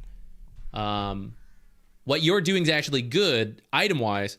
The question is, do we play through it? So what you want to do is, like, do the creep aggro tricks to get the lane out, keep this camp blocked, and then you're just laning here till Slardar has what he needs, which is, like, a couple items, blink, stuff like that. And if they overstep, you guys can maybe run them down. If you try to play the lane here, you're double melee versus potentially double range. Like, it's never going to feel that great. They're going to whittle you down. So even if you change the build to be way more lane focused, a lot more regen, a lot more consumables, you're just going to have to burn through a lot of regen. So I actually think what you've built is correct. The way you play around it might not be. First, you're looking for too much right now. You moved into here, your team came with you, that's pretty good. You place these 2 observers, and now you're looking for even more. But there's no way this is going to work. Because what you're going to find, if I haven't found any heroes here, I'm going to find 5 enemy heroes down here. What am I going to do with that? I'm not going to start solo killing people. I'm just a level 1 bounty, you know? And my team can't really follow me because they're all up here. They'd have to cut through. They don't have a smoke. So there's nothing really for me over here. I actually want to be here as part of those level 1 creep aggro tricks we just talked about, where we're going to body block that stuff. Okay, thank God you turned around. Yeah, because the worst case scenario is you die. Like, they actually have vision prepared, and there is no, like, best case scenario. It's like, I steal a bounty rune. Doesn't really mean much. Maybe you kill a late courier. Kind of cool, but there really shouldn't be a payoff, only risk. So I'm very happy to see you turn around and then just stick with your team. You have the mana, so you could be invis a little further out if you want to, like, keep looking, but otherwise it's fine. Now, we definitely want to be here and then body block. And I see we're missing that first opportunity. Wait! Kinda. Okay, you baited me with a little loop-de-loop, but then you baited yourself because you ended up a little late here.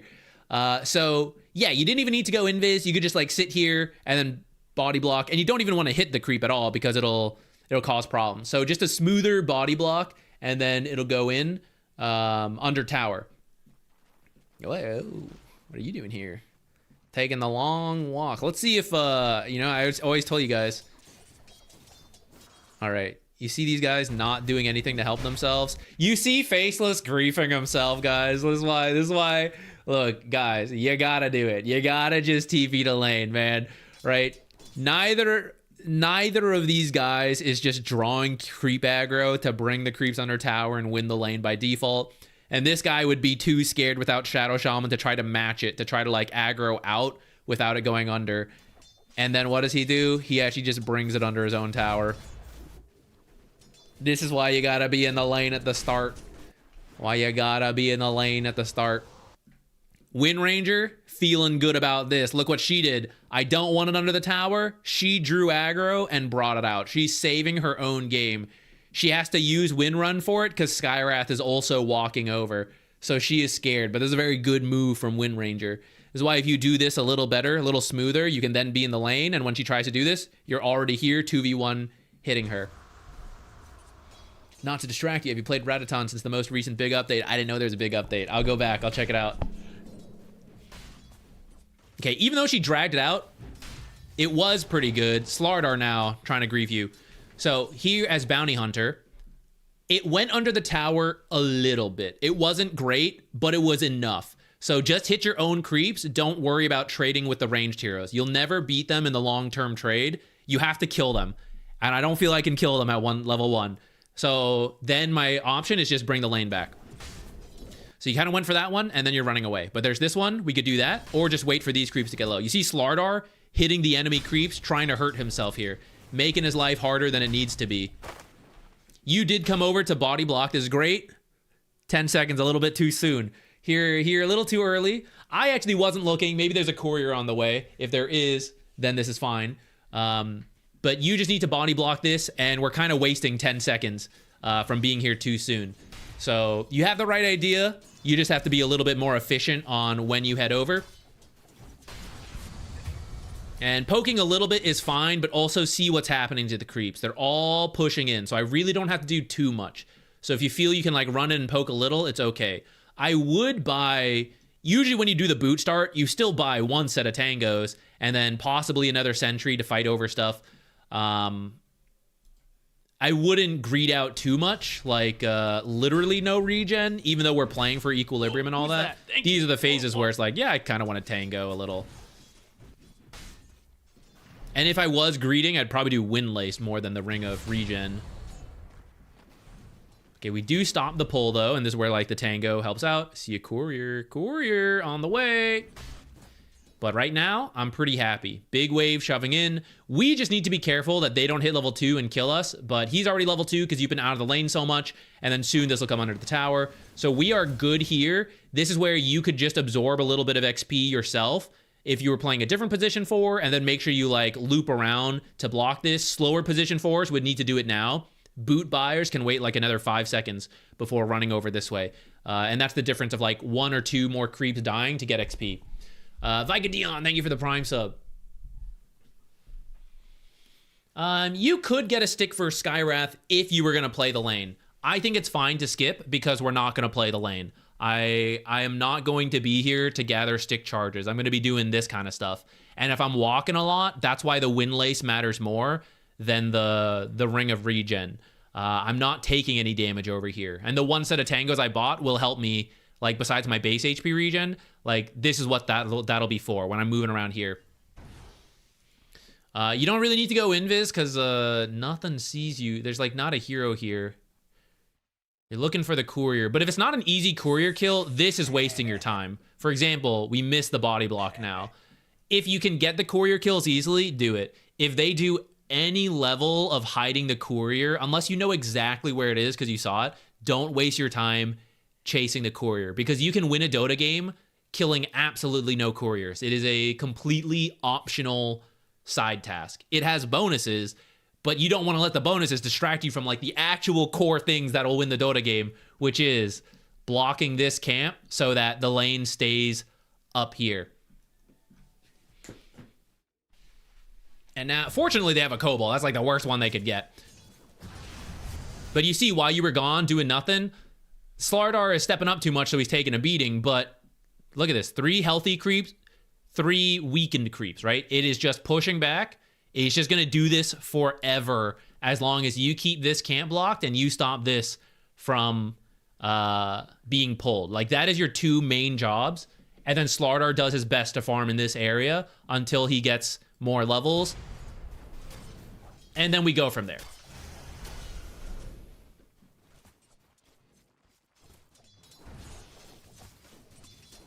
If you have health, by the way, because you keep moving in and out, right? You have health, he has none. When you come here, you can aggro the creeps for your offlaner to pull it back. You tank some of the damage rather than him.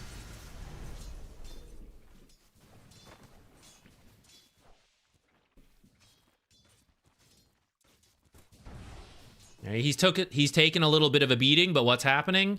A whole bunch of creeps pushing in. So he will just drag this under the tower further back. He will continue to lane here. Bounty Hunter, just got to stop this stuff. Lotus is not bad if the other things are dealt with, especially if you use the sentry for it. You're kind of just like holding this sentry, which at that point, what I spend my money on it for. So feel free to use it earlier. And then this kind of stuff. This is another invis mistake. Invis is invincibility, so I'll go anywhere. And that can be true. But the question is, why do I need to come here? Because there is a chance they have a sentry. And what is the worst case scenario if they have a sentry? I take a bunch of damage or I die. So is that worth the risk? Well, what am I getting? What am I getting? I'm just running through here. I'm actually not getting anything. So this is the kind of thing you just want to assume they have a sentry down. So does this make any sense? Like, what am I doing? I'm trying to stun Wind Ranger because we're rotating and killing her. That would be worth it. I'm just passing through to get to my tower. I'll just take the long route. I actually don't even need to go to my tower. I don't need to do anything here. I'll go this way.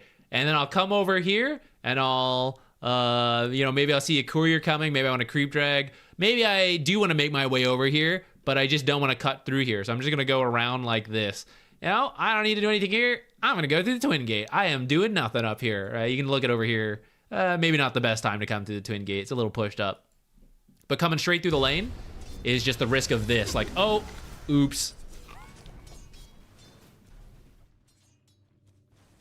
A pathing choice saves you the Lotus and like 300 health there.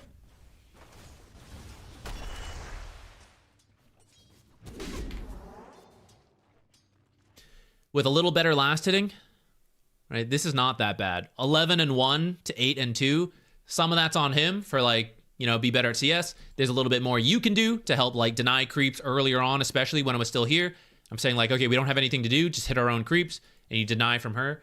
But like, this is not that bad for a double melee, double range lane. But uh-oh, they pulled. So the reason it wasn't so bad is staying here. And now things are getting chaotic. Now pulls are happening. And they're a little healthier than us because they're the ranged heroes who have been harassing us so much. When we do end up fighting, they have the health advantage, and so they're going to pick up kills. So that's why our number one job in these tough matchups is just to make sure these don't spawn and they don't get pulled. And then you'd be like rotating for runes, though unfortunately, neither of these guys are really good rune heroes. Muerta, I guess, at least built a bottle and is like maybe okay. This is pretty good. Nice. You do get a kill.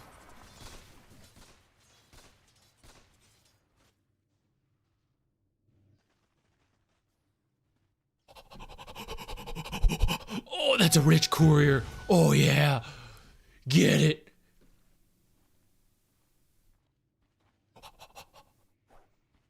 Ah! Oh! Jump scare, guys. I thought you cancel your own animation. Woo! Freaking me out, man. We got it, though. Would you block the hard camp? You don't have to block the hard camp. They saw you here earlier, though, so this is a mistake running through here. You don't have to block this hard camp, but you can. So, for example, he sentry blocks this. Let's step back even further. There's a couple first wave tricks you can do that shove the lane out really hard instantly. If you do any of those tricks, you don't really need any camps to spawn. If those tricks get stopped, you may want the hard camp alive so you can try to use a pull to get the lane to come back. So you kind of go in with your sentry, our first sentry. We play the bounties. We see if we can do any of the tricks. We see what happens. And we have time because there's nothing has spawned yet. So the first wave meets around 30 seconds. We've done the tricks and we see if it's working or not. If it's working, if it's not working, we block this camp because it's good to do anyways, either a body block or a sentry block or both. If it is working, that's where I can adapt and I come over here and I go, I don't want this camp to spawn, so I sentry block it. And you know what? The trick has worked so well, I don't even need the hard camp either, and it would actually benefit the enemy to have the hard camp, so I'll body block the hard camp. And then 2 minutes rolls around. Let's say we bought a sentry, or we didn't buy a sentry. I have the choice. I can body block this again. Oh, but the enemy opened up this camp. So this is only bad for me. So I'm gonna body block this. This is gonna spawn. They could use this to fix the lane, which is why I didn't want it to spawn. But I could also use it. If they do something else, I could use it. And if they're using it, this is much easier for me to contest than this one. And even without contesting, I just absorb XP from over here. So I'd much rather them have a hard camp than a small camp. But depending on where exactly the lane is, I may not even want them to have either. I probably wouldn't sentry block this one, though, because when the lane comes back up here, I do want this. It's just temporarily while it's here, I don't want this. So I will body block this as the position 4 and sentry block this one because I pretty much always want this one blocked. Oh, part of the plan, just baiting in the spells because I got the tranquils. I see you. Yeah. That was an intentional walk through a sentry I saw earlier. Yeah. Now, if you aren't going to play around your offlaner very much, you should bring another observer for them. So earlier, you used this one for courier sniping. I'm fine with that. The next one, you want to help your offlaner. But because you're an invis hero, there is actually a good chance of sentries in the lane. So you have to be very careful with your observer. Keep it away from the camps. Keep it away from the lane. It's got to be like kind of far out, like over here, those kind of spots. Or to see the rotations, because we're not here very often. Skywrath might realize, I don't really need to be here very often, so he'll start moving. So then putting things like here, further out to see the Skywrath move can work. As part of helping your offlaner, and we're doing these weird creep stuff, to salvage this guy's game, I need the mid laner's help, either right away or eventually. So the 6-minute rune, you've got to be here and make sure Sniper picks this rune up. Or maybe you pick it up. Like, maybe you can do something with it. But at this point, there's not a lot going on up here. And depending on the heroes, they could just jungle. So I won't do as much to stop them. Like, it doesn't mean as much after 5 minutes. But getting your mid hero involved. Sniper is unfortunately not a very good rotating hero. But other games, you have better mid heroes. And look at that. Sniper rotated anyways.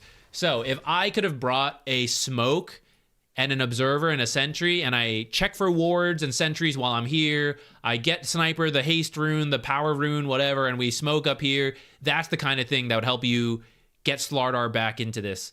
It's gotten a lot worse since we kind of last checked in on this. That's more on Slardar than you.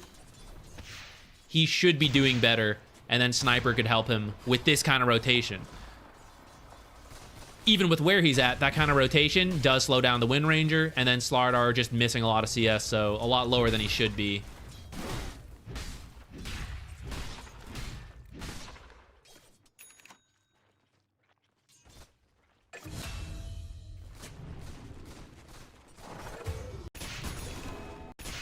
What's happening here? We got the wisdom. Sniper's like trying to farm this stack. She don't think you need that sentry.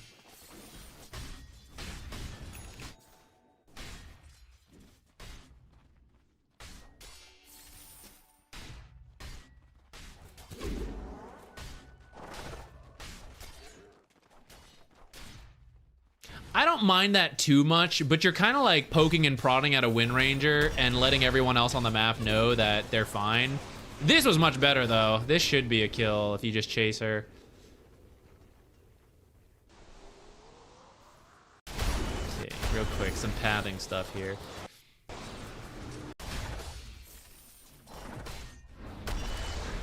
Okay, fighting. She starts wind running. Ah, damn, we didn't kill her. Okay, this is a really low cooldown. So I just need to stay in shuriken toss range. So don't try to right click at all. And this is especially true. She is really low, so yes, technically one auto attack would kill her. Sometimes heroes get low where like 2 auto attacks would kill her, but 1 spell would kill her. And shuriken with level 3, like 240 damage versus 4 auto attacks would be needed to do that damage. So when your spell can kill her and you just need to wait for that, don't auto attack at all. Only run straight at her and where you think she's gonna go, because we're just waiting for this spell to come up and we're not trying to kill her with auto attacks. So there's a little bit of like, lost some distance there. Just keep beelining. See a little like, I'm unsure. Just keeps chasing. You would have gotten in range to kill her there. Now we need to find her. Okay. If she runs this way, she can't get home. She has to go this way to get home. If she TPs out, she TPs out.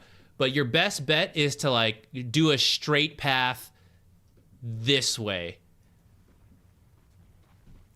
So when we change her angle a little bit, yes, if she had gone this way, it would be better.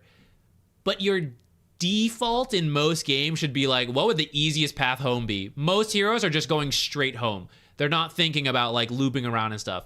So for most pubs, just like cutting the angle that is directly home would kill her. Either way, that's pretty good that you chased her out. Now you want to start placing a deep ward. So you want to be buying some of these observers and sentries. One, to help the sniper. Muerta is probably farming these 2 camps, like shoving the lane and farming this too. She's a farming mid. It's what she has to do. The other option is here, and she can't really do ancients right now. So this is likely where she is, and she probably gets low while doing it. So an observer, you could do on the cliff. You could do like further out here. As long as you know she's in the area, that's not too bad.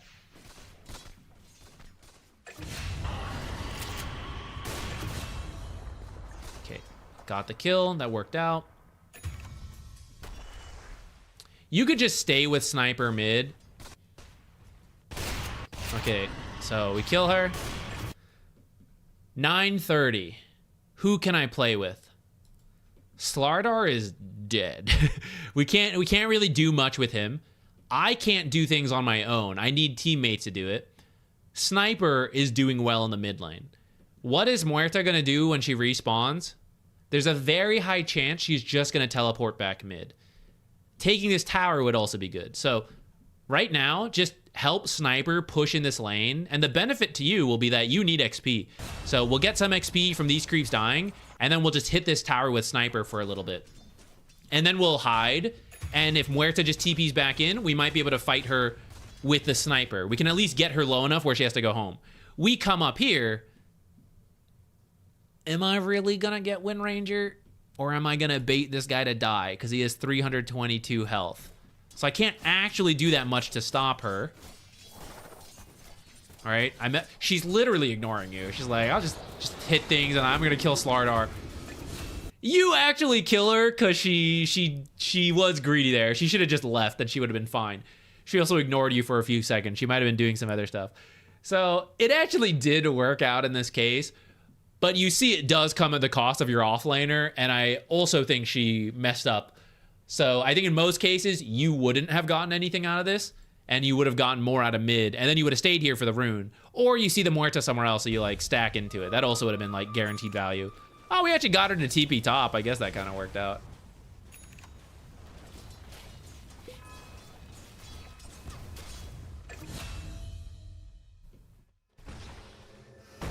Yeah. Play with whoever wants to play.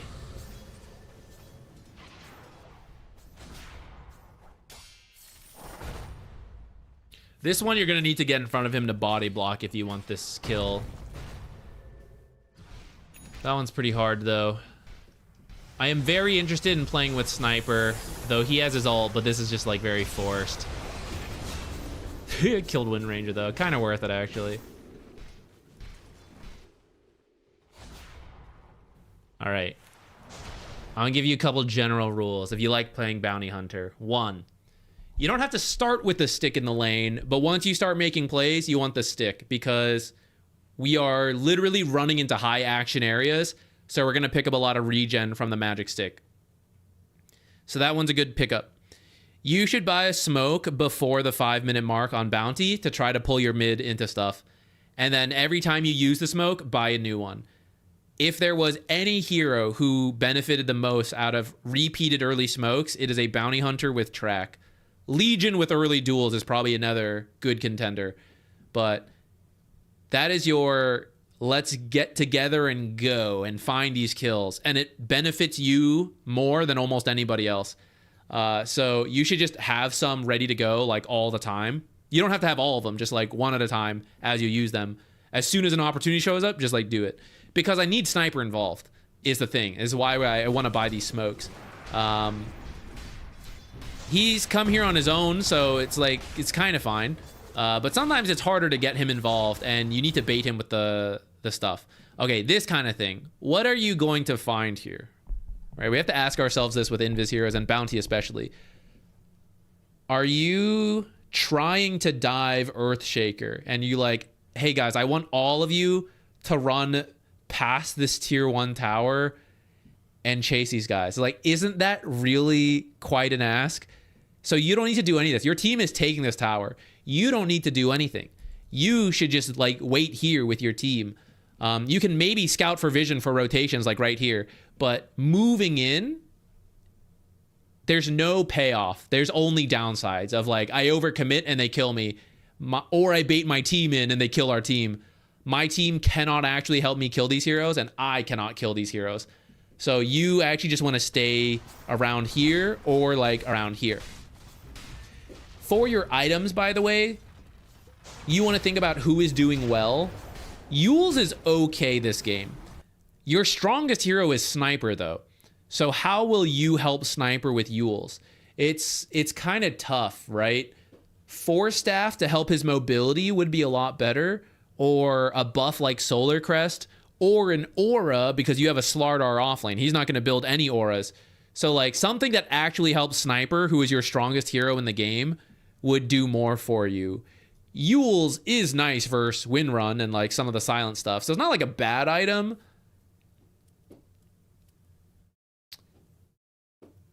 But it will also be hard to like directly help the Sniper with it outside of specific cases. Like it has to be Wind Ranger trying to kill him. It has to be... That's kind of it, actually. Like, what was the other one, actually? The silence has to be on you for the Yules to benefit. Whereas Solar Cresting him, Force Staffing him, there's like so many cases that will be useful to him.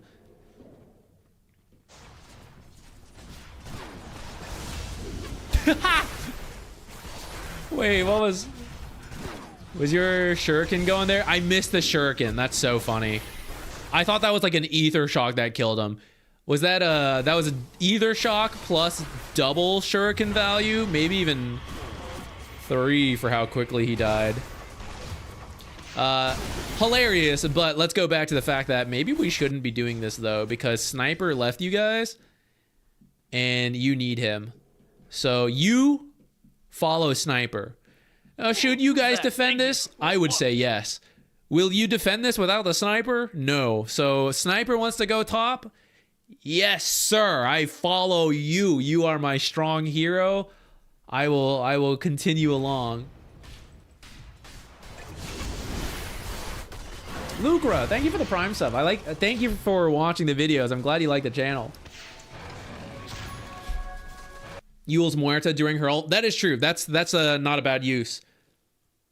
Why will Muerta be next to Sniper though? We have positioning issues if Muerta ult at 13 minutes is next to Sniper.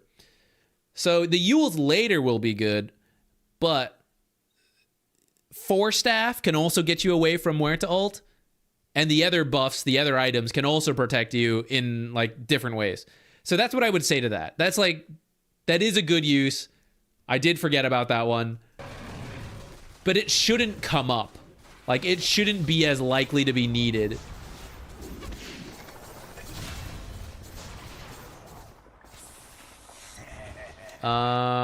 This has kind of been okay for Slardar's recovery, but notice how much time you have been near Faceless Void, and so he's not really getting much solo farm time. And if Wind Ranger would just like AFK farm top, she would be picking up a lot of steam.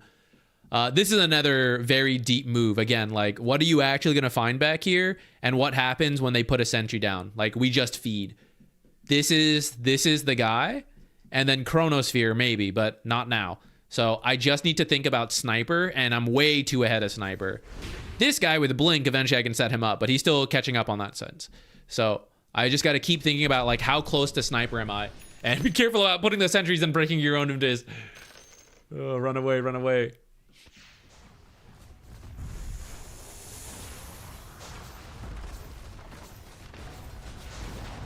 If this guy has Blink, you can track him. But you're kind of revealing yourself right now in the back. Where's Sniper? Where's my boy Sniper? Too far. Too far. What were they doing? Killing this tower. In 10 seconds, before I had to ask them to run through the tower, and that was bad. In 10 seconds, this tower will be gone, and then they can proceed. So here, you actually just want to sit invis. You don't want to track, because then they'll know you're here. They should know you're here, because, I mean, you did that loop, so they should know you're here. But in other situations where you haven't revealed that you're here, you don't actually want to track yet, because you don't want them to know you're watching them, because the time to fight is not yet. When the tower breaks, then you start like, okay, now they can come forward, and just when they think they're about to get the jump, I reveal I'm here, and I start tracking, and I stun people, and we kill somebody.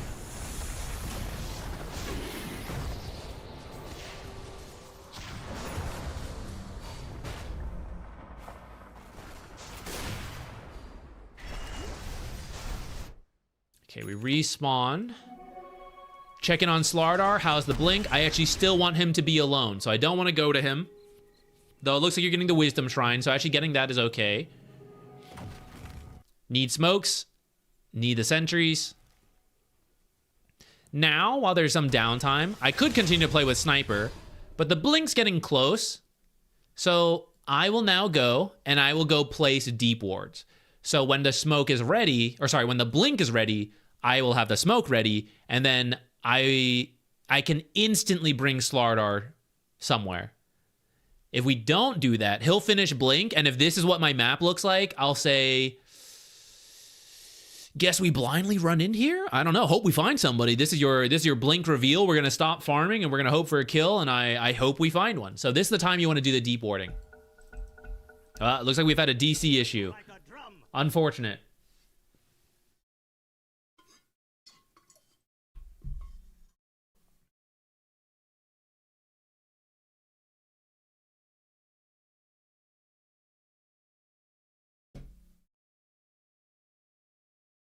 Monch, no problem. We'll do yours after this one then, and then we'll be back on track to get back to the random reviews.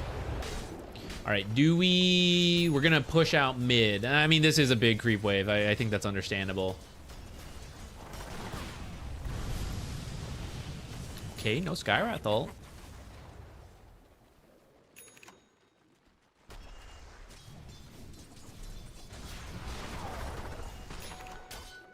Smoke, or the Blink is done. Let's see how long it takes for us to get a play involved.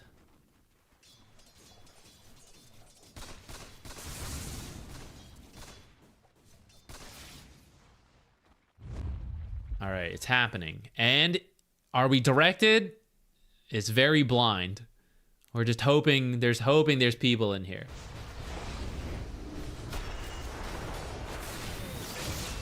Paid off though, works out.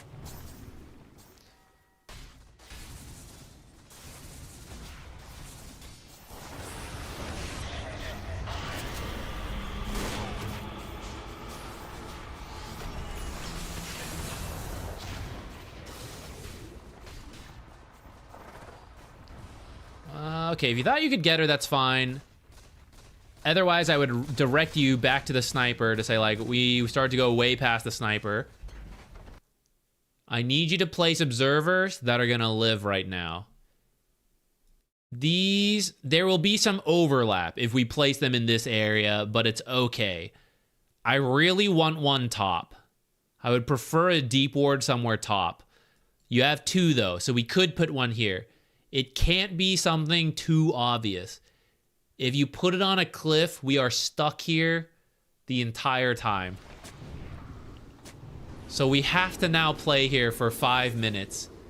But I actually want to be moving around. And once these towers are down, I don't want to be here anymore. So that's the downside of that cliff ward. Okay, so then this is our vision now. Okay, between the two, this is far better. This is a way better observer. It's less common than the cliff, and it will see back here. It'll give you targets to go to. Not that this won't give you targets to go to, but like you'll lose this pretty quickly. This one, we could argue, helps you take both these towers compared to this one, which is this. So fair enough. Downside, 1, 2, 3, 4. We have 4 wards now all next to each other, covering the same thing. So I'm going to see them go into this area. I'm going to say, did they keep going? Oh, yeah, they kept going. Oh, yeah, I know where they are. All I see is this bottom half. This is not like, it's not the end of the world, but it's kind of a lot. If you can avoid this, it's better. But a little bit is okay. Because especially depending how the game goes. A little bit's okay. But 2 in this area and then 2 back here is why I feel like we have way too much.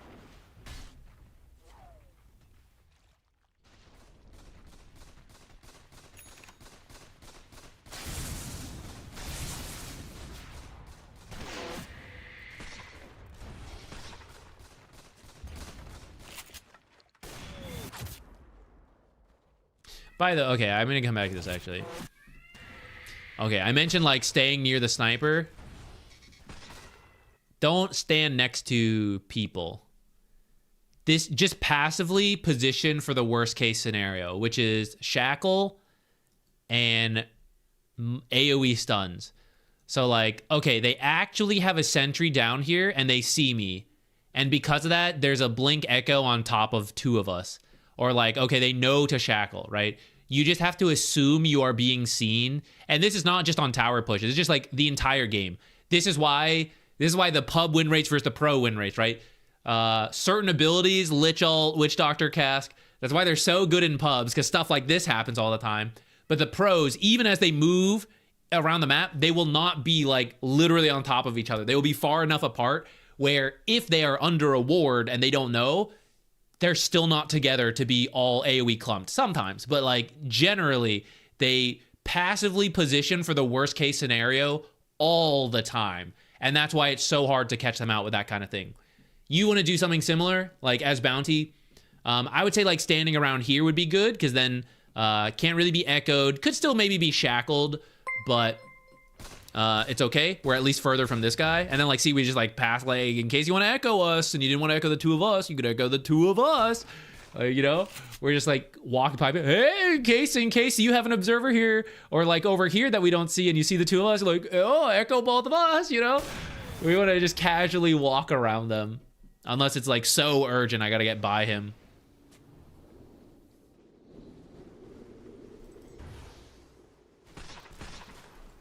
Okay, my team is moving in here, but I placed both my observers bottom, and so now I can't place anything here. And also, because I placed both my observers bottom and I want to play bottom, I left with 3 of our teammates. Wait a minute. Why did I do that? Why did I set up for bottom and then leave? We haven't finished bottom. We're going too far. You want to stay here. To a degree, I like the idea. Oh, we're going to play fast. They think we're all here, but we're actually moving in for a kill. Cool idea. Where are they? I did overcommit my observers bottom. So the advantage is I know there is nothing bottom because I have 4 observers here. And I know this lane's here. I ran through here, and then the stuff is here. So 2 of us are going to go find 5 of them. It has to be 5 of them. Like, where else are they? Unless 5 of them are smoking here, in which case that would work because I left this area. So even though I'm winning, I'm kind of playing against my own interests. I set up for an area that I am now leaving. This play shouldn't work. If the enemy takes a bad play, the enemy should not fight this, right? We're losing. They've set up here. I only know that Faceless Void is here, but it's still a 5v4. This isn't a good fight. But sometimes they do it anyways. And then it works out because, wait, we're not here. We left. We're over here. And sometimes your play will also work out, but I'd say the odds are against you. I need you guys to die so I look smart. Save your Wind Ranger. Damn. But you see the heroes are here, right? Like, here's the 5 heroes killing the Slardar, who is worth more than the Wind Ranger because you guys are so far ahead. This is dragging on long enough that it looks like you guys are going to ultimately win this fight. But it was a little harder than needed. And if the enemy, like, what is their vision? What are they playing with? All right. Cliff ward sucks, guys. A ward further out would have seen this coming. Not on the cliff would have been much better. And then they could have acted around this.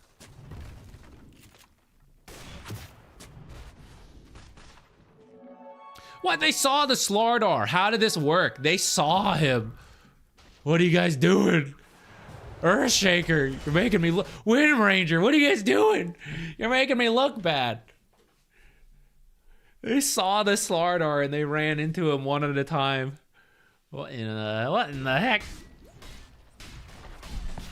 Okay, I will, while we replay some of this, I want to talk about your build real quick. This is a slow payoff build. Eul's First can be totally fine on Bounty Hunter, for the record. I just think a different item would have been better. So next is the Lycans. Lycans is sometimes pretty good, but I don't think it's really necessary this game, and it's a damn expensive item, even with Track Gold, right? Pretty expensive. Tempo heroes like Bounty don't usually want to save for very expensive items for their first few pickups. This is part of the reason the Ags build on Bounty is like super greedy. You want to keep picking up little chunks of money to make it pay off.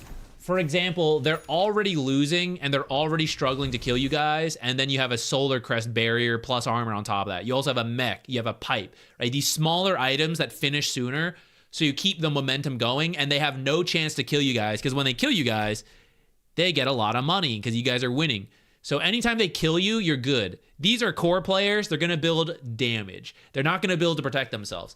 So when you build to protect them, they have the damage to kill, and they cannot be killed. I know Lycan's is defensive in the sense, like, I'm going to use it on them to protect them, but it's 4,800 gold. You could have 2 defensive items in that time, take much more aggressive fights that pay off without the trade because you're protecting them, which speeds you up to a 3rd item even faster. I wouldn't really recommend Lycan's as a 2nd item on him for that reason. And if you do want a Lycan's, Lotus is probably better. Lotus has a lot more use cases and is cheaper than Lycan's. 1,000 gold less. Reflecting spells is quite similar to blocking one. It's not perfect, I know, but duel is maybe the worst case where, like, oh, the Lycans, you know, I need the Lycans instead of the Lotus because of the duel. Okay, yeah, that's true. But many other things, you know, like, oh, well, he gets focus fired. I focus fire back, and I'm a sniper, and I'm winning. So like, you know, like really fast. It's fine. It's fine.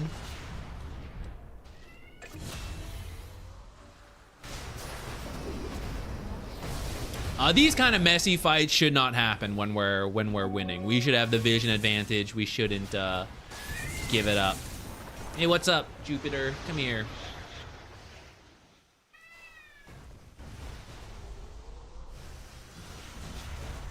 This is so greedy. This is so greedy.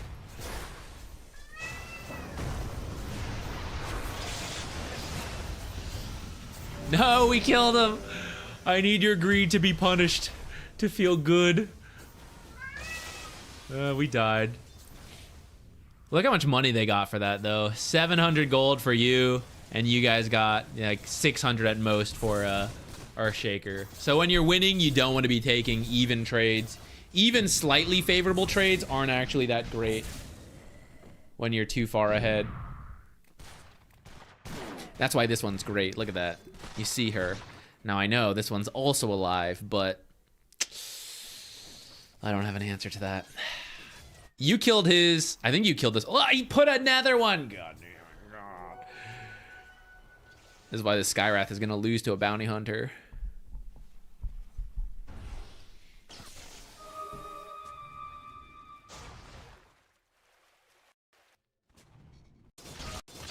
Very dangerous.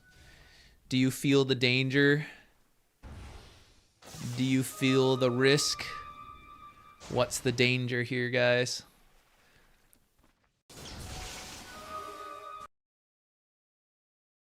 If they have a sentry in this area and heroes here, they can kill you here. They will have a much harder time killing you here, and an even impossible time if you like go around. So how urgent is it for us to get here? Nothing's even happening. No priority to get top. Not important at all. So we should take safe paths. This has the risk of feeding. There's no payoff. None of my teammates are nearby to get a kill. I did see a couple heroes top, so I feel a little safer, but I'm still missing two, and they could very well be here. Kill me, and no one can help me. I'm not really gaining anything taking this dangerous path, so I should go this way. Passively choosing safe options.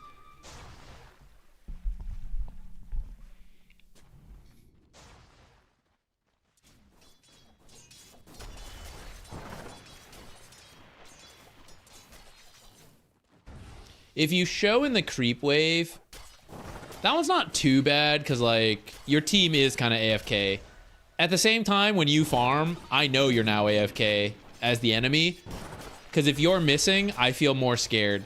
A lot of your teammates are actually out of sight.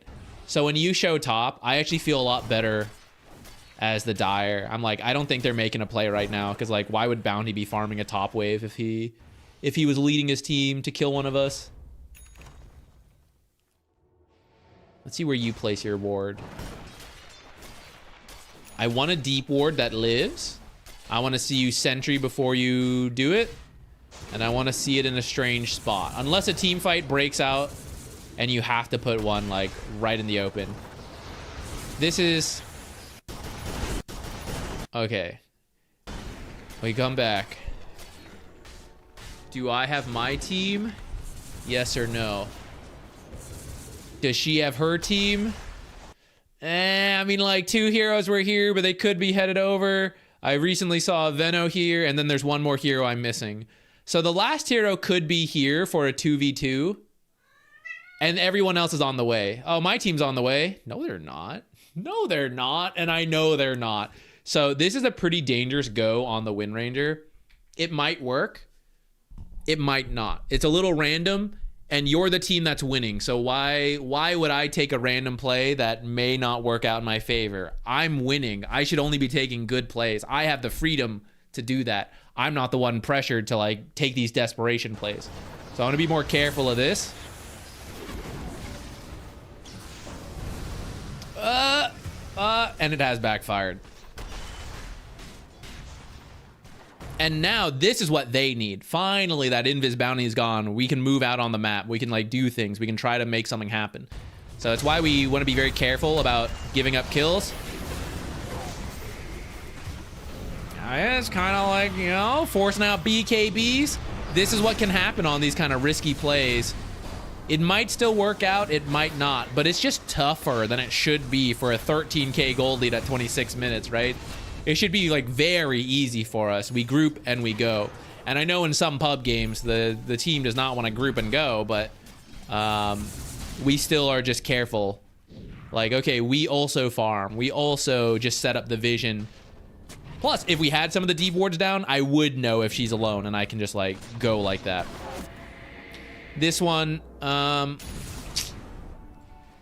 you killed a sentry here. There's a very good chance they just bring a nether sentry here, and then your observer is in range of that. So I would not place this one. I would put it further out at the least.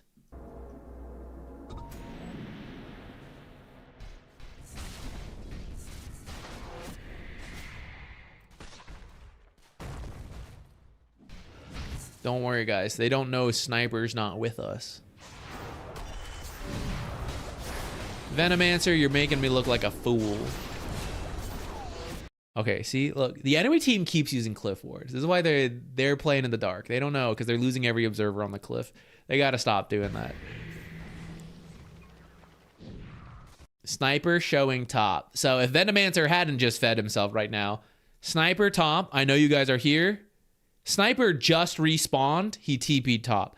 This is the opportunity for the enemy to brute force this. Even though you guys have vision here, they assume you have vision here. Even though you guys are set up here, Sniper cannot get to you. So the enemy team would now get together and make this play. Fortunately, he just fed, so we're probably okay. For you, as soon as you can get your team to do Roche, you're good. This is the downside with setting up bottom. You actually wanted to set it up top. Wisdom Shrine plays are nice, not necessary. If it's too scary. This is a little scary, but we're kind of getting away with it. But what if they had a ward anywhere here and they actually know your team is... Uh-oh! Problems!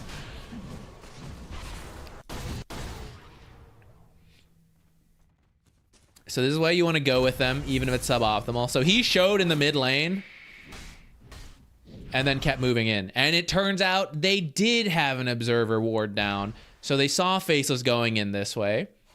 And then they saw Slaughter going this way. And then, oh, look at that. Shaman showing bottom and Sniper previously was top. And so now we know we can go in. So you really want to think about what you are showing to the enemy. And you can never be confident that they don't have an observer alive somewhere. Even though these guys have been doing like cliff wards nonstop. They actually do have one out in another very common spot in the river. And this one lived. And this gave them enough information to make the play to now steal Roche away from you guys. Which is why you guys, even if this is a good play, I don't mind you guys stealing Wisdom Shrine if they're near. I don't mind you guys pushing in lanes. But this is the strongest. He was the strongest guy on my team that I'm interested in playing with. And then this is the other one. And they're leaving this area. And you are bounty. So you only care about playing with them, really, if you're winning. So I have to now go top. This guy also cares for setting these up. He can't be showing himself here. So Ether Shock and get out. You both should be TPing top. They are making their own mistake. They should not be trying to do Roche right now with 4 heroes missing and Sniper here and you guys here. This is their own mistake. But like all 5 of you are kind of doing something wrong here. And now we're going to lose Roche.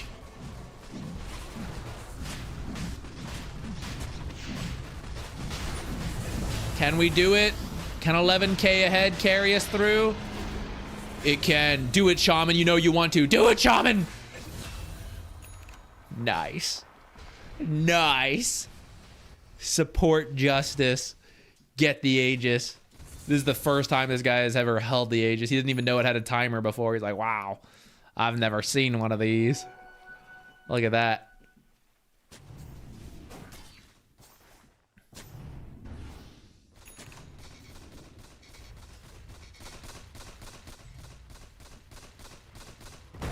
What, see? Look at that. This is what I mean.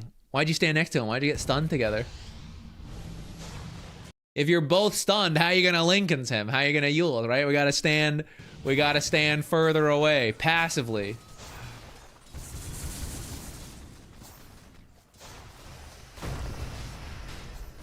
All right, the problem is you're a fidgeter. You're a fidgeter.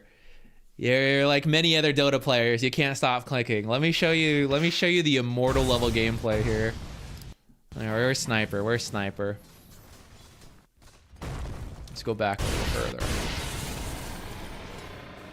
First part of the bell curve, you're not doing enough. You got to do more. Second part of the bell curve, you got to do less. You got to just sit there. All right, we do this. I don't really hate it, but we are showing in the lane, and if they have an observer somewhere here, see this guy as well. So a little dangerous to be de-warding right now. Okay, Sniper's gonna hit. So you, hold on. Yule's cast range, Lycan's cast range. So you are at this tree, and then you hold your mouse here, and you move your screen like this. And as soon as I see them approach, I will press Lycan's. High level gameplay. That's it. Don't go anywhere else. Just sit right here. No fidgeting. Just sit here. Reduce the odds they see you. The more you move, I don't know if they have an observer sentry somewhere. Well, just in case they do, let me make sure I walk everywhere so that they know where I am. Right? Let me just cover you. Maybe they have vision here. Let me go stand there. Oh, maybe vision here. Let me walk through here. Let me walk through here. Let me walk through here. Just sit here. Just sit here. Hope they don't have a ward of you. And we're out of sight. I'm good to go. I am near Sniper. I am ready to Lycan's him. He is the guy doing damage. I don't need to find anybody. I don't need to dive. I just need Sniper to hit the building. And I will enable him to do so by telling him, "You're a great guy, Sniper. People always say nice things about you when you're not there. We really think you're pretty swell." You give him that encouragement. Also, if anybody were to try to kill you, I'll save you. And he's like, what? But you're ready. You're ready with the Lycan sphere. You're sitting behind him. This guy also, okay, he's got Aegis. He's baiting. He doesn't usually have to do this. He has Blink Aether Lens. He should also be behind this tree line. I don't really care which tree line. You're over here, so he should also be over here. And you guys de-warded this. Maybe there's something over here. You know, maybe they put another cliff ward, but they didn't kill your sentry. So rather than risk being on the right side, we just stay on the left side. And he is ready to Blink Shackle from over here. You are ready to Lycan's from over here. Slardar does not need to push in all three lanes. He is waiting. Let's see. Slardar, we can put him here. Because that way, if they are smoking from this way, Slardar will break it for you guys. And he's tankier. If they come this way, the two of you are together. But you're less likely to come this way because you de-warded this area. So this would be harder. This would be the area they would likely smoke from if they were going to. So Slardar, as the tanky hero, breaks it for us. And if they jump a Slardar, it's like he jumped them as our initiator. And if they do go from the middle, he can blink on the Sniper. And if they do go on you guys, then he will just run across and blink over as well. And none of it will be on Sniper. So we are protecting Sniper from every angle. And then Faceless Void will not be showing in the lane so that they know, oh, don't worry about Chrono, guys, just go. He will also be here. Because they're dead, it's kind of fine. But after this creep wave, he's got to come over here. I'm sitting in this tree. I'm not moving.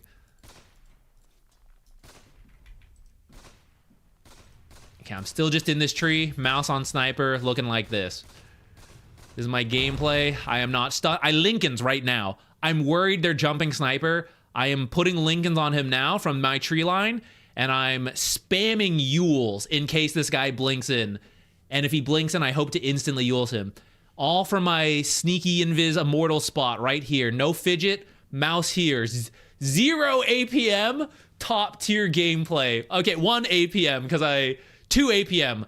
1 Lycan's and then Yules. The APM is slowly going up as I keep pressing Yules. Yules. The APM's moving up. But otherwise, I'm just here. Sniper retreats. I can actually still sit here in case they're smoked running out. And now I can start tracking people. Like this guy moves up, I can track him. If you want to retreat with Sniper, you can. I would say either is okay. But the team is kind of coming out, so I'm okay with you guys staying in the area. He just de-warded this. That means there's a sentry somewhere here. So I don't want to show myself. I don't want them to know where I am. I want to hide the Lycan's. like, oh, the threat of like we jump sniper, but he gets Lycans. I know you're here. If maybe they want to jump Slardar. Oh, he can't be Lycans. We can get him right now. I want to stay out of sight. I'm in my tree. And I'm in sniper range. I'm not in sniper range. I'm way too far forward. I'm sniper range. I'm good. But I'm showing up front. I want to be out of sight. They might have a sentry. They see me here. Out of sight. No info given. I'm next to sniper to get echoed. You can Lycan's Faceless when he does jump in like that. That fight went overall well, even though I'm critiquing you, because sniper just sat and attacked, so I'm happy. No need to chase. Back to my tree. 0 APM gameplay. We're in the spot. 0 APM gameplay. Just watch. Look, sniper's doing it. The tower's falling. I'm good. 0 APM required. Okay, we can track that guy. I guess that's fine. And then let's get away. You see how this could have been a potentially great echo. I know he's dead, but if he was alive, could have gotten us, could buy back. Did everyone clump together for the AoE fears? Make sure you hit all of us. Rack up the damage numbers for them. Hit us all with a power shot and shackle all of us together too. We're gonna stand all on top of each other so you guys can get some good damage numbers in. Behind this tree. My spot has not changed for 2 minutes now. I'm still behind the tree. Mouse on sniper. Sniper almost done with this tower. Don't even need to try this kill. If they have buybacks, look what's happening.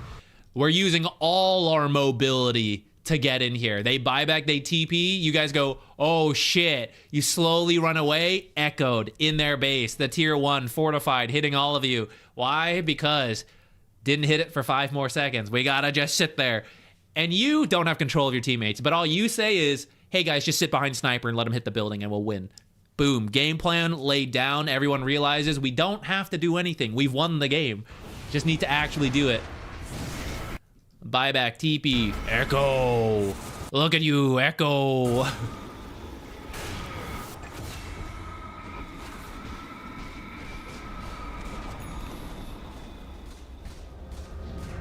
Where is he? In case you want a little more damage on sniper, let me stand next to him. Come here, sniper. Don't get away from me. Stay here. Come back. Look at that. They did see me the whole time I was in the front. Mouse on sniper. But further, yeah. Further back from like this tree line now. This tree line, mouse on sniper, Lycans, ready to go. Oh, this is good. This is good too. But the slight critique, if you were to initiate from here, the fissure lineup is probably at this angle. That's why like this is a little better, but I'm okay. You want to echo us? Here you go. Echo me. Echo me. Echo me and sniper. Echo us. Echo us. I'm now shaman in the creep wave. Please echo me. Ah, he did it. I think he's too far behind though. My boy. My boy died. That was my guy.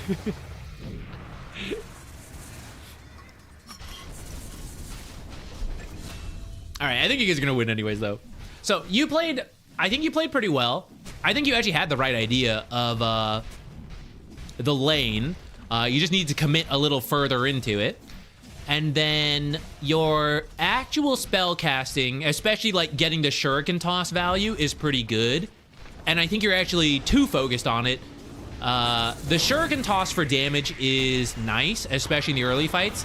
And then once you actually get a lead, play more like a utility hero rather than like damage, thinking about shuriken toss kills. Think about, how am I enabling the strongest heroes on my team? I got them a lead from my good play. How do I keep them going now? Either protecting them with our items, tracking for their damage boost rather than like seeing everyone. Actually, I will say, you can scout for vision. This is a game where you were winning, so I'm mostly talking from a winning perspective. If you were losing, you would need to move around more to try to find, like, I can't let them echo. I have to find him, keep track of him. That would be okay. In this case, because you're winning, the game plan is simplified. It's like, I don't care if he goes in. He's not going to kill sniper if we have the tools to protect the sniper. You know, like, we're behind the sniper. Sniper is protected with the Lycans, the AoEs, all that stuff. But my APM, okay, you can press the buttons while you sit in the back. Press the buttons, the fake APM.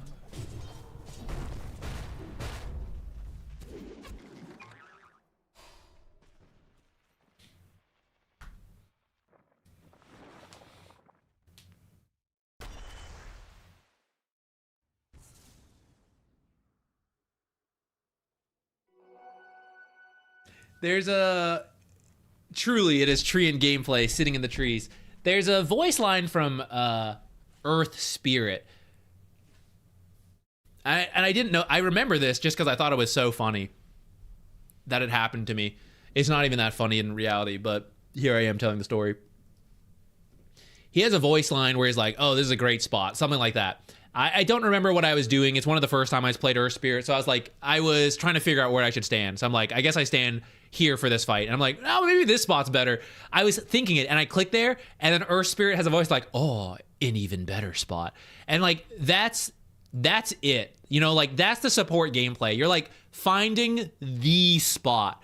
Ooh, this is a great spot. Wait, this spot, even better, right? Like, that's where I want to be, and I wait. And you don't want to get caught in like fidgeting everywhere and moving like a zoomer. Earth Spirit knows, like, slow and steady, this is the place to be, and I do everything I need from this place. This is the best place to stand.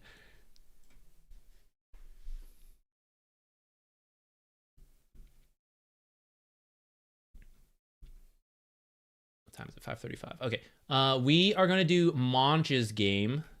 This is Ode to Monch from a while back. And then... What time is it? Should have time for another one after that.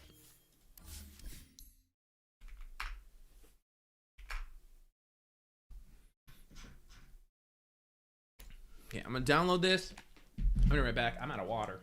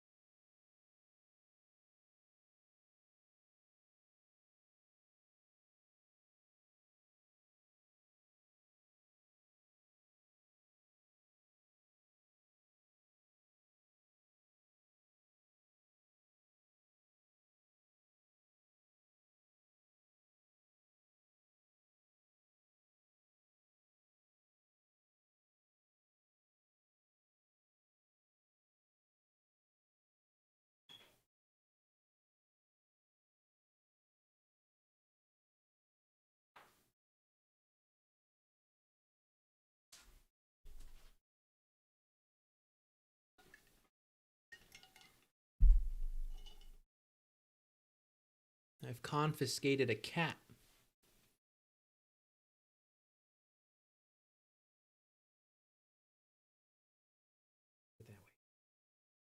That way.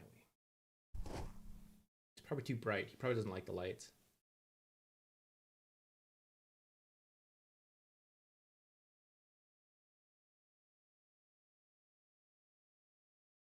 Do I have any experience or opinions using the strict solo queue? Yeah, I actually prefer it. I think it depends what you like. I started to use it a couple years ago. I don't remember if ranked roles was a thing. I think it was. I don't like it because the games tend to feel worse to me rather than better. For one, the ranks can be all over the place. I think this was before they put a stricter limit on it. But even then, like, you're in a divine game, but then you also have an immortal and you have an ancient. It's not the end of the world, but it just felt less consistent to me. I also think most people party and they try less hard rather than more hard. Because it's like, it's just a chill game. It's whatever. It's like party, you know? I myself feel that way, actually. Maybe I'm projecting, but I had far more experiences where I was like, oh, that's why it was like bad. Like, no wonder why this party game, like no wonder why those two dogpiled that guy so fast. It was a party game, you know? I rarely see party people be like, dude, sniper, you're awesome. Way to go, bud. Like, they rarely pick somebody up as a duo. It's usually you tear people down you don't like very quickly. So for a number of reasons, I didn't really enjoy having random parties in the game.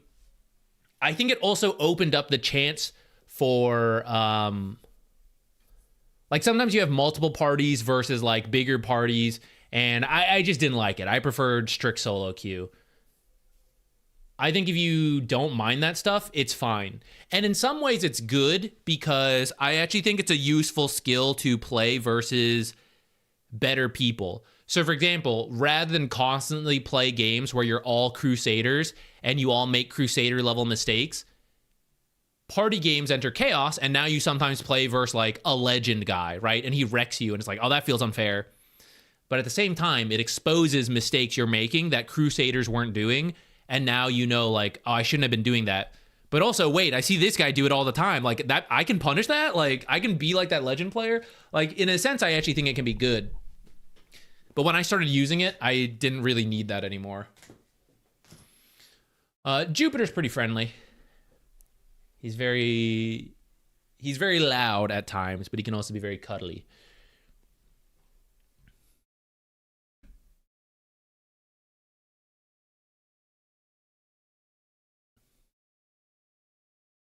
New to this channel, welcome. And new player as an offlaner. When do I pick Centaur?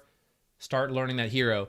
You can pick him whenever. If you're playing unranked, you may have to pick him whenever.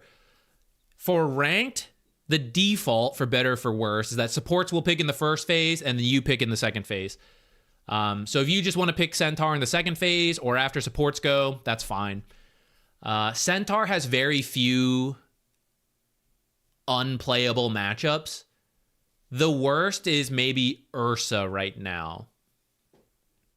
So if you want, like, the band here, if you know you're going to be defaulting to Centaur every game, I would put Ursa in there.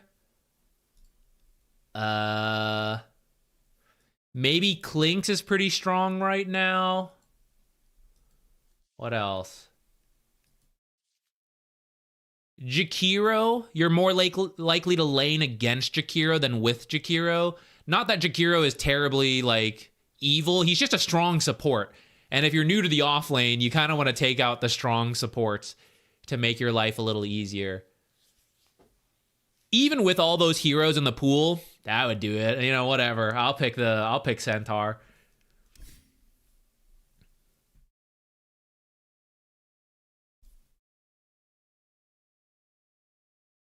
How to play against Jug. Jug, we're going to go into Mancha's replay in a second here, but we can answer a couple of these like random questions that are coming in. Juggernaut, it's a little you may not know you're playing into Juggernaut when it gets picked. So there's no guarantee you can do this. He is a generally strong laner, and if he is, you want to do the various creep aggro tricks we've talked about to pull the lane back towards you. But Juggernaut, the way he will kill you is harassing you, and then he'll spin to try to kill you. Spin is magic damage, though, and it is a high damage ability. But notice the damage is like 80 damage per second, 110 damage per second. And it goes for 5 seconds, which is a lot. But if you can stand an auto attack Jug, you can actually out DPS Blade Fury. If the two of you hit Juggernaut, so you're off lane and you're 4 support. So for example, let's say Juggernaut's trying to kill you and he's like level 4 and he has a build like this. And he'd probably have... I don't think he would have the full tread. Let's say he has something like this. This is Juggernaut's health, 800, and he's going to do like the 110 DPS. So let's take an offlaner. We were just talking about Centaur. Let's use Centaur.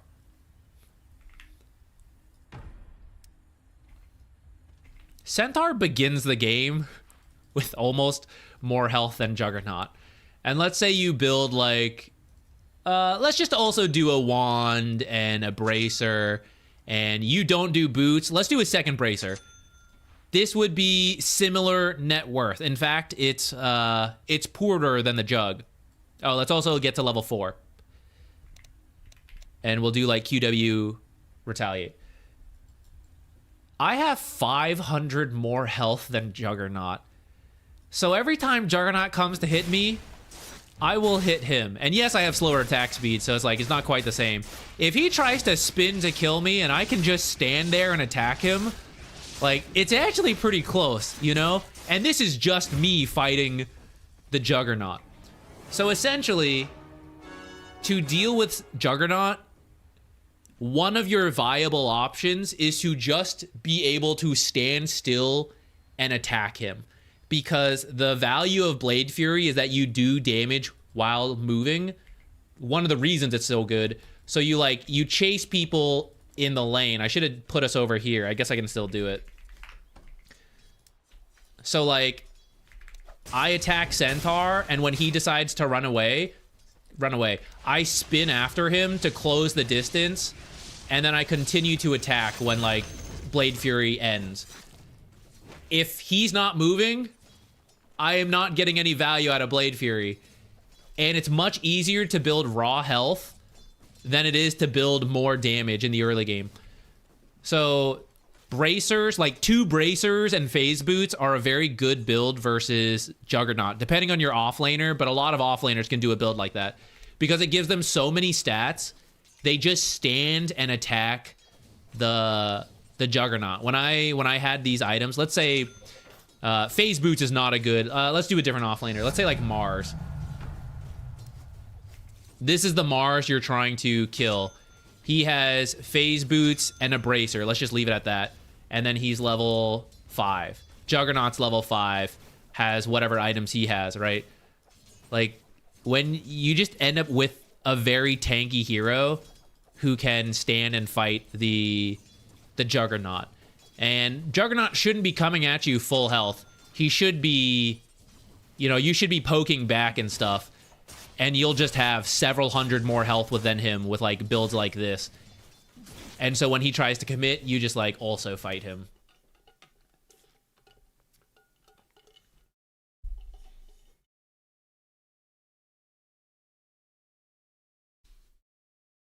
For Centaur, yeah, for Centaur, just go like get 2 bracers. Get 2 bracers, and then you just can't get too low. You have to periodically hit him to also keep him low. It will still be annoying, but you have a lot of health. And if you don't die to the first couple spins, he'll run out of mana. He has enough mana for like 1 or 2 spins, and then he's out. Your raw HP is much easier to work with. Okay, let me do... I lost it. Do I still have it? We do. Okay. Who are we looking at here again? I know we were looking at Monch. I forget the heroes and the questions. Let me scroll back up.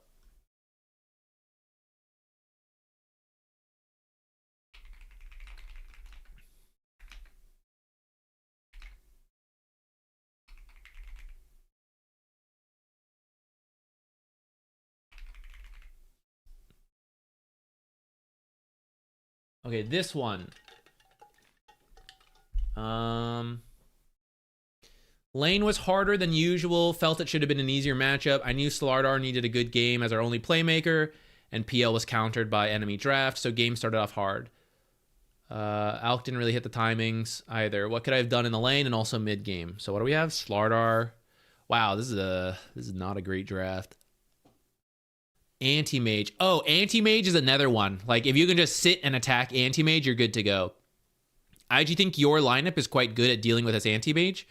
You need upfront regen, you and Slardar, and you just attack anti-mage a lot. He tries to burn your mana, and you go like, I don't even care that I have no mana, I just gotta hit you. Wyvern will be annoying because she has so much healing.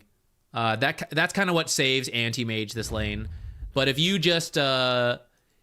you focus on pulling the lane back, and then you just sit in lane and hit anti-mage, and then hit your own creeps. That's what I would try to do. I don't mind the windlace. Though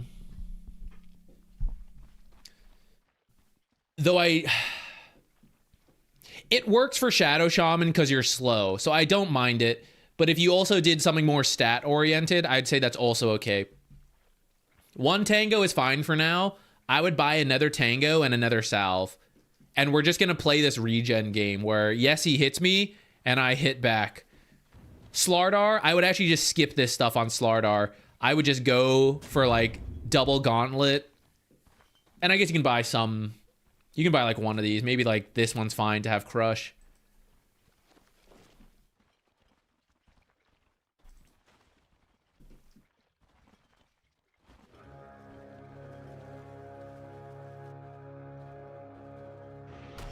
I would stay here with your Slardar. Well, maybe it doesn't matter that much.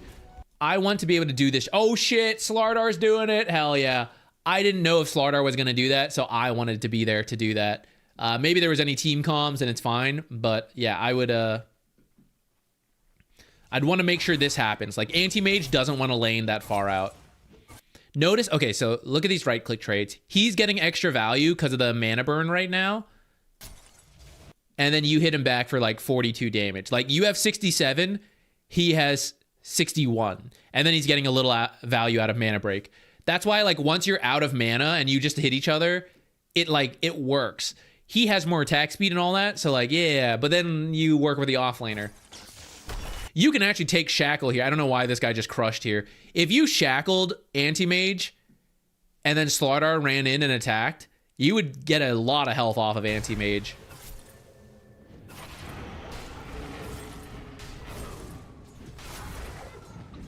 We may be stuck around too long.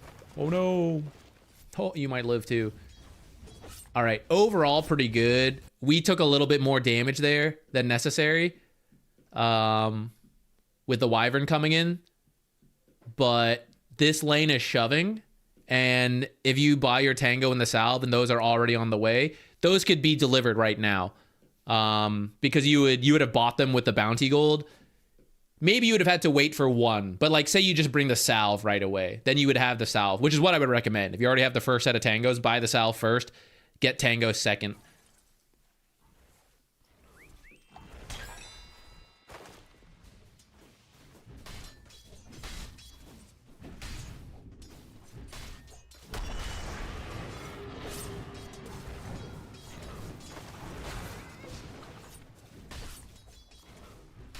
Wyvern will mostly tickle. Wyvern and Anti-Mage can't really force kills easily. It is strictly through right clicks. And that's why if you just don't have mana, he loses damage. And if you buy regen, you deal with Arctic Burn harass. That's kind of why I mentioned the Salve Tango. And then we just ignore Wyvern. We only focus on Anti-Mage to keep him low, and she will have to keep healing him so she has less mana for Arctic Burn. And then he can't hit creeps as easily because I keep hitting anti-mage.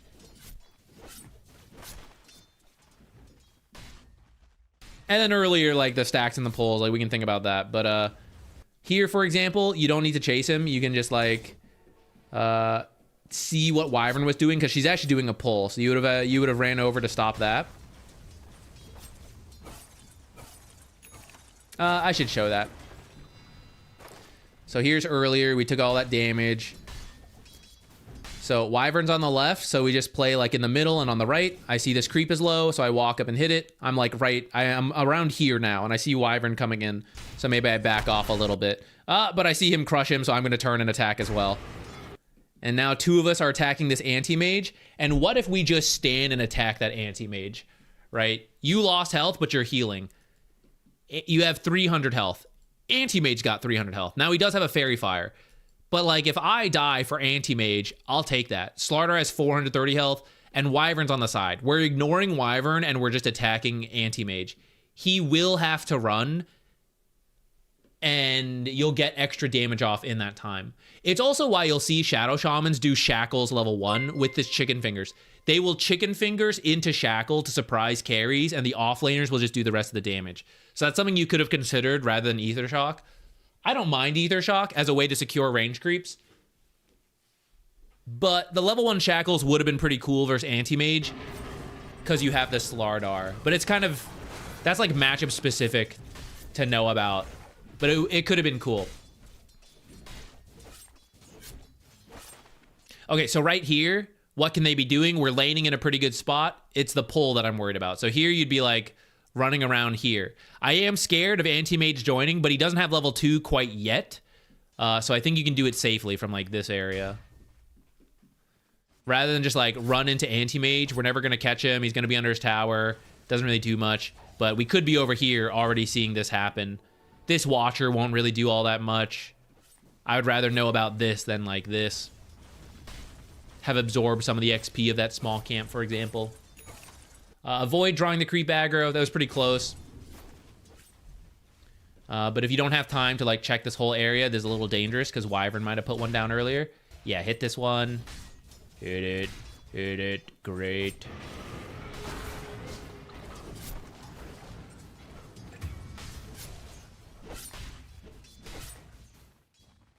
Yeah, this is kind of far forward. He kind of traded even with a shadow, the anti-mage though.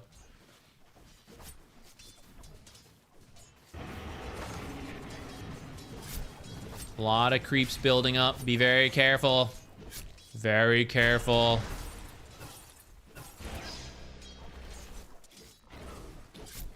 Let's come back because Slaughter lost all his health in this. So up to here is like okay, right? Notice that because the creeps are splitting up, things are getting weird. So this is partly back to you of avoiding the creep aggro. This creep would have done enough damage. For the amount of time that creep chased you, it would have put one of these creeps below half. And so then you could be hitting your own creeps here. I don't think you guys even need to chase in. This is kind of Slardar's mistake. This creep wave is pushing into you guys, so we're actually quite happy. We don't need to do anything right now. Instead, we like chase into the middle of all these creeps in a really bad spot, which is why like he's losing all his health like this. And I don't know why he's chasing further in here. He should just be back here, because look at this whole creep wave. There's one more melee creep, then all these creeps will walk up to here. So Slardar just needs to wait within XP range, like in this area. He doesn't need to move in, and you also don't need to do anything. You just need to make sure this stuff doesn't happen, and she's over here, so you're actually good to go. No action required. Because he moved in, he's actually going to die. You save him, so now you take damage, and you had to use your resources for that, and he lost his health. He should have more health right now from just, like, sitting in this area.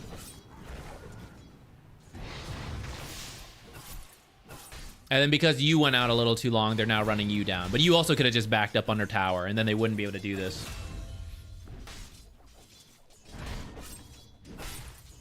And now you would hit the anti-mage when he comes back to lane like this. You just like creep aggro drop, repeat. Because we took too many trades early, we're like scared to walk up down to farm. You know, gonna miss some range creeps. That's your creep to get when you TP in like that. Did we salve him or did we pass off a salve? Feels bad. I hope we pass that salve to him.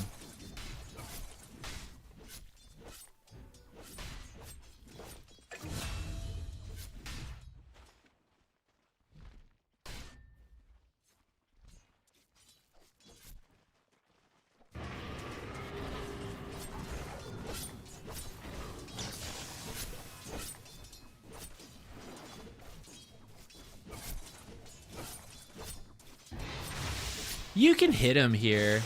I don't know how to explain this.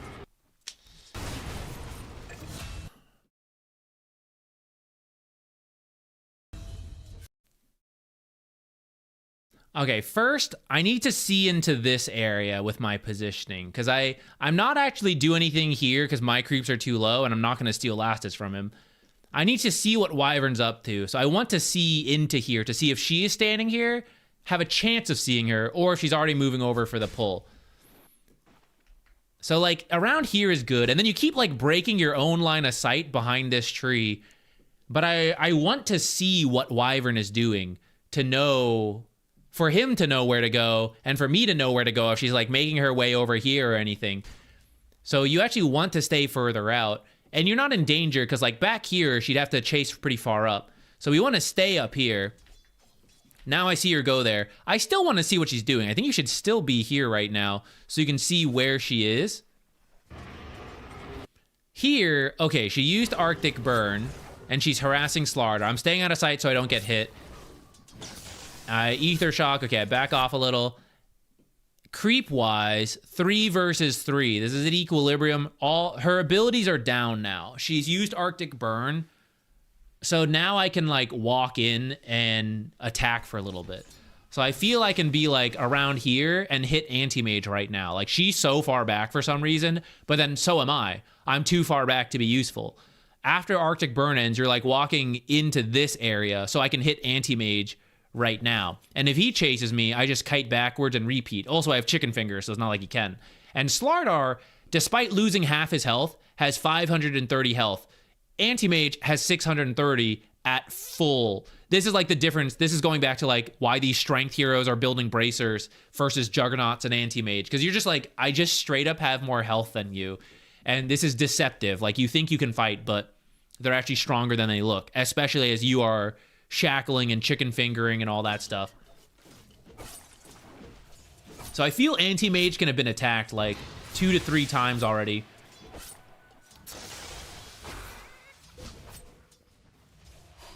Look at that. Those 3 auto attacks were sick. That's not even a joke. Look at this guy. Pretty much full health. 670. Okay, we hit him with the Ether Shock. I'm not going to count that one because we can Ether Shock at any time. So 600 health. Takes the 1 auto attack. Takes the 2 auto attack. Takes the 3 auto attack. Did use a stick. I missed how many stick charges were on that. 2. You pretty much did 200 damage with those 3 auto attacks, which is why I'm like, and reduced a little, you know, but like, that's why I'm like looking for these moments of like, yeah, we can attack him 1 extra time here, attack him 2 extra time here. Yeah, look, we commit, easy peasy. Now they're gonna do this, but bash, shackle, another chicken finger. Look at that, easy. Even though Slardar looked like half health. That's the debate. Hell yeah. Easy kill. Shove this in. Slardar, go ahead and die to the tower. Yeah. Shove this in. Shove this in. Get this last hit. It's really... Okay, see, this is really important. This time it worked out for you naturally. It's really important to get these creeps under tower. They need to start dying right away while these guys are dead. And if the next creep wave makes it in time to meet outside, we're not going to hit that window. So I need to kill all these creeps quickly. Fortunately, this one's almost dead anyways, but there's other situations where it's healthier. So you should use attacks and spells to shove the wave in, and possibly even aggro off of other lanes if you had to.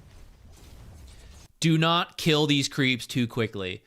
Kill your own creeps, kill last hit but don't do extra damage, because this will push out by the time they respawn if you don't do too much. You can go to the mid rune now, though. Actually, that's better. Go to the mid rune. Go to the mid rune. Papa, stack, boom. Help this guy.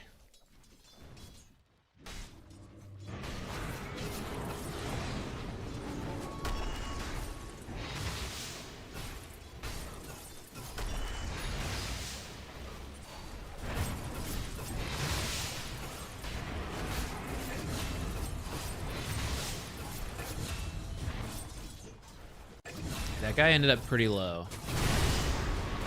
When he jumps in here, this is where you just fight. This is where you just attack him. He's committed. He does have the Lotus, so that's a little bit of a mistake on our part. If we weren't going to go mid, we should have been here for the Lotus. Taking outside the Lotus, 600 health still on this anti-mage. You have your passive and chicken fingers, and you're actually at 500 health. Slardar is also almost at 600 health. Now, Wyvern does have the heal, so that's a little problematic. The creep wave is coming in, though. I'm pretty sure you just attack and kite backwards, and you beat this anti-mage. Instead, look at all these auto attacks he's getting for free. 3, 4, 5. So if you auto attack him that same amount, let's say you do 3 because you're trying to kite back and you're slower. 3 auto attacks with 77 damage, plus you would have chicken fingered him, which would have freaked him out a little bit. 3 of your auto attacks, 200 damage. He's down to the last, like, 150 health. Maybe a little higher, I guess. We'll say, like, 200 health. I know he has the Lotus. We'll take that out. Let's say Fairy Fire as well, right? But he's getting pretty close to dying, and he'll get scared, too.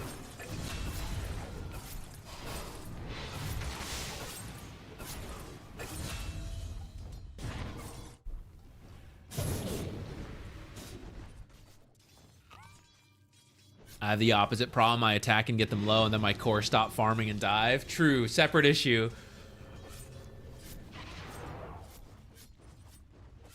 I would say you should still do that. Still attack and get them low, I mean.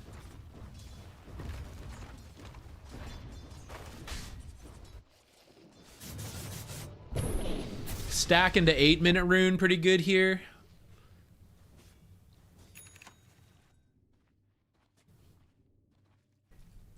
Oh, where are we going? Warding, okay. Still making in time, then it's A-okay.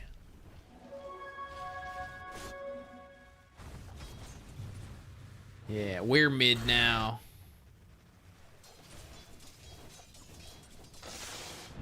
That should be an auto attack. This is the ether shock right there.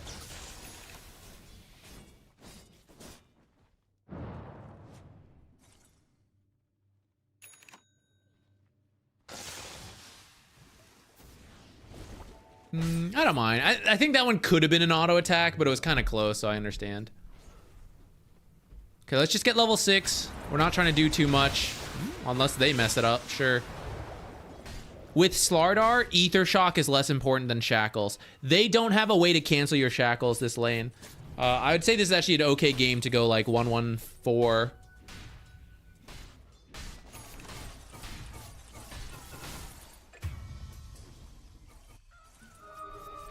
How is this game going? I mean, PL's doing pretty well.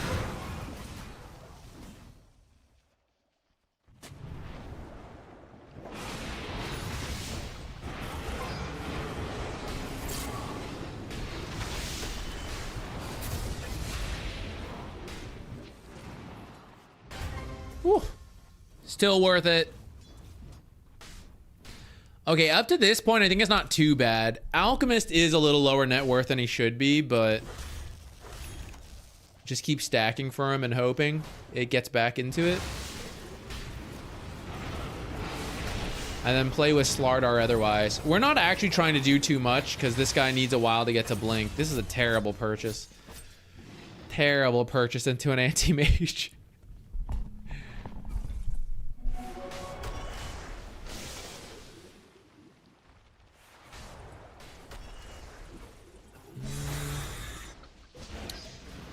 don't think we can kill this guy. Some limit testing there.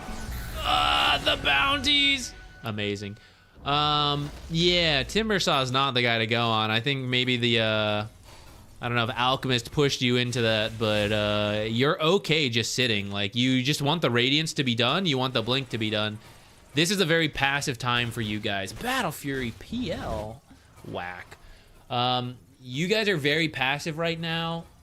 You can use the ultimate to get random kills here and there. And otherwise, you're just waiting for the items to finish.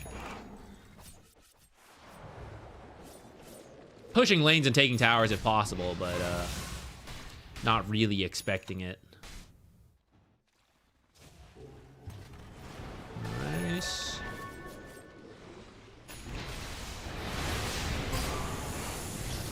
Nice. Yeah, I was gonna say just kill her. That's fine. This is pretty good. And you guys should just take the tower. This creep wave should already be dead. If he wasn't distracted, he would have like acid sprayed and been attacking the whole time. So this creep wave is dead, and then you're hitting the tower with 4 heroes here and a full health creep wave. But this extra like dilly-dally look for heroes that we can't get. Uh-oh, they're actually here to fight. Now they kill us. If it was hitting the tower, at least the tower's taking damage during this. Or they're not so free to like come out this way. I suppose we should have been more careful. I was not looking at the minimap, I will admit. Did not realize everybody came over. Uh-oh. We got problems. Never mind! Wow, what a turnaround. She did not expect that. Nor I.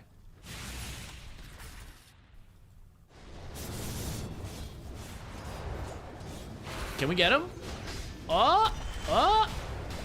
Ah, damn. Wait, do I have to, can we min-max this? Let's see. Okay, we overlapped Hex and auto attack. I don't think you meant to. I think you TP'd in and it automatically did it. If it wasn't, you should definitely lead with Hex. And in the Hex, use Ether Shock and then auto attack and then Shackle. That would be your best order of operations here. Depending on the shield, we get through that. In this case, it looks like it wouldn't have mattered. We wouldn't have broken the shield with Ether Shock. Actually, maybe. How much is this? 190. I don't think so. I think he still would have gotten away. Maybe if you get one more auto attack in there, because we don't overlap Hex and Chicken Fingers as much. Maybe that could have worked.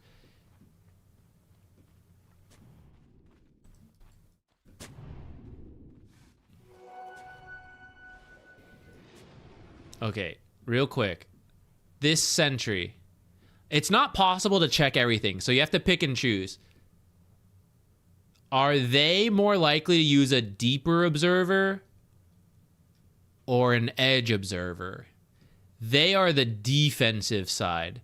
So they would be more likely to put observers out here to see you guys coming in rather than anything back here, especially because they're really unlikely to use anything in this area. So this sentry should actually be further in to check this stuff. And you'll need a courier to stand there. Let's see if that's true. Not quite. Well, I mean, you see it like here, but didn't have anything in here right now.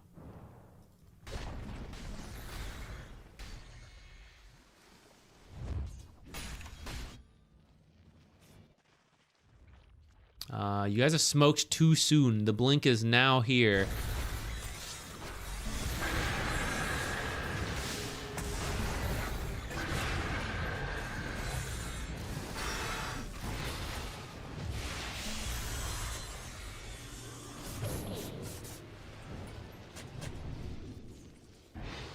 The blink. Feeling uncomfortable. Yeah, this one you just went a little too soon. I think the Rubik smoked. I missed who did it. You have yours. I'm gonna assume the Rubik did it. But you should just tell him, like, just wait for Slardar blink. And then that fight would have gone better.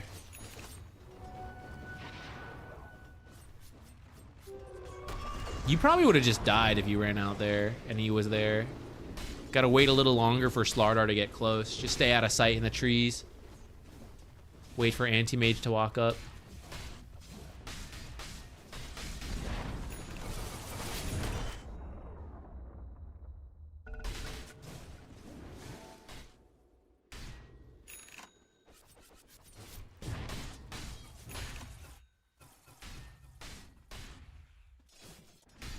Okay.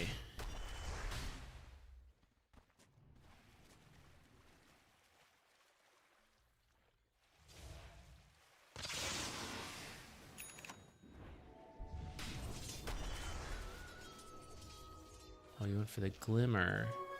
I think the Glimmer, unfortunately, this game, because they have like AoE abilities, or sorry, well, yes, they do have AoE abilities, but they also have Arrow, which can hit you even while invis, and then Winter's Curse can affect you while invis.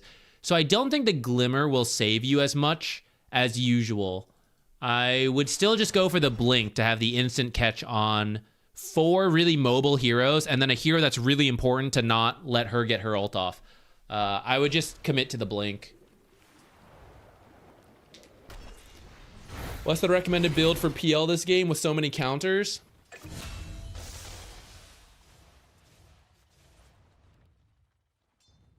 I actually don't know if it changes that much. Your farming item, which I think Phylactery's popular, but I guess he's doing the Battle Fury. Sure. I think you still go like Manta, Orchid, Heart. And you don't try to get fancy with the build, you just try to get the items really quickly. They're counters, but there's still only so much damage that can go through a heart. There's only so much you can do when you're silenced and you don't have dispels. So he had a good start. I think he just leans into it, and you do what like Alchemist does, right? Which is like he just has a bunch of items. It's not that you can't deal with him. He may just be too rich all at once to be dealt with. I think PL would try to do the same thing. All right, like, I don't feel very countered when stuff like that happens. And it's because, like, okay, that's a good initiation, and he's pretty rich, so we can, like, kill them in that time. And I think you're just trying to do that for the rest of the game, pretty much. I want to say we do at least one more, guys. Probably that'll be it, because I'm getting hungry. I bought some, I don't know if it's going to be any good, from Costco. I went to Costco to prepare for the winter storm. I have this Doboki, like, pack. The, like, Korean rice cakes. I'm feeling it call to me. I have some various other leftovers. I'm very excited about that. I think we can put it off for another replay, but after that, the call for spicy rice cakes may be too strong for me to resist. Got some Hot Pockets. Ooh, I haven't had Hot Pockets in a little bit, actually. I would enjoy a Hot Pocket. Had a lot in college.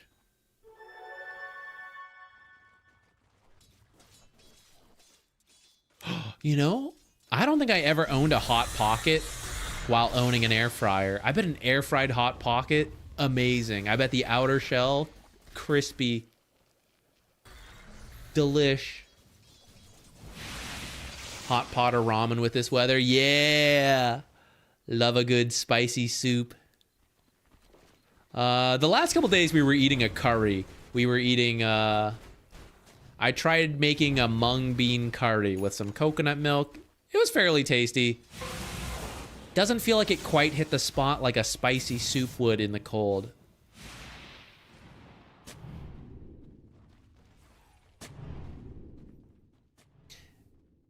No, I'm getting hungry even though I have to sleep. Sorry.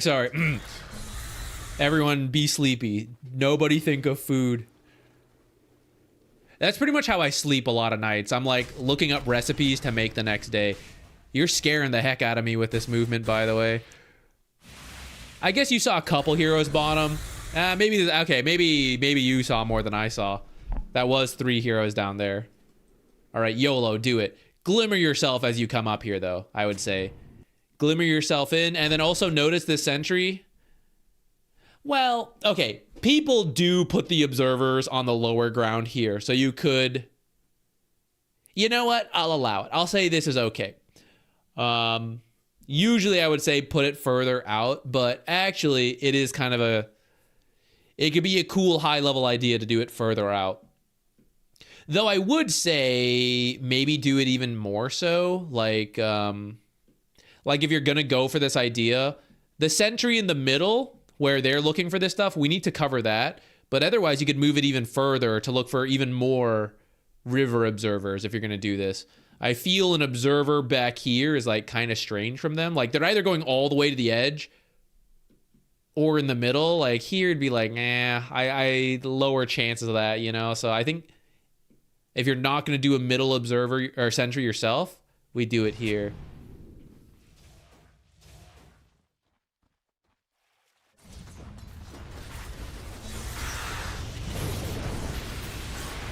I've been playing Earth Spirit lately, and I'm struggling on the Smash Grip combo. Is there an easy way to do this, or is it just a tough combo? I am not the best Earth Spirit player. I practiced these combos long ago. Let me open up a test in a bit, and we can try to see if what I remember still works. Do you mean where you, like, pull a rock in? Like, you kick a rock out and then pull it back? Do you have any tips for new players? Love the videos, man. They've helped a lot. I'm glad to hear that. Thank you. Welcome to the channel. Welcome to Dota. I have a variety of new player tips, and I'm actually trying to redo some stuff / look through old videos to see what is still relevant. I haven't quite finished that, so it may still take a while. I would mostly just recommend, like, don't overthink it when you're new to the game. You just need to start by getting comfortable with the, like, learn the different heroes over time. You don't have to, like, study flashcards, but over time you learn the heroes. Every time you're confused, you know, like, read through the abilities, absorb that, get used to, like, you know, the controls, moving the buttons and all that. If you're completely confused, practicing map awareness will be a lifelong skill. You'll never go wrong spending time practicing map awareness. And the time is also surprisingly important. You may not understand why yet as a new player, but being very quick with your movements of, like, I pull the camp and I'm back in lane. I block the camp, back. Stack, back. You know, like runes, back. There's actually a lot based on the timing. So working on just being aware of those without understanding what they mean, it'll just be a good skill long term. And for the lane, no matter what hero you play, practicing last hits and denies, harassing enemy heroes, and balancing out creep equilibrium are all fantastic skills. Now, which videos would help demonstrate that? The very recent How to Offlane for Beginners has a lot of useful lane equilibrium tricks. No matter what lane you're playing, they could all be useful. We have a creep aggro video, which could teach you how to harass without drawing too much aggro and messing up equilibrium. There's a new player playlist. I do have to go back to double check, like, how relevant that is still.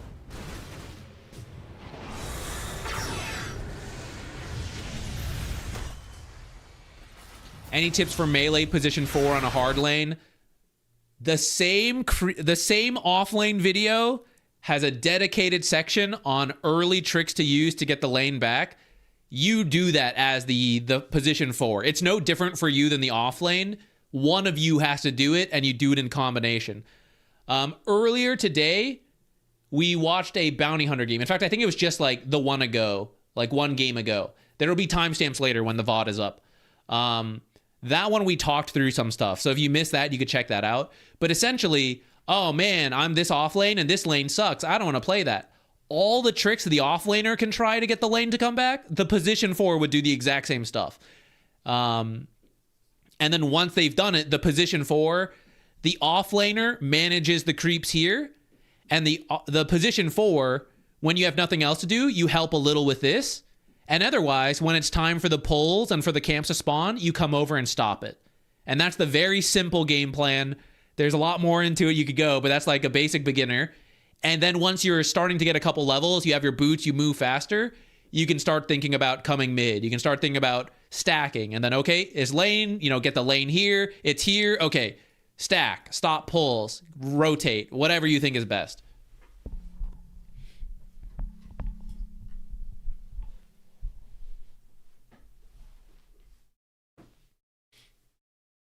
Let me do the Earth Spirit thing.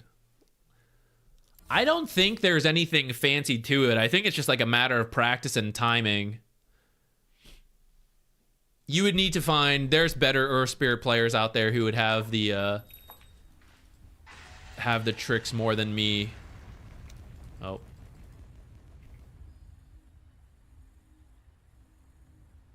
What do I need? This. And we're gonna do what? Kick this? Wait, what's my hotkey setup now? Wait, why is he moving?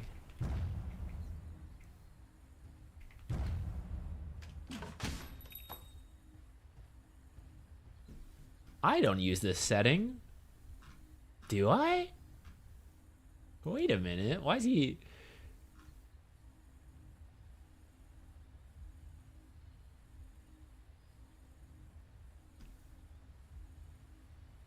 Did I actually change my hotkeys? Or my auto attack settings? Toggle auto attack automatically. Did I recently do this by accident? Smart attack move? Auto attack standard.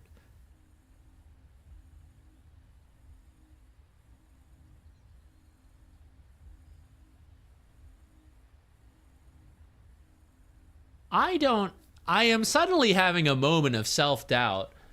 I don't feel like I usually have a setting where right after I use an ability, my heroes attack. I don't usually like that. Do I? Jakiro didn't do it. Hold on. Get out of here. He is doing it. Is this how my settings have always worked? Am I stupid? Am I crazy?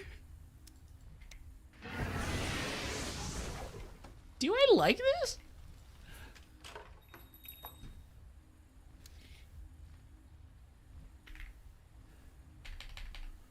The reason I'm now looking at this is because it's making the combo a lot harder because Earth Spirit's freaking moving.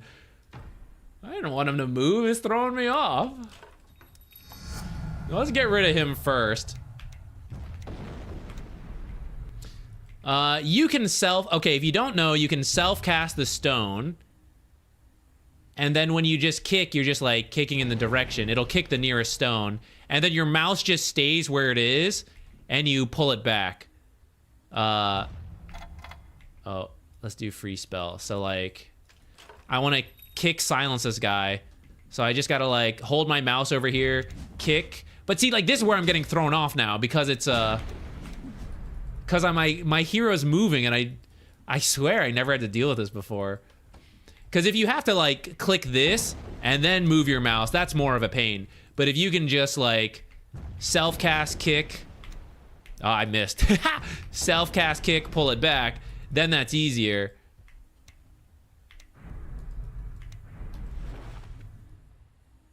Do I have to change my settings? Did I accidentally like toggle this auto attack and it changed and I never noticed? Or has it always been like this? But I have it set here, so that shouldn't... Move after ability target cancel. No.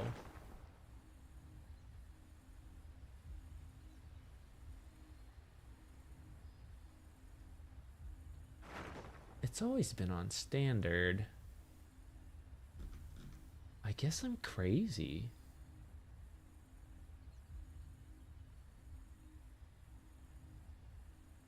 So would I set to never then for Earth Spirit? Just for Earth Spirit?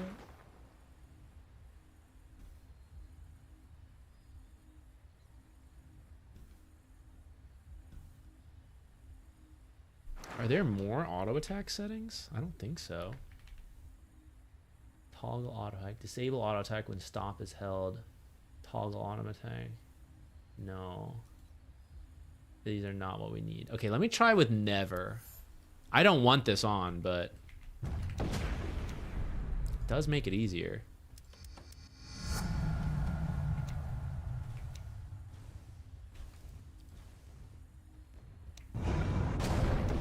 Oh, I didn't realize he would still move.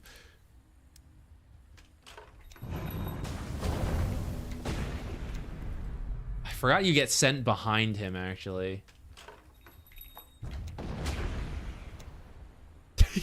Yeah. Okay. I would turn on this one. I'm missing it. Maybe your aim is better if you're like used to playing Earth Spirit. I'm trying to do it too far away, so maybe this would help to make sure you're pulling it back fast enough.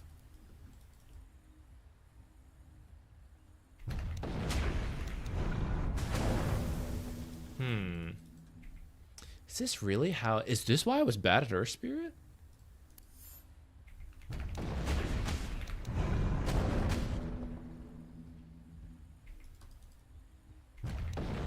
I hate this. Why?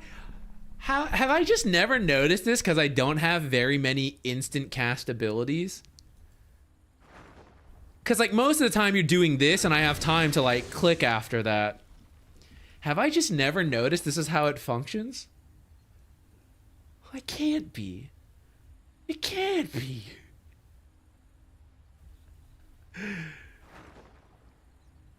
I guess I'll just never play Earth Spirit. Is this why the pros pause and they go hotkeys? Every time they change, like it's a different setting for each one? Damn.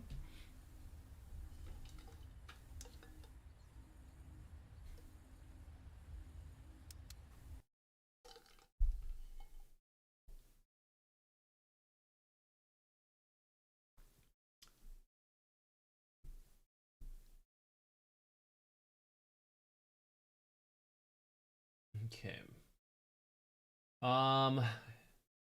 Hey. Got a little distracted there for a while. Let's I didn't really answer the question, I suppose. I don't have the best trick for it because I don't play a lot of Earth Spirits. I don't know if there's like an easier way to do it. I want to check this one if this is the right match ID. Oh, guess not. I think we're missing some numbers from one of those match IDs. Rhizome friend, if you can send a new one, we can do yours. Or like send the full match ID. I think the first couple digits got cut out.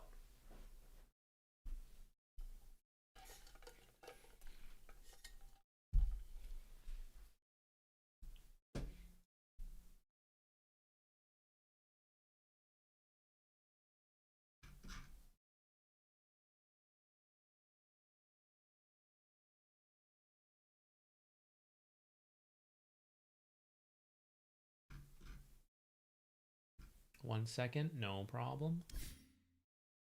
Actually, let's see. What was in that game? Ah, it's too late. I lost it. Let's see what happened in that old game.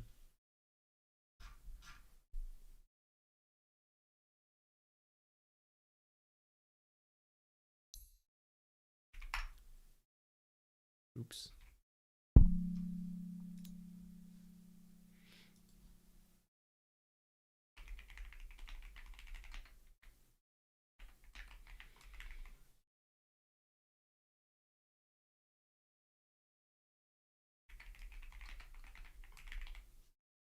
All right.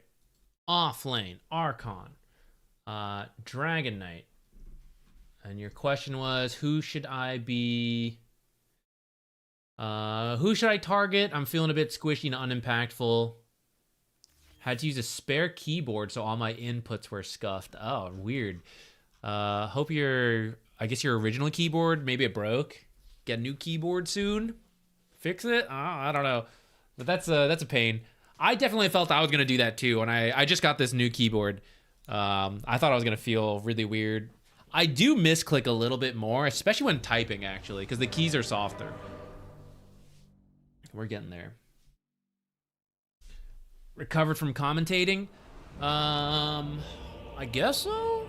Sleep schedule's back to... Actually, I'm still sleeping a little earlier and waking up earlier.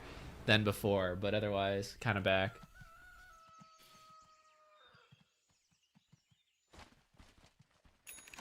We go hard. I saw that. I saw there was a Grandmaster Largo. There's a part of me. Okay, maybe we could do this one day. It's a once a year opportunity.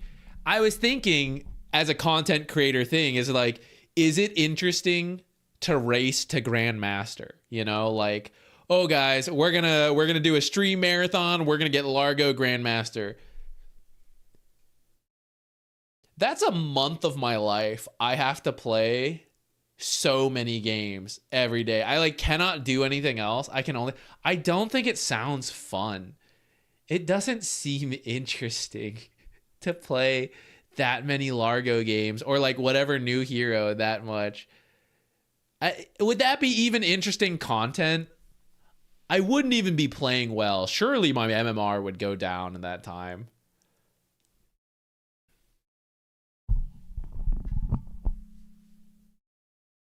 I wonder if any of the quests are broken. Oh, maybe. I didn't even look at these various quests. I think there's some stuff that's interesting to race for, but I don't know. It just doesn't appeal to me, the Grandmaster race. Maybe if it was shorter, like you keep completing quests or something. But I hate that, like, to win the race, you get 2 sets of quests, like maybe 3. You start with 1, 2-week reset, 2-week reset, if it's going to take you 4 months or 4 weeks. And then everything else is just like 100 per win. You're just brute forcing it. Not too exciting. Okay, yeah, maybe I'll continue to not do that then. If it seemed interesting, maybe we could have done it. But okay, let's see what's happening here. Got a little sidetracked there. Who should I target? Dragonite. Looks like we had a little bit of a rough lane. And then rough game, because your team is pretty behind. Like, it's a 10k down at this 20-minute mark. So you mentioned feeling like kind of squishy. That's probably the bigger issue. King_blue_flash gifted a tier 1 sub to Spicto. King Blue Flash, thank you so much. King_blue_flash gifted a tier 1 sub to Ketalone 847. King_blue_flash gifted a tier 1 sub to Sheepy Dog's Hand. King_blue_flash gifted a tier 1 sub to Calado01. Okay. King_blue_flash gifted a tier 1 sub to BOONIT. Did I lose count? Okay, that was 5. For some reason, I thought I was done, and then I kept going. Okay. First, you're doing the Mask of Madness build. You will see pros do this. This is more the damage Dragon Knight. And for pubs, I'm kind of open to that. Of like, I'm going to get more scaling value. But the Mask of Madness does reduce your armor, which can make you squishy. And then it does delay your Blink Dagger. Even though this accelerates your farm, you are later to the Blink Dagger. So I would keep that in mind, especially as you guys are kind of losing. Maybe you didn't realize how bad. I guess it gets worse from this point. But, yeah, you're not going to be able to really, like, make plays.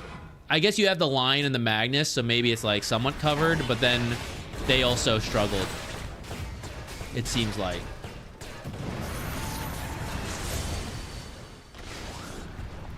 My Magnus kept saying not to build Armlet versus Necro. It's harder. So, like, 1, he has the Radiance. It's a very common build. But then 2, he just has Heartstopper Aura. So, frequently, when you're on Armlet, part of the value of having Armlet is to toggle the Armlet, which drops you to 1, and then you turn it on, and it boosts your health back up, which just can't be done versus Necro very easily, because, like, pretty much every time you try, you'll just die. You will take that 1 tick of damage and then die. So that's really hard to do versus Necro. And then the other thing is that, related to the Armlet, but not fully, is that you will be playing lower health because the Armlet has a health cost, and then Necro will ult you to destroy you. So even though you're getting some health, which works against many heroes, his damage is based on how much you're missing, and the Reaper Scythe will just, like, chew through the Armlet. That's why you don't usually see Armlet versus versus Necro. I won't say you can never do it, but you better be winning and like well ahead for it to work. I would just skip it. I would say this is probably an okay Mage Slayer game if you need a different accelerating item besides Mask of Madness and Armlet. You want to do Mage Slayer into Blink, you could try that. I'd also say just Blink into like BKB would be doable. The tier 7 no upgrades in Nest was a lot better content. Still one of my favorite videos. I'm glad you liked that one. That one took a while. If I think about it, in the raw amount of time it took to do that, just for the amount of times we had to play the game, that was probably one of the most amount of times I spent on a video. And now there's tier 8. I still haven't done tier 8. I gotta beat tier 7 again and then go back to tier 8. I've just put it off because it was so much. I'm not really sure conceptually what other items fit into the armlet category. Okay, so if you're playing Dragonite, there's a couple builds you can do. First, if you're trying to play more like a carry, so you're going to scale up more in right-click damage, the build you're doing is fine in most cases. I'd be careful of it versus Necrophos and anyone who has anti-healing. So Spirit Vessel builders, Ancient Apparition, that type of hero. You don't have to do both. You don't have to do Mask of Madness and Armlet. You can do one or the other. If you're a carry, you'll sometimes see Maelstrom early. It can be after one of these items. It can be before. If you're playing like an initiator, you usually get Blink pretty early. If you don't need to initiate, but you need to be the space maker, you're more likely to do Armlet rather than Mask of Madness. Because Mask of Madness is mostly attack speed and lifesteal, but it doesn't like tank you up to draw attention to yourself, right? You're actually reducing your armor. Armlet gives you buffs, and it does have a negative health cost, but you can deal with it because of Dragon's Blood, and you're also just fairly tanky, so it also has its pros. Mage Slayer is an option you can do versus a lot of magic damage because it makes you have high armor, and then you get magic resistance from Mage Slayer. You can't initiate with that build, but you can just like run at towers, and if they come to you, you hit them with the Breathe Fire, which reduces damage and spell damage. So you're just like, you're very tanky while reducing all sorts of damage. That synergy is pretty good. That one's less popular right now. Not a lot of people are doing it, but I'd say into certain spell damage games, or like you have a hero like Necro who's doing really well, could be worth it. It still speeds up your own farm because it has the magic resistance, so you can spam out Breathe Fire. And it has attack speed on it too for your regular attacks. It's just less than this one. Those are like the 3 basic openers, I would say. One of those type of builds.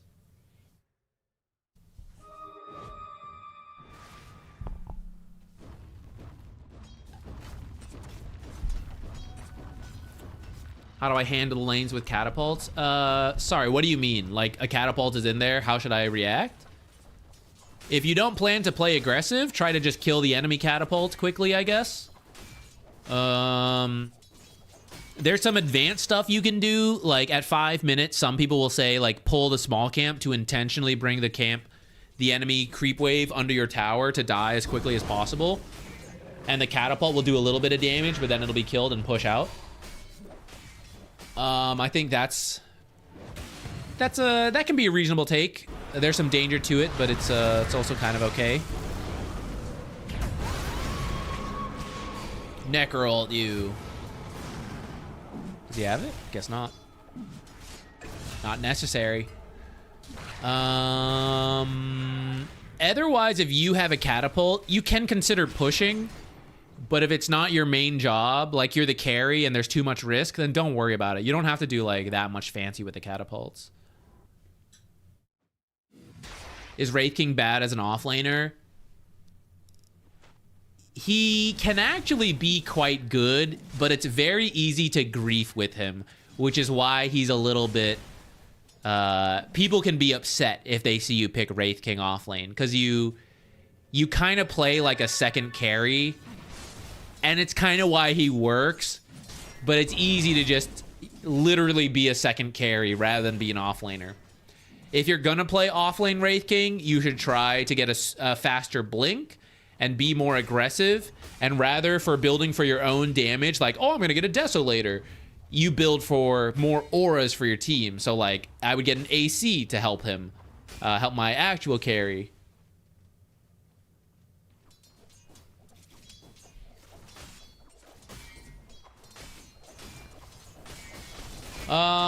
Okay, so I want to get back to this game real quick. Let's actually answer it before we lose too much focus.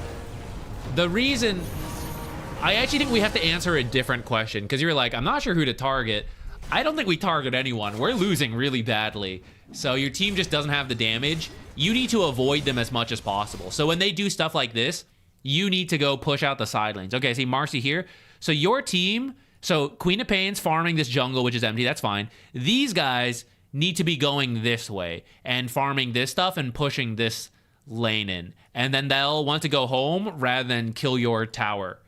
And you just need to keep doing that to drag on the game to catch back up. And eventually they'll force the high ground, and that's your best chance to fight back, because the high ground you have some natural advantages. And you don't want to fight in all these other places because you don't have as many advantages.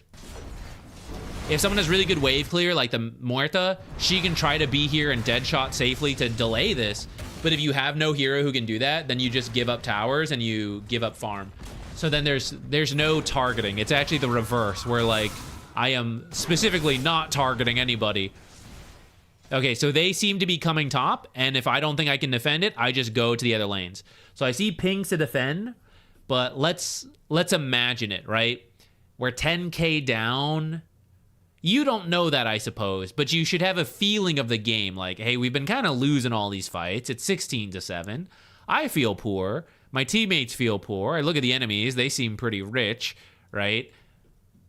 If you're not sure, that's okay. But that's what you want to be developing in the game, is that feeling of like, do I actually have a shot at this fight, even with the tier 2? I have a little of extra help here from the replays, so I can tell you, no, we can't take this fight.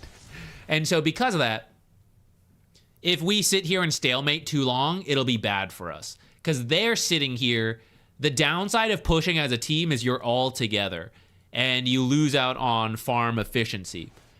You only have 3 heroes, so it's not too bad. Your heroes could TB back to defend, and at least in the meantime, they're farming well. But you see how Magnus is like jungling? He needs to be pushing this lane out right now.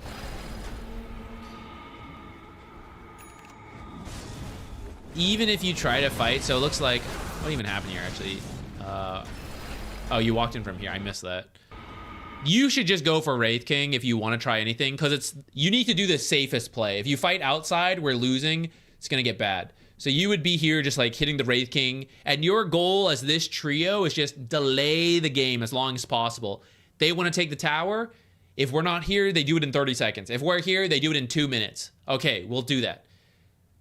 They take it in 30 seconds. If we're here, they kill us and take it in 1 minute. That's not worth it. That's not worth it. So then we just give it up, and we take that 30 seconds it takes to kill that tower.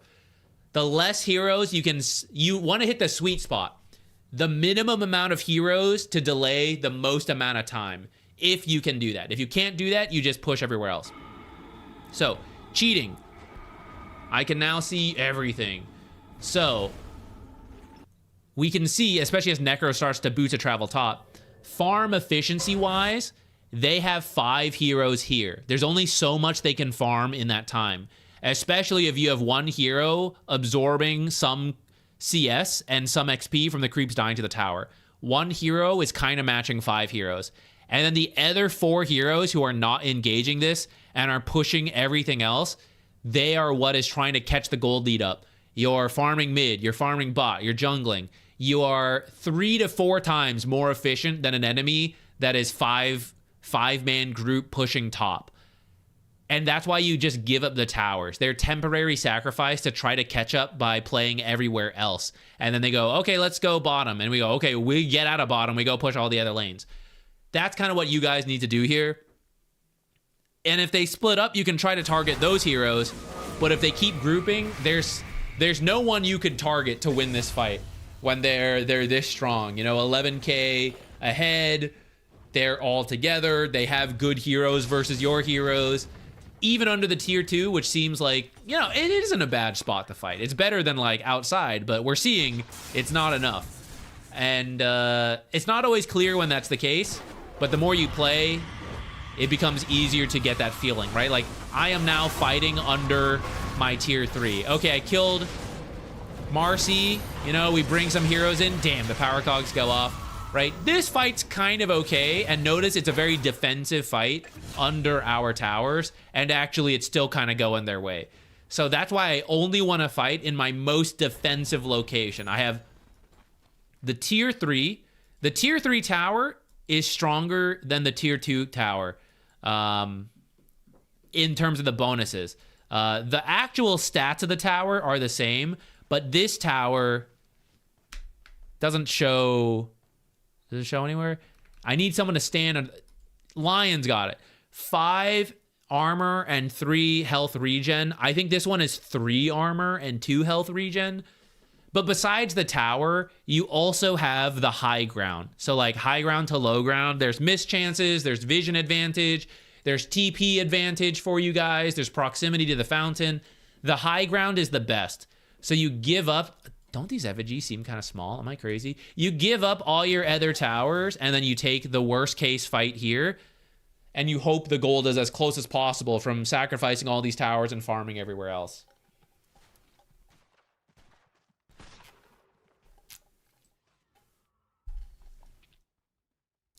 Let me go back to that.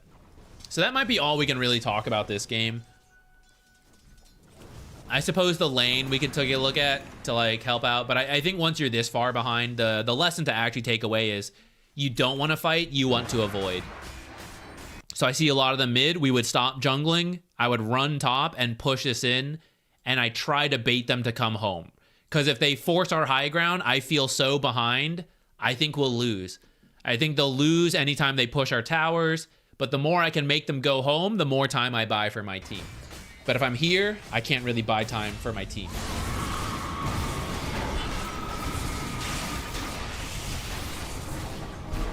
Makes sense. I think I'm hyper-focusing on my last hitting and target acquisition.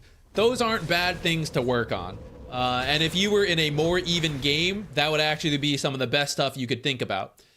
For this kind of game, the lesson is to actually move away from that. Well, you're still thinking about last hitting, but rather than thinking about the enemy heroes you can kill, you're realizing I can't kill them, so I need to make them split up.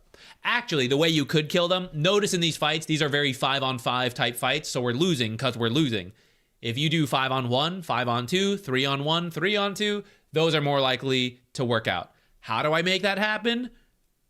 I split them up. I bait them to respond to me pushing. I TP home, defender's advantage, and then we take this tier 2 fight. Like, let's go back to when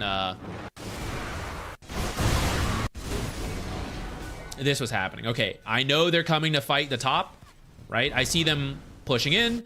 Okay, so Queen of Pain's pushing mid. That's good. And Magnus needs to push bottom. That's why I mentioned him earlier. I hope if they take a 5-on-5 fight here, we saw doesn't work out. What if I bait Necro? I push in mid and he goes, oh, I have boots of travel. I can go there and then come back top. And then he TPs here and Queen of Pain says, okay, let's fight. She TPs here, Magnus TPs here, and then maybe we can fight 4v5 before Necro's ult is up. And Necro's 11k, so this 10k gold lead is gone. It's an even game, 5 versus 4. We can do that. At the same time, one of these guys TPs bottom. Oh, I can get that and just twin gate back top. Okay, 3 heroes top, and they're a little slow, but we're faster. So we TP, we fight. That's kind of how you can find a fight despite being 10,000 behind. But to do that, you got to push out the lanes.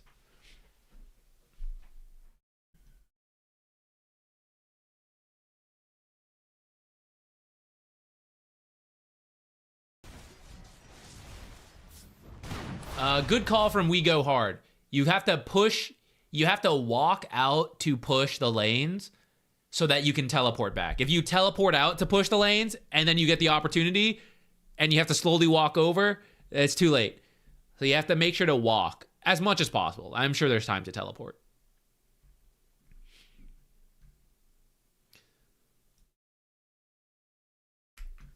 Okay.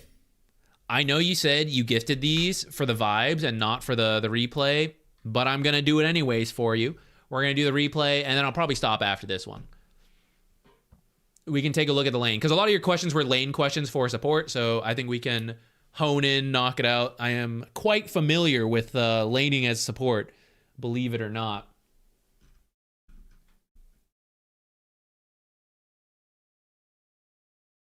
What hero was he playing? Did I miss that?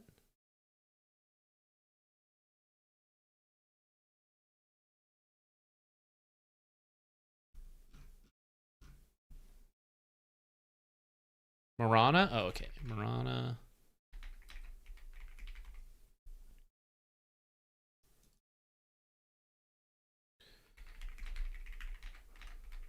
Oh. Guardian. There we go.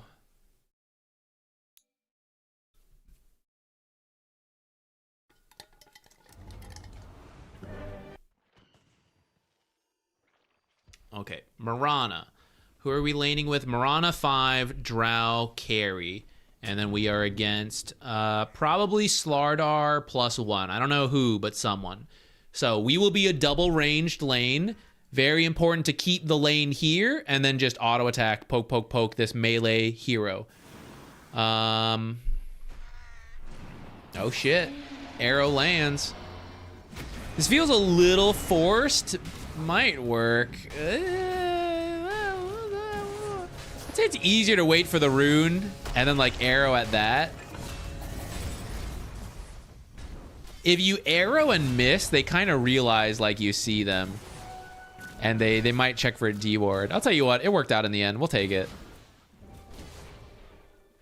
Ah, damn. It's okay, it's okay. Yeah. Don't lose health, don't lose health. Okay, go to lanes now. Mirana right clicks a lot. So if you end up with first blood gold, you could go for like a bracer or null talisman for like right click and mana. I'd be open to that. This is not quite as worth it nowadays. This was a build way back when. You could do it, especially if you were versus 2 ranged heroes, but I am attacking for free into this hero. So I just need damage. And then like mana regen for this or health regen, which is why the bracer kind of works. I don't plan to really need the armor from that. I think this is a little... You don't want to do this. Don't influence mid once the first lane starts. Or, like, you can try, but it's better to influence your own lane rather than, like, oh, I'm going to arrow that Venomancer, and that's awesome. Or I actually just stole that range creep from my mid Morphling, and in a party game, it might be okay. Has he partied in here? He might have just lost it. He might have just reported you and wanted to quit the game.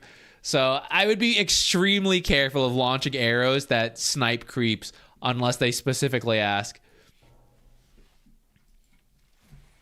And also, while we do that kind of stuff, look, Slardar is supposed to feel miserable in this like double range lane, and he's getting space. Dealing with one ranged hero is not so bad. Dealing with 2 is a pain. And now, due to various things that have happened, we've shoved the lane out as Drow, so life is getting hard.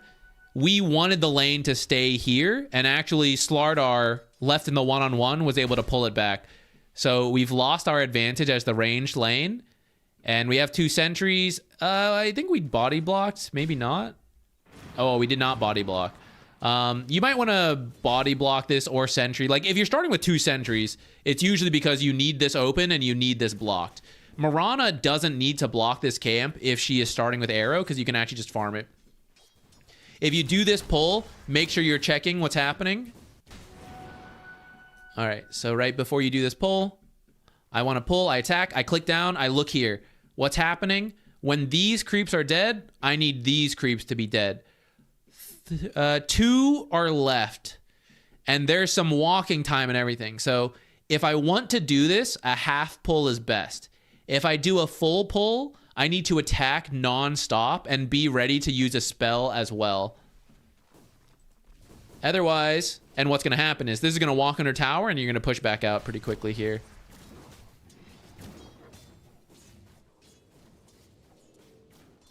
Drow's trying to hold it out. Oh, maybe not. I think he could have. So now we'll push out again. In the meantime, you sit here and attack your own creeps, and it might also help fix. These range creeps are heroes. They're outside. Okay, Drow is not going to do this at minimum for like 6 more minutes. So don't worry about this. I would rather give Drow a good start in the lane rather than like, oh, you'll recover here after we lose the lane, right? So don't worry about stacking this stuff. It's really not that important this early. So just be here, hit your own creeps, hit the Slardar. Right now, look at Slardar's items. Right now is a great time to mess with him because he has nothing. And the more damage you do, he's going to be forced to buy regen. He's getting away with this early game because we were late. He got the lane back. So he actually has the money for the bracer. So now, when we harass this guy, now he's got extra HP regen and strength. So I have to get through a lot more health, and I have to get through a lot more health regen for the trade to be meaningful. And it's because I'm not doing it when he has nothing. I'm going to do it later after he already picks up his like first few items that make his life easier. So I'm missing the window to mess with this guy, partly because I'm late to lane, partly because I'm stacking, partly because the lane pushed out. Separate thought, by the way. You've been making good use of the level 1 arrow, especially in the earlier fights. Starstorm is actually, I think, the more common build to do. Starstorm, like Q, E, Q, sometimes Q, W, Q for like max aggression, and then you take the other facet. I don't know if there's been like progress in this build, but last I checked, the other one's better, especially for the lane. So Slardar is pretty much not playing a 2v2 range lane. He's mostly been on his own.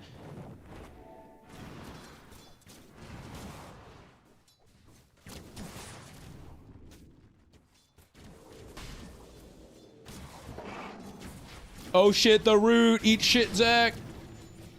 Oh, never mind.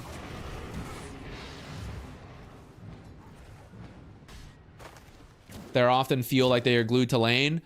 Mirana is a hero who is glued to lane until she leaves. So if you're picking Mirana, Mirana support is meant to lane very heavily for the first few minutes because of how strong you are, because of your right-click damage, and because of like your kill combo with Arrow and Starstorm, especially Starstorm. That's why I mentioned it. You just out-trade everybody. So you do just sit in the lane and beat everybody, and when they back off, you hit your own creeps. You do this for the first few minutes to establish a lead.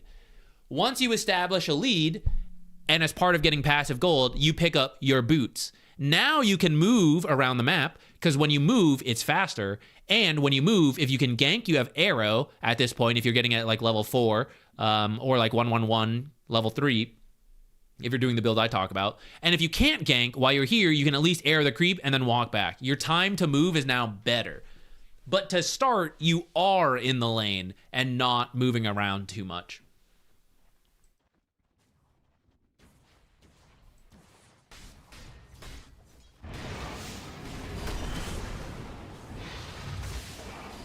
Oh, we need to get in. We're not running away. We're tanking for the Drow. Yeah. Save her. But part of the reason this is happening is because Drow's mostly left alone. And last hit-wise, I think she's been doing okay. Maybe not the best. But like Slardar is doing way... Oh my god, he's doubling us, right? It's because we're so far out of the lane, and this equilibrium keeps going back and forth and back and forth. So, be in the lane faster. Focus on harassing. Help maintain the lane here.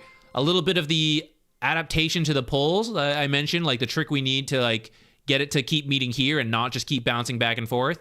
When it bounces back and forth, melee heroes are very happy about that. Losing lanes are happy about that. Double ranged lanes want to stay in front of their tower, and it should stay static. It should not move. You attack enemies, and when they back out, you attack your own creeps, and that's how you maintain this. And you keep these camps blocked. Mirana can let this one open, walk, Arrow, and then be back here. And then around now, we would start thinking about leaving. So I want, okay, I want an Observer and a Sentry. I don't want all of them. If I take all of them, I have to place all of them. And I don't want to place all of them. I want one for Drow, and I'm willing to place one for mid as well, as this one's dying. I don't also want to come up here and place this one. It's too much for one hero to do. I'm going to waste too much time. So don't buy all the Observers. Leave some for the other lanes. Buy one for your lane, And if you plan to go mid, you can buy that one as well. But you should not buy all of them because you prevent your team from doing any themselves. And you force yourself to do it, which is not typically good. 3 sentries. If you really plan to do a lot of dewarding because you have something in mind, we could. 2 is usually enough for this phase. And I would buy a smoke so that when we go for the 6-minute rune, I can bring a mid hero around. It is a mid morphling who is maybe not going to move around, but good habit anyways. Okay, so we're checking this, unblocking that. Here's where you arrow the big creep. Walk over here, arrow that. I need to get the lane back, and then I can roam. But also, Drow is a hero who can jungle. If your carry can jungle, I can leave them alone. Because even when the lane is here, like what Slardar's doing, they will jungle stuff. Notice all my investment, my time spent on this camp, of the first 5 minutes, I probably spent a minute walking here, stacking, walking back. Walking here, stacking, walking back. A minute's a little much. Maybe like 30 to 40 seconds. No payoff still. So 20% of my time wasted for now. Eventually it will pay off when she does it, but that means I'm spending quite a lot of time relatively to like what's going on at the beginning of the game till no payoff, which is why stacking this early usually not worth it. Especially like over here because it's so far away from the lane. Stacking this stuff is fine because it's like closer. And the position 4 can stack this for a different reason than the position 5. But anyways, now is the time to like drop in a ward and leave. For the rune soon. Okay, you know what? We get that kill. Great. Now we leave. Drow is fine on her own. She will push us into the tower. She will jungle. She's okay. So this is where we leave. This is where we go top, and I bought all these observers, so I got to do it. So this is what I'm talking about.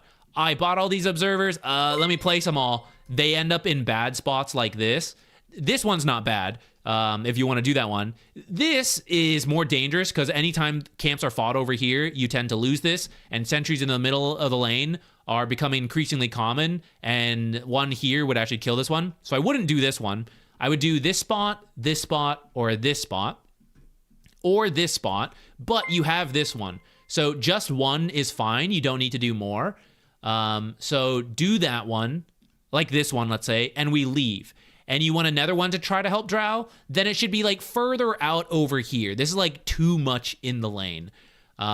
You just infer, like, I'm Drow, I don't see them here, but I know they're here, so they're here. I don't literally need to see them here, I just need to see one side.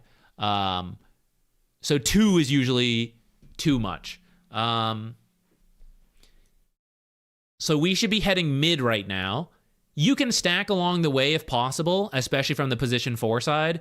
You, Chen, Enchantress, Crystal Maiden, supports who can farm this can actually come early, farm this camp, steal it, and then come over here for the ward. And while being here, you can place that observer ward, you know, back here or back here, would help Drow. Because you see when Wyvern is coming to double stack, you see the mid farming this stuff, you see the off laner farming this stuff, and she can move accordingly. We are headed over, getting the rune and stacking. Okay, so it is some use of the movement. Most of the time, you don't need to get the bounty runes. Leave that for the mids with the bottle builders a lot of times. The bounty is like an afterthought nowadays. You grab it when you're in the area. So it's okay to do it like here when you're stacking this, but the real play is like this one. So we want to do that first, and if we happen to fall back this way, then it's fine. And if we never do and our mid is a bottle builder, then they'll do it eventually. Or when Drow is being left alone because you're doing stuff and Drow is jungling here, she will get it then. If it gets stolen by the enemy, oh well, it's really not that big of a deal.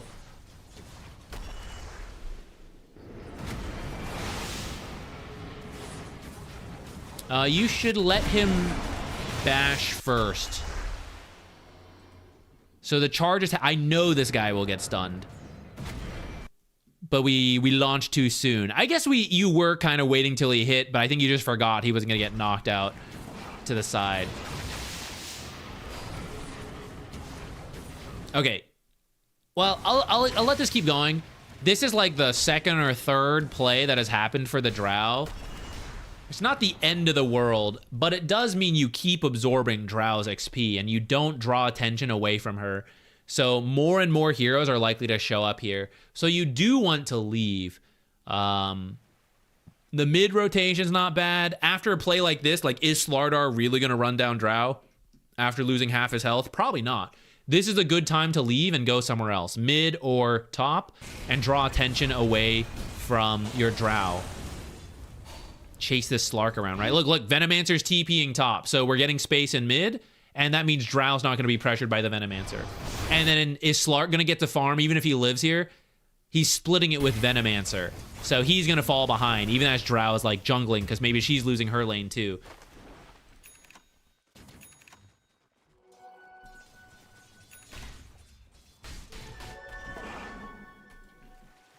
Notice we still have this one, because we bought all of them. So, the rest of the team has to play in the dark. Here's, like, another play.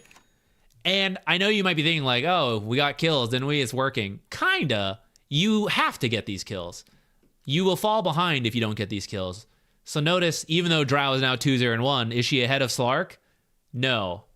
Partly off of a rough laning stage, but also because we keep bringing heroes down here, and Slark just has, like, extra last hits because he's not facing this pressure.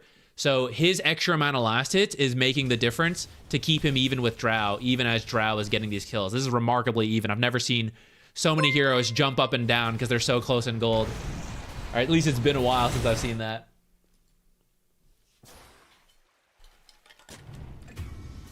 Is 2 points in W good? Oh, at this point now it's 3. I didn't even notice the build at this point. Right now I would say Max Starstorm is the way to go. 4-1-1 and leave it at 1 point in arrow, and actually people will then max leap second.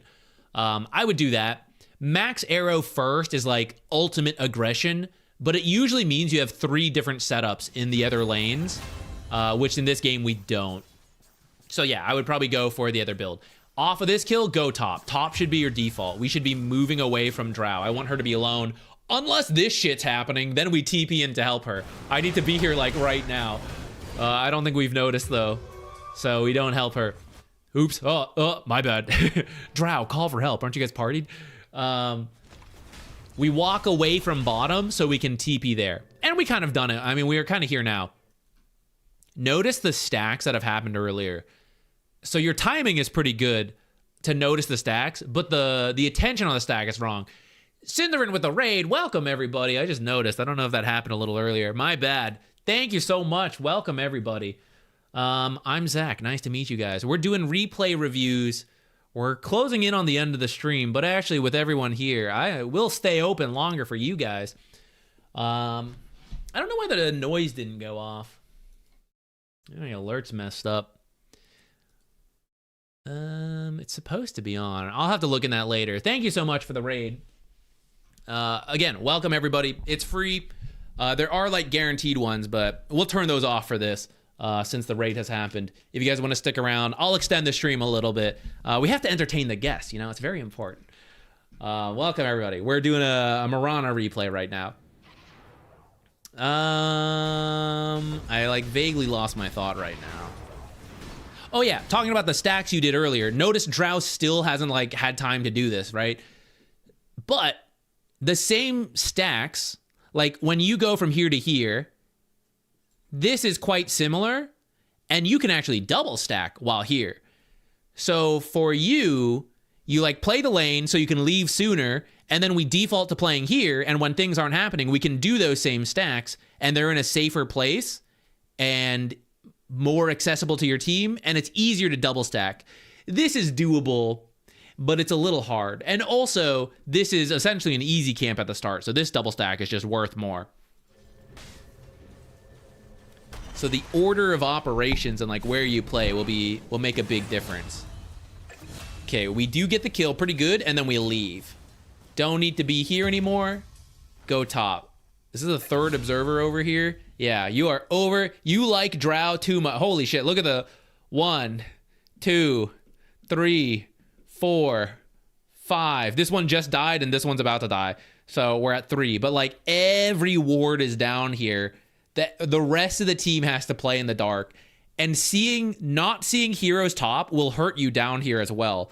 Like when you know Slark is here and not coming through the twin gate, that's helpful.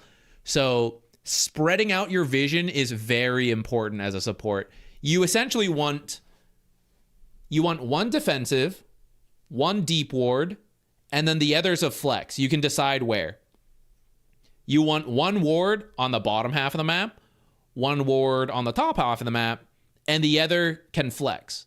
That's like a very generic rule, but is quite helpful to like guide you.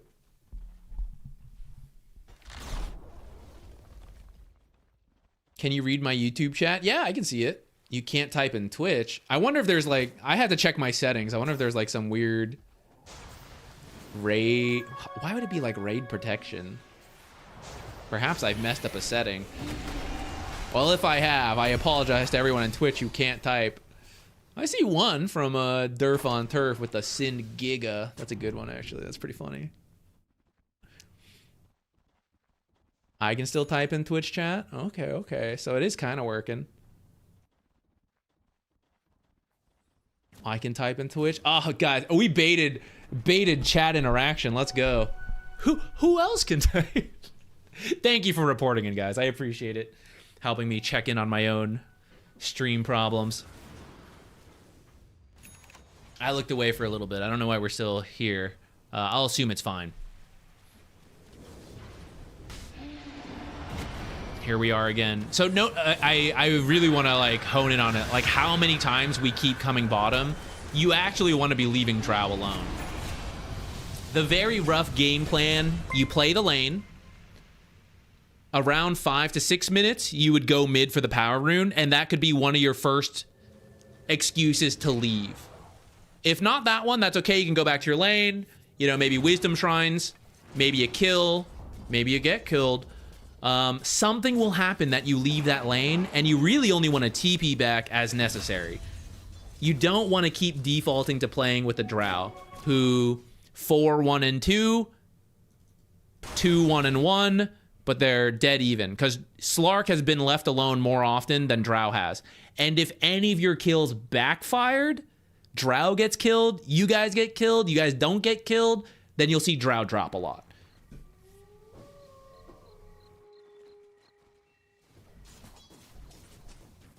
I can also type in YouTube. And nice, thank you.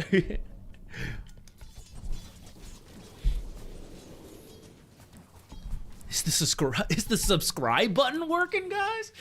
Can we check in on that? How are the likes doing? King_blue_flash gifted a tier 1 sub to Pashidlos. Thank you for gifting. This is a good movement here. This is a good one. King_blue_flash Thank gifted you a so tier 1 much. sub to Edu Funcia. I'll let these play out. King_blue_flash gifted a tier 1 sub to Pdes. King_blue_flash gifted a tier 1 sub to Samandine Plowing. Thank you so much for gifting some subs King_blue_flash guests gifted here. a tier 1 sub to Thank you for Zero showing Square. some good hospitality to them and to me. Thank you. This play is good, right? Now we're invading the enemy. We're stealing stuff. This is much better. I like this a lot more. And now you would place like your deep ward. Oh, you have wait. You don't need to buy so many sentries. This is quite a lot. Is this thing Falvar? Thank you. It is working. Thank you. Sometimes it doesn't. This time it is. Hold on. What were you? I don't know if you were trying to hit Slark. I don't think you really want to reveal this kind of stuff. This was a watcher, so it's not that big of a deal. But what do you really get out of hitting him there? You know? The only thing you're really doing is revealing, like, I am here and I see you. He may know because you guys were recently here. If you try to arrow him off of an observer ward, that's definitely a bad thing. This was capturing a watcher, so I think it's not as bad. But if you're going to do this, I would angle your arrow in a way that if you miss the Slark, you hit a camp. So just, like, get a little bit more efficiency out of it. Now we know. Hey guys, Mirana's top, arrows down. You guys are actually fine to take this fight here. You know, that's the, like, we want to be careful of giving that kind of information for plays that, like, won't really amount to anything.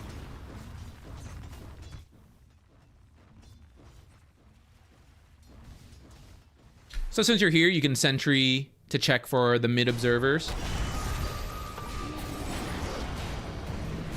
Save Doom! Save him! Ah. Well, we got a trade. Can we get Slark?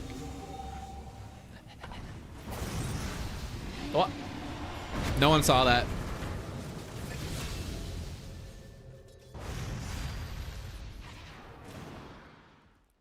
Okay, let's I'm gonna jump to late game because I know you had some questions on that. For all our guests, if you would like, oh, not that one. If you would like to join in on these replay analyses, I just need a match ID from the last week, who you are playing, so we actually look at the right hero. And then if you have any specific questions, that helps a lot. Trying to push that one a little bit more. So that, one, I can help give you feedback. But two, I think it's good for the learning process for you to, like, come up with a hypothesis. I think I'm bad at this. I think this was good. And then I can help answer that. And I think that's, we're trying to make that happen a little bit more. And if you want to join, you can just, like, put it in YouTube, Twitch, wherever. And we'll grab a random one.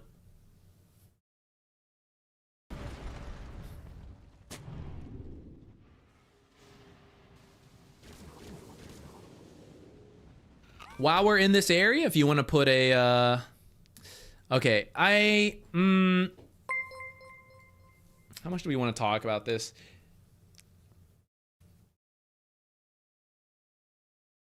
You want your warding to be spread out, balanced, tactical. You are currently a Costco shopper of observers, and you are bulk placing. You're bulk placing them rather than scattering them out. Is the feeling I have. You know, I see you buy chunks of these at times, and it's like, here, and we're coating one area, but you want it like spread out more, like 1 or 2 observers at a time, 2-ish sentries at a time. A 1 to 2 ratio is really good. 1 observer for 2 sentries. Like every time you buy an observer, buy 2 sentries. That's a good balance. Everything comes back to the hot.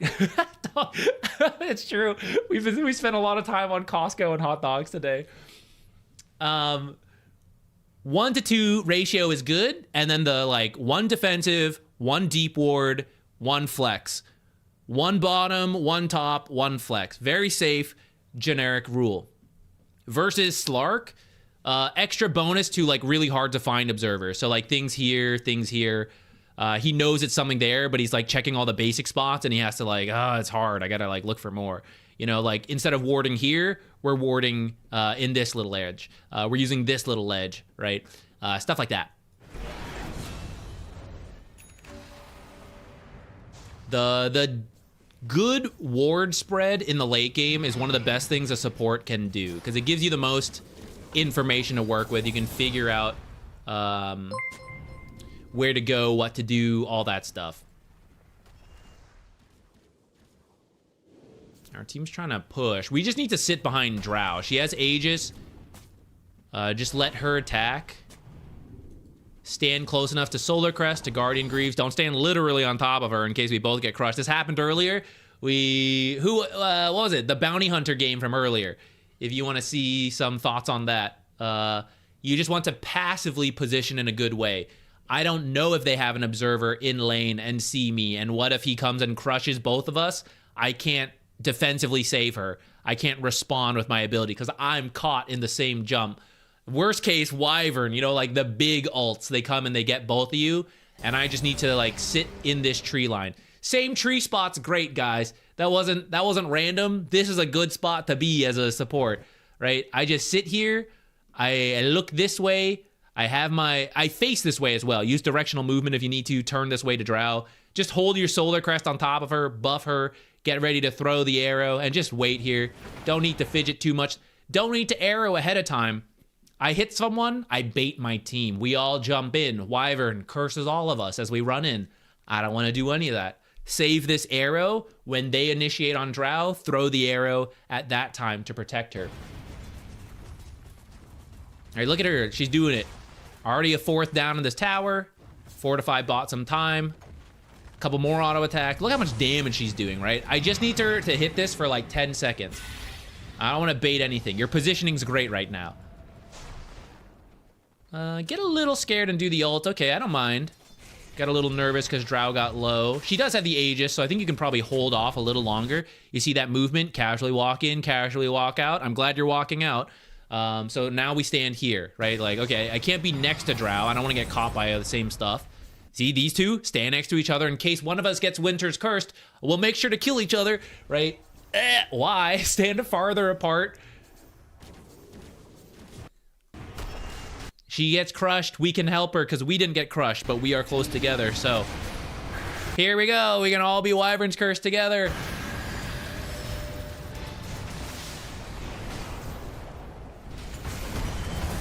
This is why the formation on this push was very important. If Drow is in the front hitting and you all respond to that, not like literally all respond so we can get Winter's Curse, but like you take turns responding at space and then someone jumps the back to deal with the Winter's Curse. That can be one way you do it. You also don't need to force this. You had time on Aegis, so you can play with the wards we talked about and see them scattered, find a kill.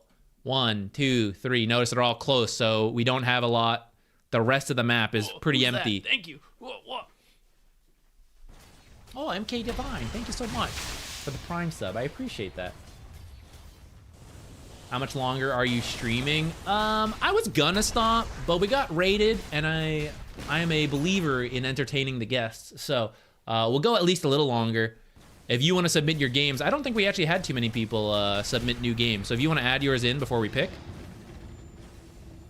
throw it in there.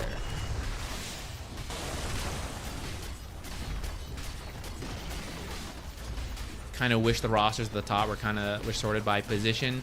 That's true. In a way, it sort of is, because usually the most farmed are the carries, but it's not always the case.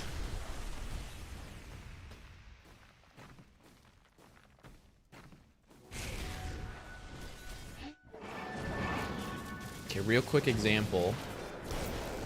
So in these late game situations, this is where your eyes are just on the minimap and we're looking for opportunities.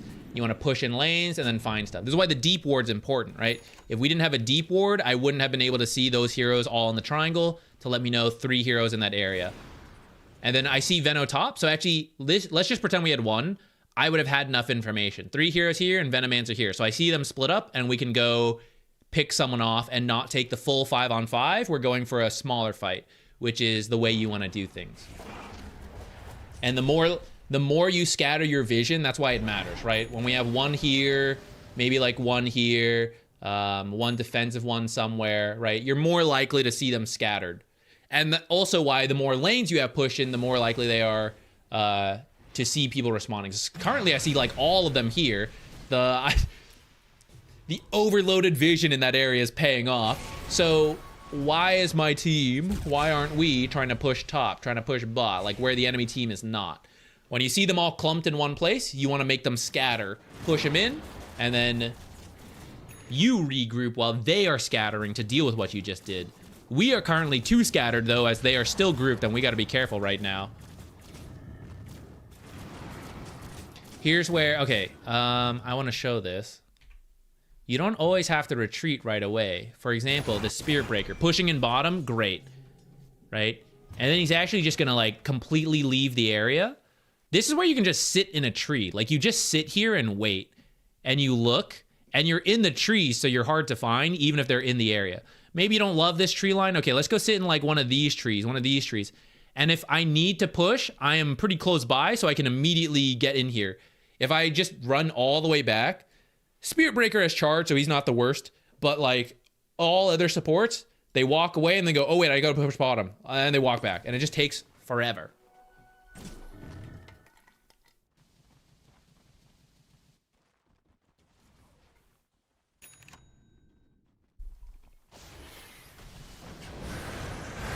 They're actually mostly together, which is kind of what we saw on the ward.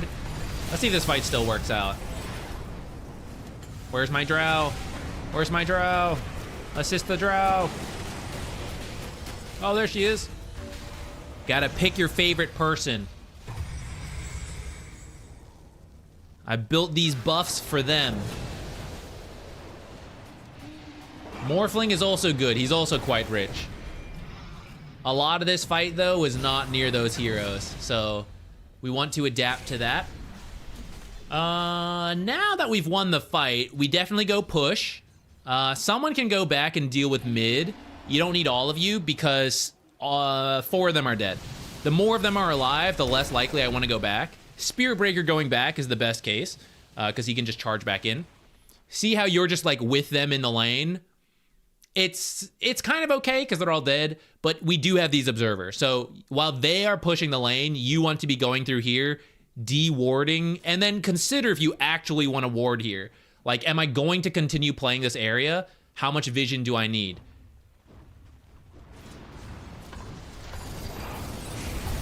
Like, how much am I adding? Like, couldn't these guys have just killed the creep wave?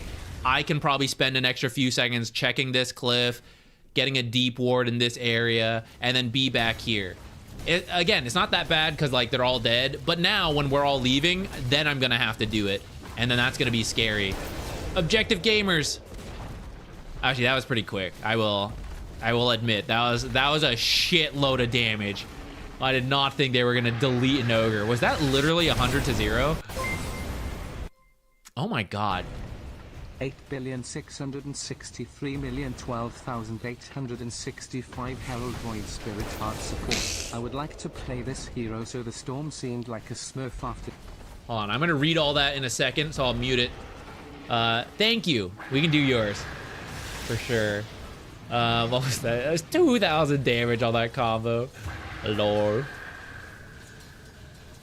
Oh, thank God he's not right-click Morphling. I would have died.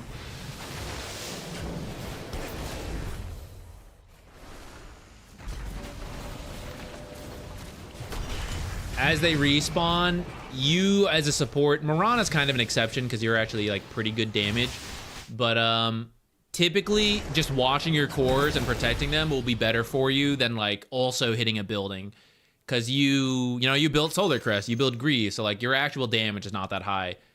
Drow will like quintuple your damage in like 2 seconds, so keeping her alive is better. And at this phase of the game, rather than a halberd, which BKB would just ignore, you might as well go for something like Scythe. Late game Scythe is a very good purchase for supports if you're not sure what to build. Lotus is also another great late game purchase. Like one of those two. Lotus for defense, Hex for aggression. That's a very good, just random baseline pick.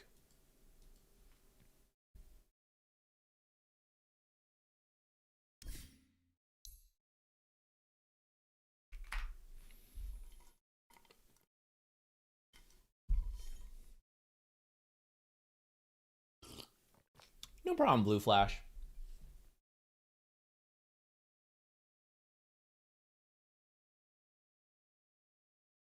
Did it censor?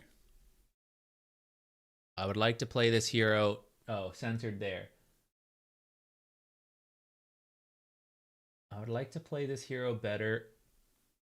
Also, the storm seemed like a smurf. Oh, I don't know. That's a weird... I don't know why it's censored like that.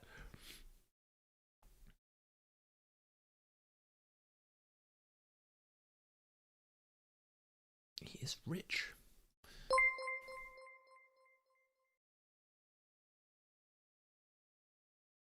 Okay.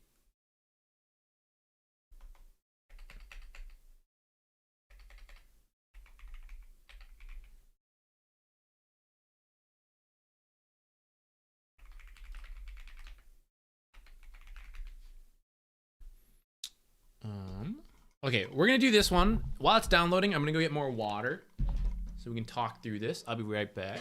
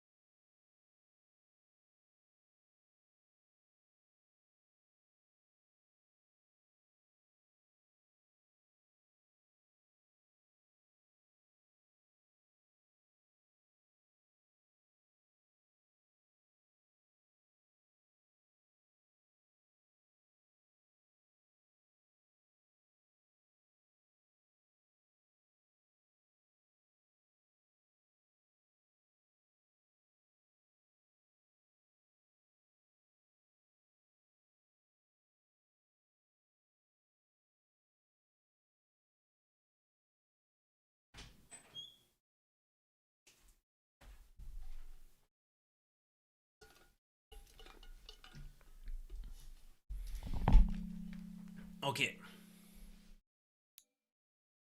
Let's see what we can do for you.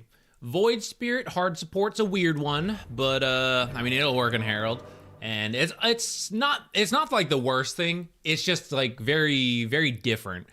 It is doable though if you like really want to.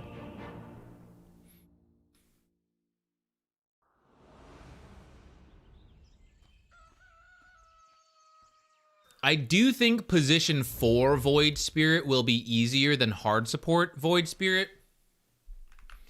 But we can try to lean into this like the Herald chaos, you know, make it work.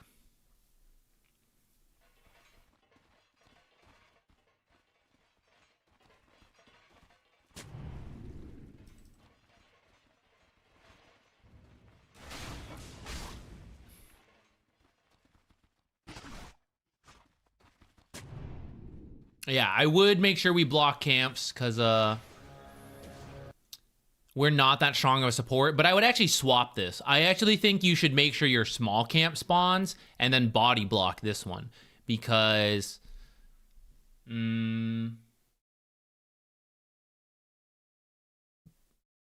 it's like something you can do, right? Like when the small camp is up, even if equilibrium is good, you can half pull. We need something to do with these like weirder supports like Void Spirit. Just burn all our shrapnel charges? Okay. Not my lane, I guess.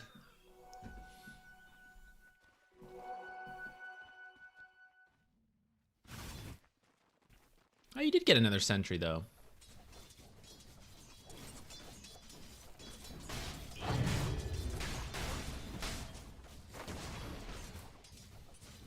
Yeah.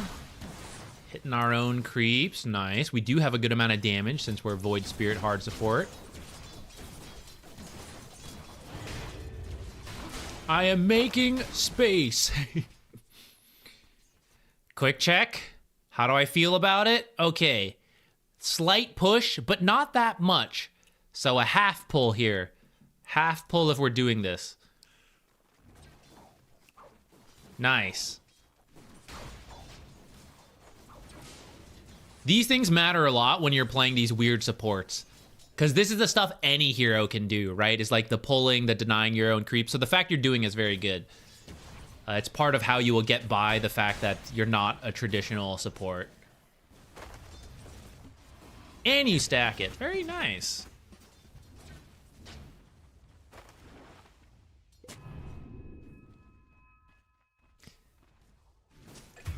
I'll let it go because it's Herald. They probably weren't checking your inventory, but technically he should know. He should know it's over there. You were out of sight and you tried to stay out of sight, but like really, where else would it be? Like it's here or it's like up here. So if I was them, I'd like come and put a sentry like in this area, and I'm probably gonna find it, and I would.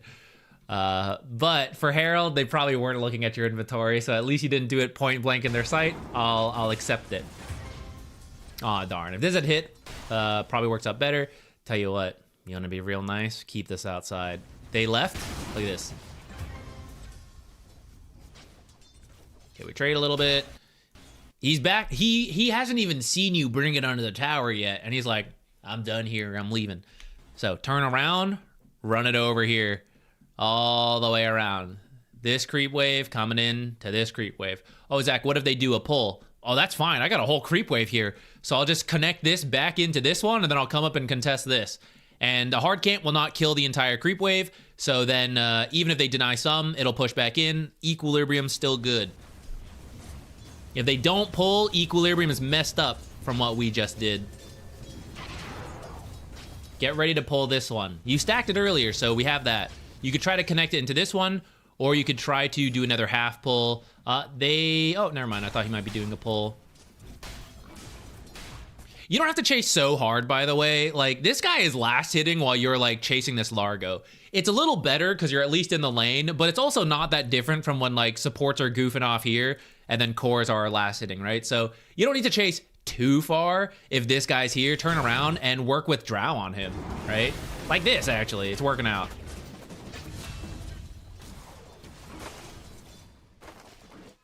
Okay. Oh shit! I actually got that.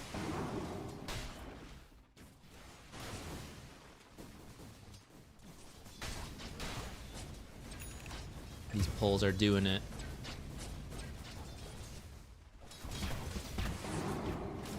Oh. I won't worry about that. I think that's a kill if you hit that, but it happens. To make your life easier though.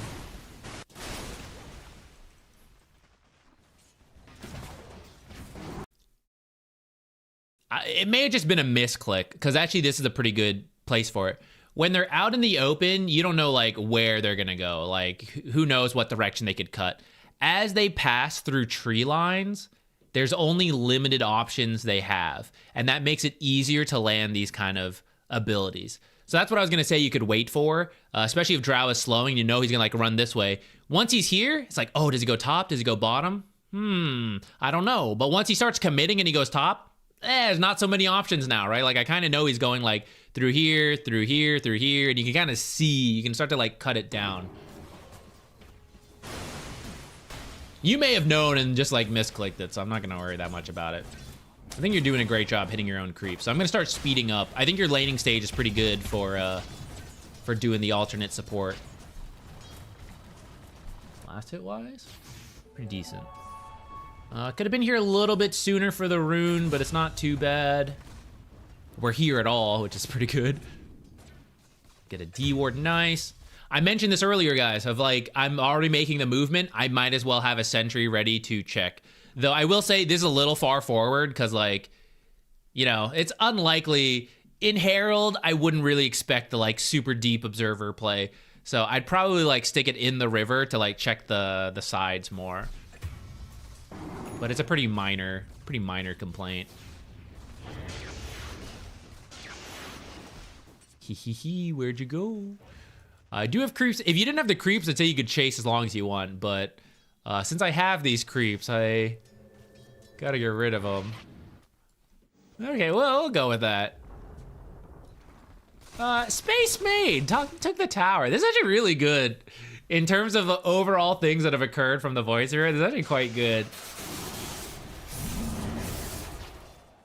ZQuixotix watcher for sure. Close your eyes. No one is seeing this. This has not happened. I think this is overall coming up here is great. I think we just overcommitted, and then I'm not sure what this turnaround was. Like, take me, not the clockwork. You're actually doing better than the clockwork, so take him, not me. Clock should come stack and then go for the power rune here. If you guys were clock, you guys should do that. You can carry a smoke in case you can ever bring sniper along. See, that's good. Oh, Helm of the Dominator. Oh, dude, we are cooking over here. What is that? I would just commit to the vessel, I think. Or if you don't think you need the vessel, Orchid or Ags, I guess. I don't think you actually need this Helm Dom. I would rather just slowly work towards the Aghanims.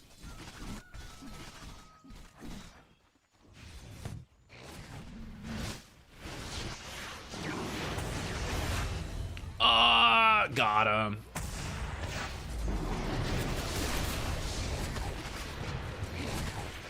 I wouldn't think this guy's a smurf. Just based on this early game. Like, to be a smurf, you're a smurf through and through. There's no, like, I'll pretend to be a herald and then I'll turn it on. Like, a little bit, but like, or like, hey, big bro, come finish this game. There's like, you know, like, sure, then it might apply.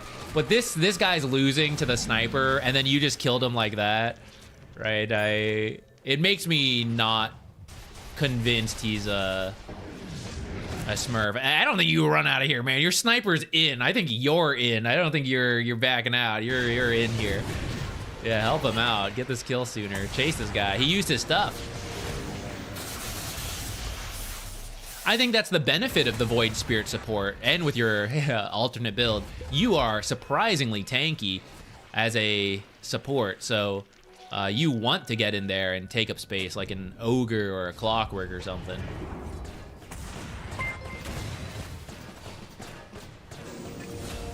Nice.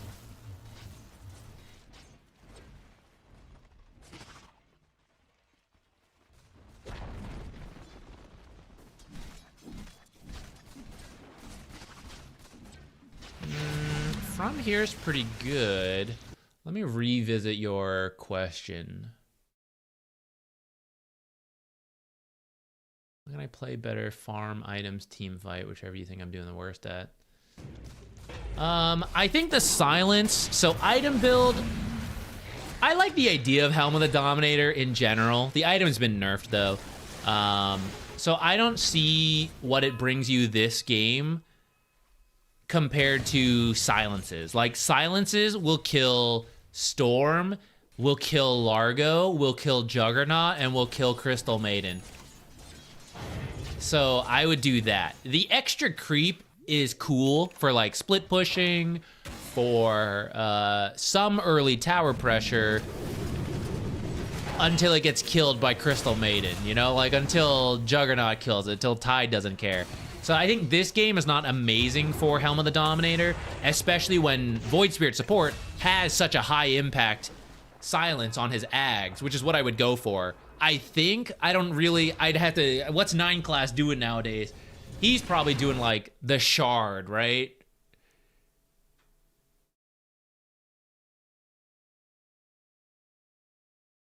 I don't know if he is. He's definitely doing this facet. I've seen that. I'm fine with Yag's Rush if in my own theory craft brain. And Herald games go long, so Helm is my farm and cut waves item. I am open to that. I do think killing heroes with Ags is also pretty viable though. And I feel like if I was playing Void Spirit hard support, that's the route I would go for. Is like, they don't expect me as a support, and I'm getting killed. Like, you're doing it, right? 317. So I go even further into that. Let me put it another way. Mid Void Spirit farms without this item, right? He does not get Helm of the Dominator. And mid Void Spirit gets lots of farm. So I don't think you have to go that far out, right? I think your regular abilities can also farm in the same way the mid Void Spirit can.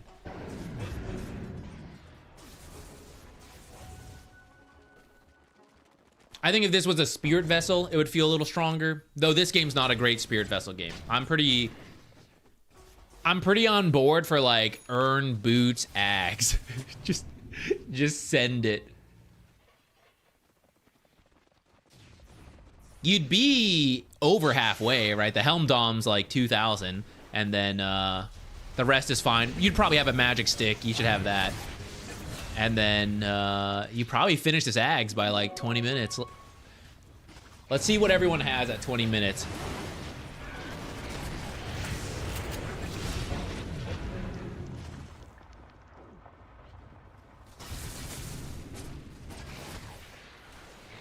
ZQuixotix right there, hell yeah. Though if you want to like push it, okay, well the fact that she sentry'd high ground, was that hers? I don't know, I'm not gonna bother. Technically, her sentry should be low ground, so you need to move yours 1/2 sentry range further than usual. Though I think maybe that was hers and she's not doing it anyways.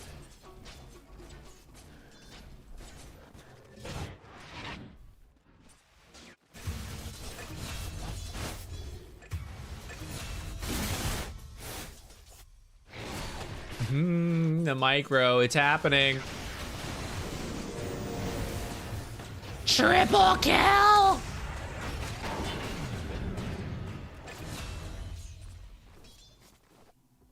We get a triple kill with a different item build. Okay, right now we could have Ags. I know you farmed a little bit with Helm of the Dominator, so maybe it would take you a little longer, but let's just check. This guy don't got no Dispel. This guy ain't got no Dispel. This guy ain't got no Dispel. This guy ain't got no Dispel. This guy's born with it. Some of us just have that silver spoon from the beginning. But Still kind of useful. Still might mess up his Ravage when he silence him. It'd be so good at this point, I feel like.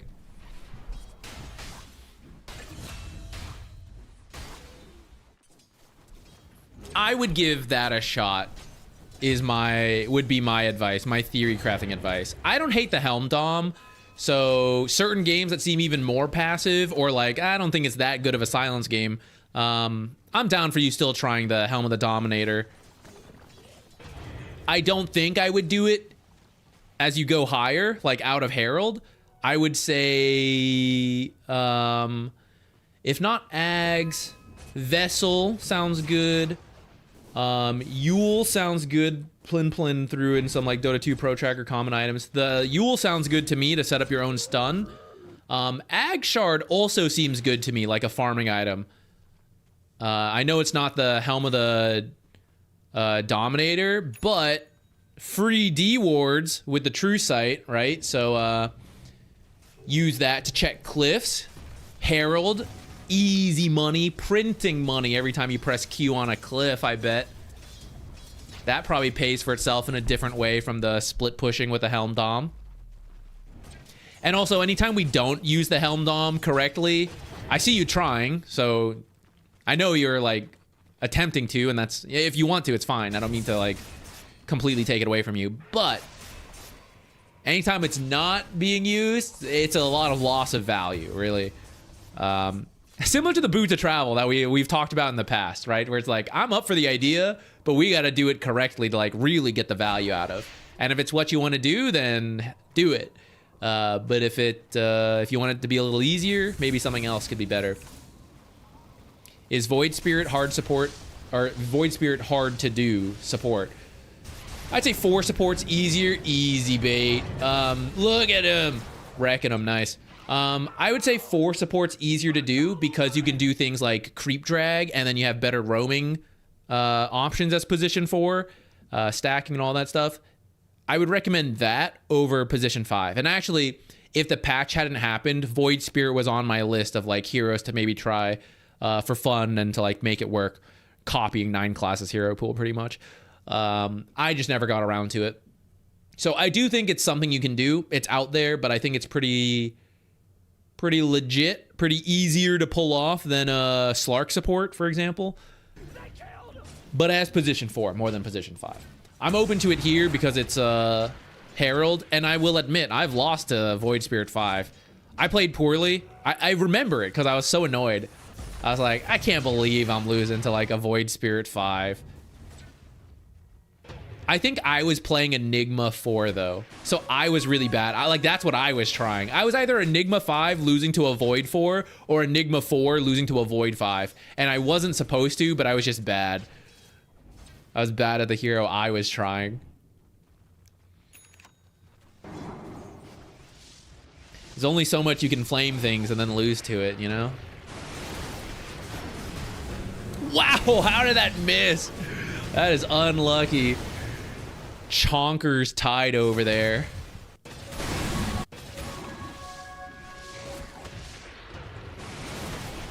Mega impact jumping in here and silencing everyone. Kill the song, kill his saves, kill the ravage, kill all this stuff. Nobody can do anything into the silence here. And then they all walk away because hookshot misses. But damn, would have been sick.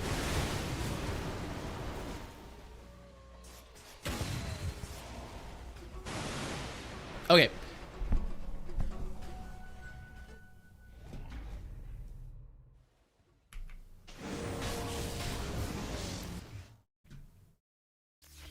I will do maybe one more here.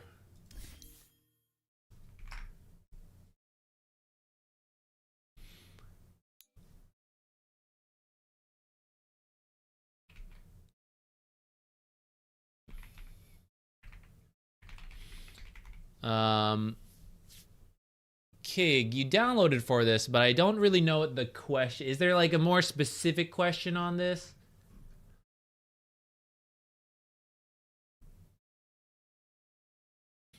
Oh, okay. I see there's a little more detail here.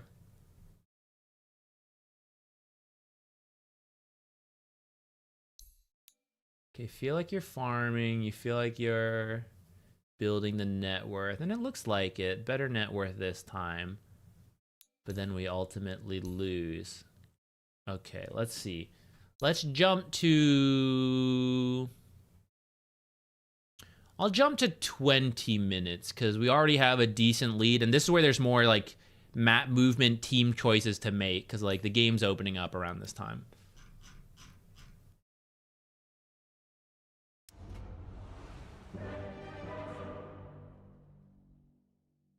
I once lost a jug 4 and my whole belief system changed.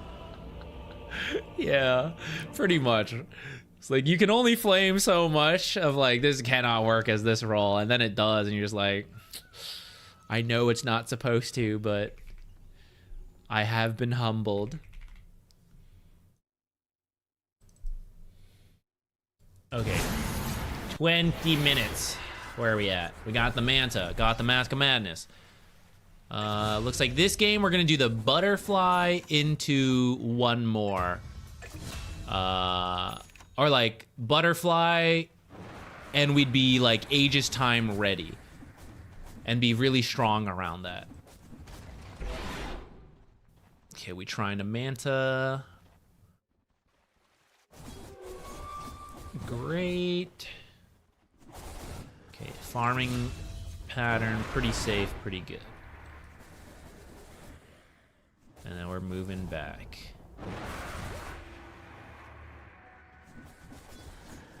Okay. Oh, that's what I was about to say. Like, there's stuff going on top, but I'm not really sure what's happening. And then another skill to work on is to check around the map to like see what's going on, and that could be great to know whether we should show up or not. You actually don't have your teleport, so yeah, there. Oh, ooh. Bought one now. Maybe this is a fight we could go in and check. And in fact, why don't we double check, right? So it's while you're doing this, this is where you build in the habit.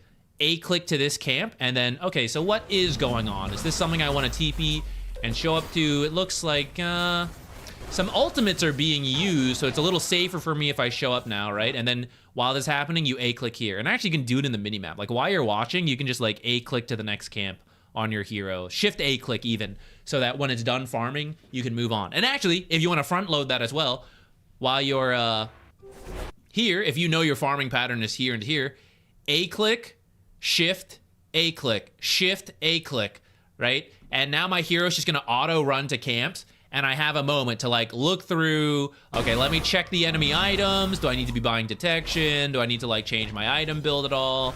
Nah, everything looks fine, right? They're still working on radiances. They're actually quite weak right now. So if you were a little more active with your team, this could actually be potentially one way you punish that. I don't hate though, just like, let's finish this butterfly. Since so much is going on up here though, we do want to go like push the lane and take that tower. So I like that you're here. Yeah, Spectre's weak. We can just go. I do think if you had your teleport, you would show up. And since you're not showing up, I think you should be actively taking this tower, actually. I know I usually say you don't have to, but because so many heroes are up there, I think you can. And then you can keep going, because look, they're dead, right? So only Spectre's here, and you're stronger than her. So you can take this tower, push further, and then like steal stuff from their triangle, and actually even maybe make your way mid. And once you're here, you can retreat, Manta forward, and Manta one over here. So you can push more. I think this one, you're like following the farming pattern a little too much, and there's room to adjust it here based on what we're seeing top, which is like a whole lot of heroes there. Okay, Necro comes down here. He has his Radiance now, so now I'm getting a little more scared of him, but I am close to my Butterfly, close to level 18, so we are hitting a pretty nice power spike. BKB, if you did BKB instead, I would be open to that. For a pub game, if you want to do Butterfly first into BKB, I don't mind. But BKB pretty much allows you to ignore, like, all their heroes. Which, as part of, like, hey, we're going to group around my 18 BKB Aegis, that would be the, like, pro move. You would see BKB here. For a pub game, I think I said Herald, but it's actually Guardian. I think you can get away with pushing it a little further. Okay, a lot of heroes showing up here, get scared, so you just send the Mantas in. So this is all pretty good. This is the power spike here, though, is Butterfly. So if we could think about finding something, I'd be happy. We've been sitting on Eclipse for a while. Okay, we are TPing in. Lena's dead, though. This is feeling like a weird time, but get the free kill. We take it. Nice. Okay, let's take this tower. Oh, we want more. Okay, we can try. I'm scared. Get a little. Help me, team. Okay, it's working. I think it's a little safer to just take the buildings there, but it worked out. Tormentor, Roche, any of that could be great. It's bottom, so we'd have to go through. We're actually we maybe can't do it, actually. Kind of low health. Yeah, just farm this. The creeps will deal with it. You don't have to go backwards here. Yeah, just go to the camps. I would stay with your team top. So let me come back to this. I think you maybe didn't realize the Tormentor had moved, so originally, if Tormentor were here, I would love that. Though I would finish this tower first and then do the Tormentor. So I think that's what you should do here. 4 heroes dead. And remember, the default is play on the enemy's half of the map as much as possible and then fall back as necessary. I think the downside of this move that you made once you were here is like, I've wasted enough time now and they're going to respawn and now I'm scared, so I want to leave. But if we had been more decisive on like, I'm going to take the tower, I think you finish the tower and then if you left, I wouldn't mind. But now my team hasn't taken the tower and we're getting involved in like more stuff and they're respawning, so they're coming up to fight. We do get the tower. Actually, it's still kind of working out. More heroes didn't show than I thought.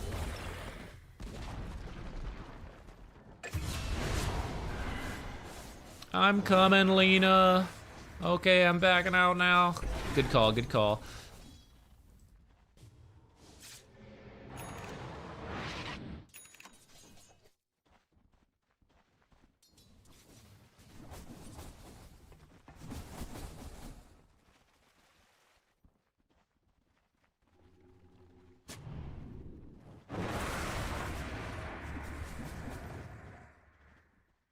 Okay, with BKB, I want you to call Roche, and I want you to ask your team to fight. And if they don't want to come to you, you keep going to them to make it happen. With BKB Butterfly, it is extremely hard for you to die. Outside of you being chain stunned without pressing your abilities, you are far stronger than them. All right, how close is Black Hole? Okay, 30 seconds on Black Hole. So you have to tell your team, I am incredibly powerful. You have to establish it, right? It's not a flaming on them. You just tell them like, I am so strong right now, guys. We can win. Let's go. Let's take Roche. Let's push buildings. And they won't go immediately, and that's okay. But as soon as it happens, you need to be ready to go. And if you see them grouped somewhere and it's not where you want to be, but they're grouped, then you go as well.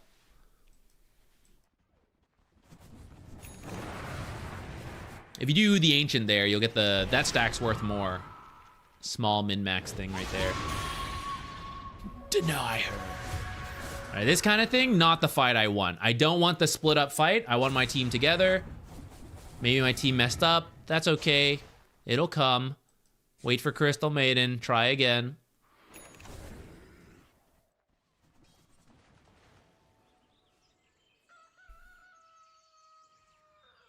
Oh. What's happening? Did you DC? You're moving. That was weird. Oh, you're trying the shift Q stuff. What are you doing though? Did you have to like AFK for a moment? What's going on here? Now we're being too defensive. Now we're like top net worth hero doing nothing. I'm not sure what's going on here. You may have had to step away, which is very unfortunate because that's a game-winning fight right there that we were not part of. And also a game-losing fight as we lose a bunch of momentum. The lead has shifted now. Or like we still have a lead, but it doesn't mean as much. That may have been a very unfortunate, like real life stuff has happened. I will try to shift click do things. But that, to me, that was probably your strongest moment that we just lost. Like, we had the BKB butterfly timing. The team was positioned around Roche. That's like, we get that. We win the fight. We get Aegis. We push. And you win the game. I don't think the enemy team can touch you. Now that we just swung like 10,000 gold, they can. They can kill you now.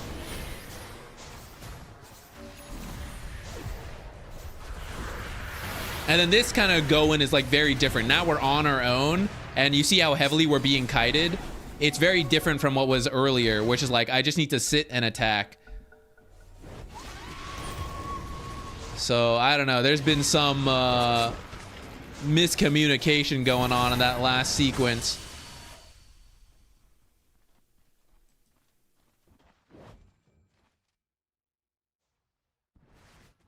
Now game is very hard. I would, going, the takeaway here, I would not worry about this game, depending on how it happened. I can't see team chat. But like, let's just say you built the lead, you tried to call for objectives, the team didn't listen. That is okay. The position you are in is really good. You will not win every game. For every performance you have like this, it is not a guaranteed victory. But the important thing is that you are in the right spot. And so you just need to keep doing this and keep making the calls. And over time, you will continue to improve in this as well. It's not like you're just going to like stagnate until the teammates win you the game. You're going to continue improving and make this better and better. But in the meantime, if you maintain what you're doing at minimum and you keep making the calls, you are more likely to win than to lose because you're in the winning position. And you will lose some games because that's Dota, but you will win long term. So now, in this one game, ignoring that weird moment that we could nitpick and say, like, that's a loss, and actually it is pretty significant, but, like, let's just pretend all up to now was fine and just the team didn't listen. That's okay. Just repeat this 100 more times, and you will go up in MMR. And I know that may seem like a lot, but also that's what it is. That's, like, that's Dota, is, like, you just have to keep having this level of performance, and in those 100 games, let's say 55% of the time the team listens, that's 250 MMR gained. In the process of doing this 100 times, you get better and better, and you're able to turn some games where the team doesn't even listen. We push it to 60%, you know? Like, that's how the win rate goes up higher and higher. And I don't know what happened in that moment, but that was definitely a game-losing sequence where, like, the team went in and we were not there. That's what cost this game.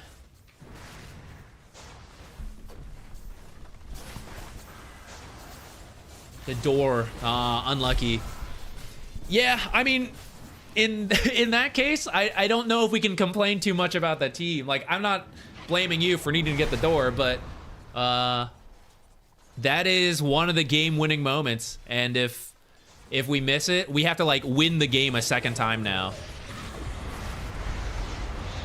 And so, like, like I said, I wouldn't worry about it. How many, you know, in those 100 games where I play like this, how many times is the door ringing? Look at that, fantastic. You know, we're together, we're winning this fight. Great. So you've re-won the fight, but like, this is what we need. We lost a lot of momentum. That's the kind of stuff we need. And then what do? We should be pushing lanes. Everyone is dead. Okay, you came to Roche, and you're gonna solo it. Okay, I don't hate that. You might reassemble this to have your Mask of Madness. I don't hate this, but I also think maybe you just... I can't... Am I saying this? Not do Roche? No. Do Roche, right? Yeah. I was a little conflicted on that, actually, of whether you should just push on your own there, but actually I think I prefer this.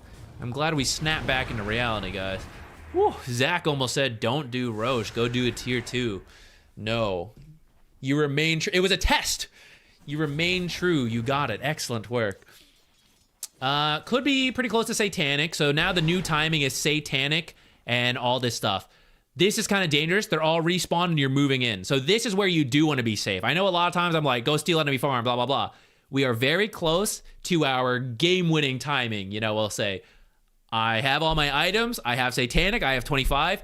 This is it. This is the peak. And if we miss it, it'll be a lot harder. For example, the door, right? those are key moments that we may miss.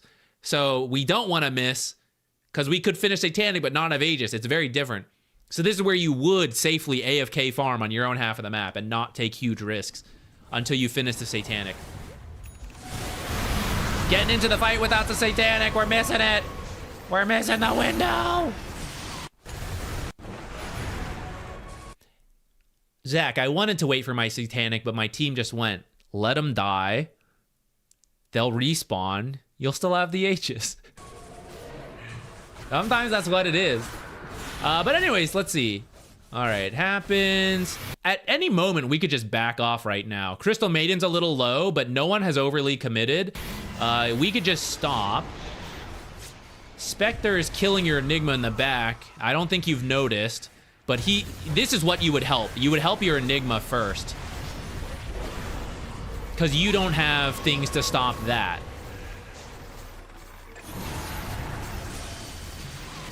And then the heroes who would provide the lockdown for you, they were getting killed while you were like chasing other people.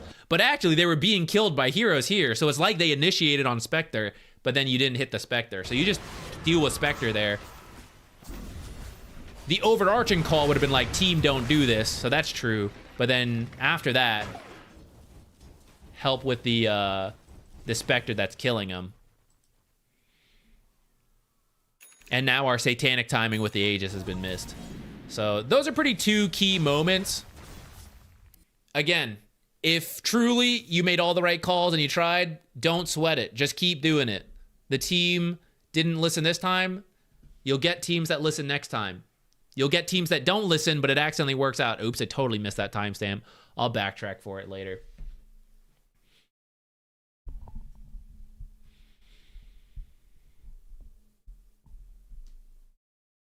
Remember, climbing, I want you to care about every game, but climbing is about consistent performance and not actually winning every single game, because nobody wins every single game. Even ultra smurf account boosters will lose a couple games here and there. The important thing is consistently performing well.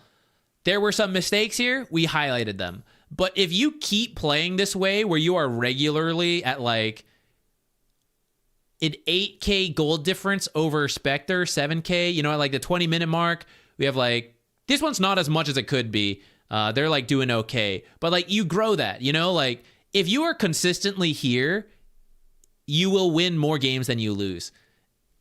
You just need to keep getting here and then not worry about, hey, this game lost because they didn't listen to me. That's okay. The next game you will win because they listened to you. Like the important thing is you keep putting yourself in this position. Sometimes I feel like it's the hero itself is the problem. It could be the case where your natural playstyle does not fit a certain hero. That is possible. Or if you are misunderstanding something about a hero and consistently do something incorrect, that is also possible. For Luna, I mean, we just looked at one game, so I won't say this for sure. But for example, in some of these fights where you're like chasing people, that is inherently not what Luna wants. Luna is a slower hero, and she wants people to jump her or for her to hit people that your team has initiated on. You can't chase heroes because you have no chase mechanics whatsoever. You're simply a little fast with a mini stun. You're not a Weaver. You're not a Void Spirit. You're not an anti-mage, right? Like you don't chase things. You hit stationary targets. You hit towers as a super tanky hero, or axe call someone and then you hit that axe. You are the focal point of the fight, ideally. If you're not playing that way, that might be something that like Luna's getting to you, or you're like, you're not using the ult correctly. That could be the case.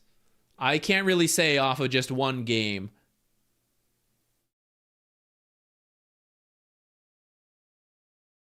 You're trying this off the Smurf video, and I think it's fine. I mean, if you showed me, like, I think looking at this, it's pretty good. I think we missed some very clear timings, like we saw, like when you had the door, and then the next fight with a Satanic. That was quite unfortunate. But that's just one game. That's okay, you know? Like, you just keep doing this, and I think it will get there. Even if you won that one game, you still have to do it again, like, 20 more times. Am I doing it wrong? I mean, you did a lot right to get to this point, and now you take in the lessons of, like, okay, that door one was really unlucky, so, like, let's not worry about that. And then the satanic one, okay, I take away the lesson that was not a great fight, but I also targeted the wrong heroes and I chased the wrong heroes, right? So we lose this game, but you take a couple lessons and then you do it again. And you're just bringing down the things you did wrong. I feel you're on the right track. I think you just need to keep doing this and keep improving it a little bit every time.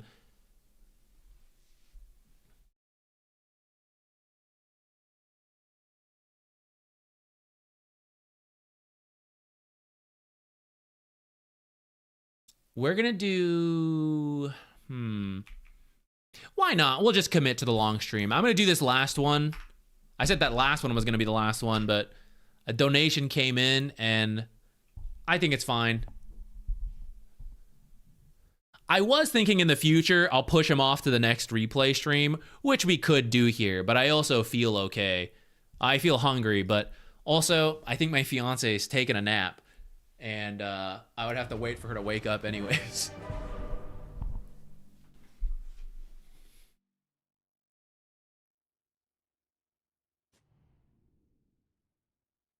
Oops, I forgot to type the stuff in. Oh, I type it. Let me reiterate. Climbing Dota is a very long process. So do not worry. Try your best every single game. And take lessons away from every single game. But don't let any single game affect you. Like, oh, this isn't working because, like, this game went poorly. Or, like, oh, I can't do it because, like, I lost this game. I lost 10 games. I lost 20 games. People have thousands of games of Dota. Let me put this into FPL 1000 gifted a tier 1 What's my sub to man Mellow FPL Delta 2. doing here? Thank you, dude. FPL 1000 gifted a tier 1 sub you guys to should be Salami. glad for FPL, not only for these gifted subs, FPL but also 1000 gifted a I tier don't even 1 know how sub much to I'd get into Mini Dota Wayne without Dog. FPL, without the original group of FPL boys. 1000 gifted a FPL tier is 1 part of sub that. to What Marco got us Novelli. into the Dota. FPL 1000 gifted a tier 1 The sub Dota to grind. Peachmonger. What about one last replay? Could be. Which one are we at? How many last ones are we at? FPL, thank you so much. I got thrown through memory lane right there. What was I about to say? Oh yeah, the gaining MMR. Okay. Maybe I need math. Hold on. I'm going to use numbers and I'm going to make a fool of myself. We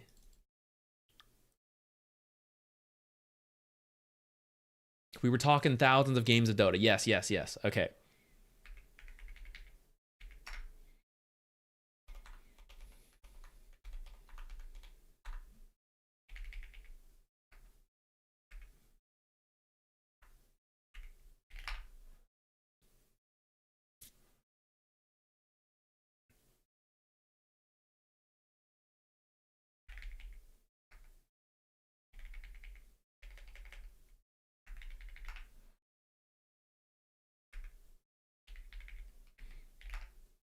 Okay. Let me put this into frame of reference for you guys. Let me throw some numbers at you. And I could have done this math in my head, but I would have done something wrong and looked stupid. My excuse is I was educated in North America, the US specifically, and also we've been streaming for a while, so the brain's going down a little bit. Okay. You don't want to get caught up in individual games and losses in Dota. Let's say you calibrated at 0. Let's say you calibrated at 1,000, actually. And you have 10,000 games of Dota. And they're all ranked. I don't know how you did that because you can't at the start, but let's just say, we'll say you calibrated at 1,000 and you immediately played ranked. And you had 10,000 games after that first 100 hours. If you gained 5,000 MMR, oh my God, what a lot of MMR. You're now immortal, right? You're sitting at 6,000 MMR. You have 5,100 wins and 4,900 losses. There's only 200 net wins in that MMR gain. Over 10,000. So that's the thing with like, it doesn't mean every single game didn't matter, but like you had to improve over that long process of game. Every single game was worth like 1 MMR if you make it worth 1 MMR. Not even that for this guy, it's half an MMR, right? So, oh, I tried and I lost this game because of my team. It doesn't matter. It's just one of the 4,900 losses. You know, you can still reach really high win rates, really high MMRs, and you'll still have a massive amount of losses and a slightly higher amount of wins, because that's just what it is. 40 net wins is 1,000 MMR, which is quite a lot. So you don't really have to sweat over any of these, like any game where like some misfortune happened, some team didn't listen. It is still just about you improving every single time. Okay, I did it once again where I pressed timestamp and then we talked about other things. But here we are now starting the Clinkz one, couple minutes late. Had a decent lane, yet very slow farm due to mid-game for me. Clinkz can get you on this because your natural farm speed's not amazing. And it's tempting to like roam and gank. So that's what I'm expecting to see. Enemy mid recovered and stomped us. Is my CS really that bad? Is my positioning even worse? Thank you. Okay, let's take a look. So we'll skip the lane for the interest of time. You said you did okay. 38. So there's room for improvement here. I think you know that. To Guardian, you're doing okay, you know, when we compare you to the others. So still always keep improving this, keep practicing the last hits, but clearly in this game, it at least is not like the end of the world. It's not going to be the reason you lose. So let's keep going.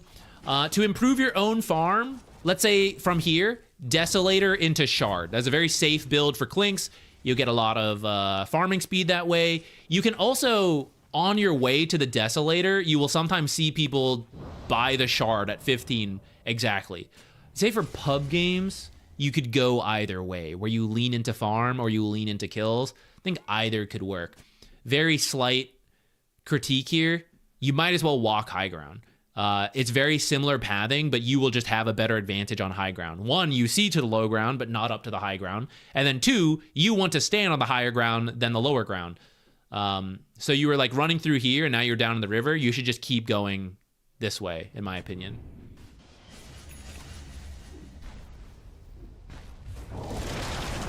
Get him! Get him! Get him! Got him! Thank you for your sacrifice. Oh shit, there's offlane Trant. Or is it mid Trant?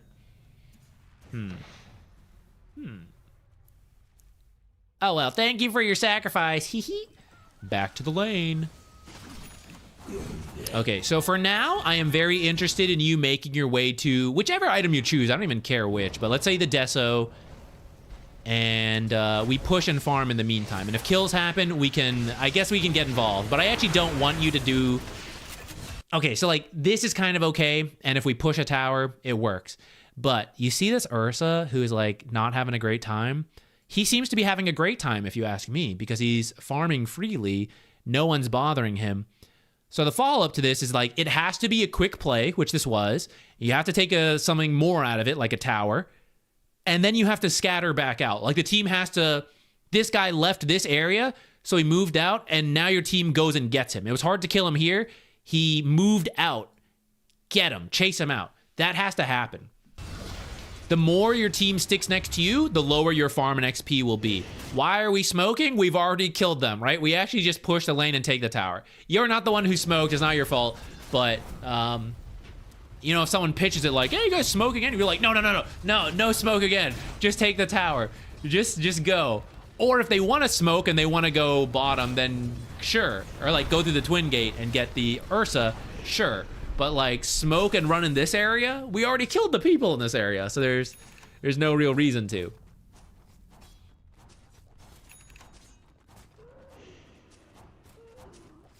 You can just eat this one.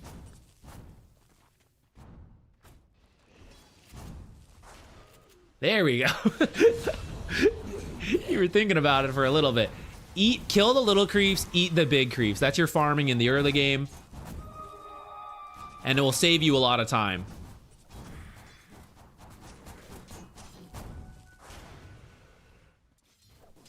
You like to get a couple auto attacks in first, but you really don't. Just eat them and you're good to go.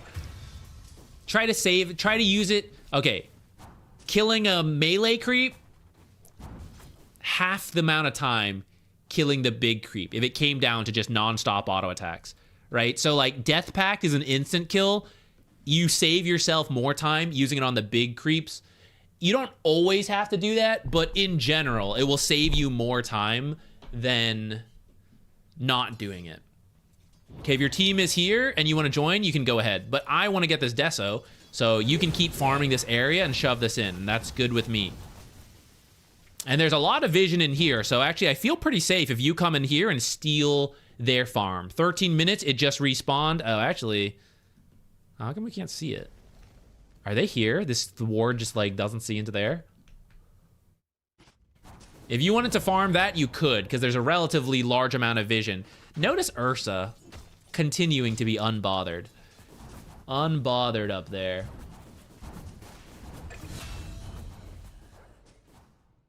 Plin plin plon. I calibrated literally 10 MMR and I'm now over 6K. About 4,000 matches, so about 200 net wins. Exactly. So it is just about improving yourself to gradually get the wins or to go in those like streaks of like, oh, I suddenly it clicks, boom. 20 wins in a row, massive. 500 MMR off of that. Still going. Yeah, we got raided earlier. I thought we'd, you know, entertain the guests. And then my fiance's asleep, so I think she'll wake up soon and then we'll line up eating together and everything. I got distracted, sorry. This is like the crux of your question. I want to lock in, guys.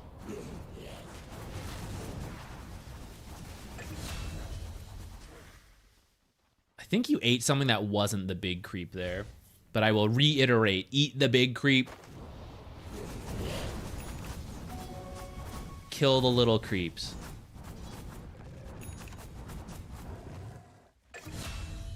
If you want to join these fights, you do have the teleport. You're pretty strong killing heroes. You can show up to these fights when people have abilities if you think they're good. Because Clinkz is a slow farmer in the early game. You're really good at killing heroes, not so good at killing creeps. So you farm, and then if there's a favorable fight, you can show up a little bit more than other cores. For you, it's not as punishing. 1, skeleton walk, you're super fast. 2, you are good at killing heroes with the build you have, the skills. 3, some of your early farming is from Death Pact, and Death Pact is charge-based. So it doesn't matter if you're farming or fighting, the charges are building. And so you have a little less wasted downtime than many other heroes. So Clinkz can join early fights more than other cores, as long as you think it's good, like it makes sense, like you're gonna get something out of it. Towers, kills, all that. And then as you get close to the Desolator, you like sit, AFK farm, and finish it. And then when you get the Shard, your farming speed shoots up. And then you're good to go. You can play a little bit more like a traditional carry.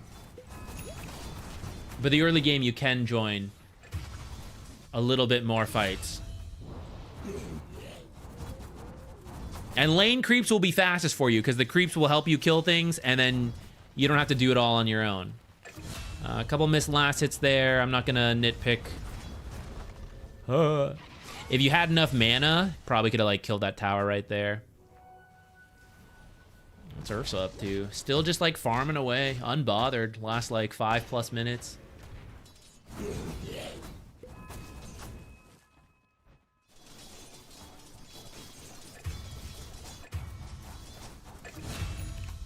Yeah, attack, attack, attack, attack. Because I know my team is doing something and we're getting flamed, but we need to... If I'm not joining the fights, I gotta push. See how we're retreating early? We're even TPing home. They're all top. I'm gonna show you this. I'm gonna show you this.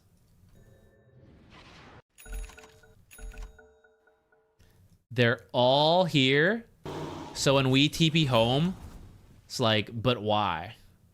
There's all this map space to farm. And that's what I want to take advantage of. If I'm not joining the fights, then I got to take advantage of the map space. And if there are times I get scared and go back too soon, it's kind of understandable, but you got to learn to push the limits to make advantage of the fact that, like, okay, my team's doing stuff and, damn, they lost, but I got a ton of farm out of it. I did some tower damage, right? TPing home like this feels, you might as well have been killed too. That's how much map control we're losing. It's like, we lost all the heroes and Clinkz TP'd home. So we're just losing on every front. We didn't even get the, like, well, at least Clinkz was farming. And then I look and I'm like, what are you doing in the fountain? Why are you here? You know, get out there, go push lanes. The Deso will deliver to you because you have a courier.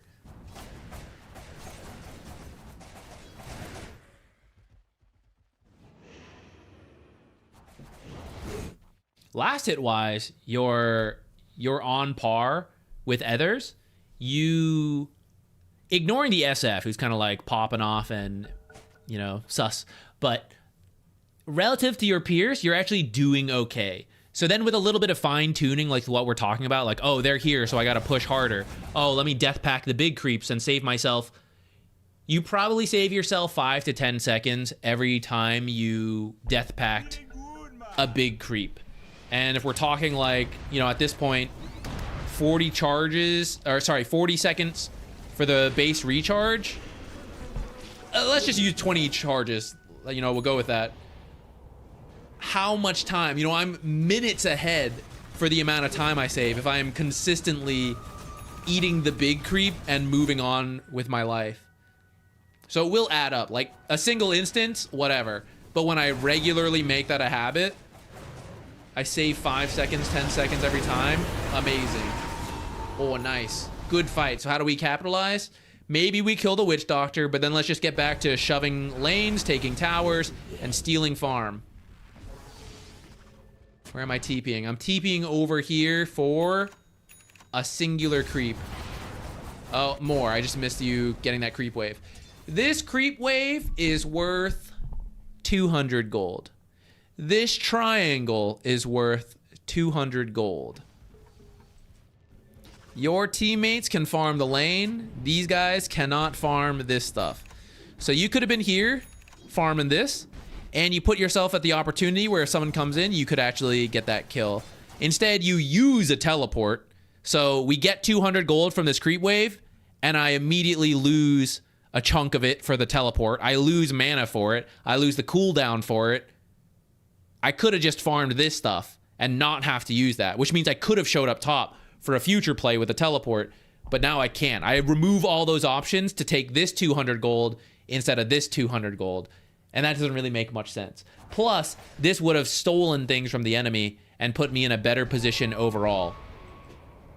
I think that's what's getting you as we continue to watch, more so than like, oh, my last hitting's no good. There's a lot of default to your own half of the map. Like, here we are 22 minutes in. I know we jumped ahead, but like, I've been in this area quite a lot. We saw some early aggression with the team when we first jumped in, and since then I've been looking at this farming pattern quite a lot, which is my own half of the map. And I'm a Clinkz. I'm supposed to be more aggressive than other carries. You want to see like Spectres and Nagas? Like, they'll be where you are. Medusas, Clinkzes, they're supposed to be zooming around.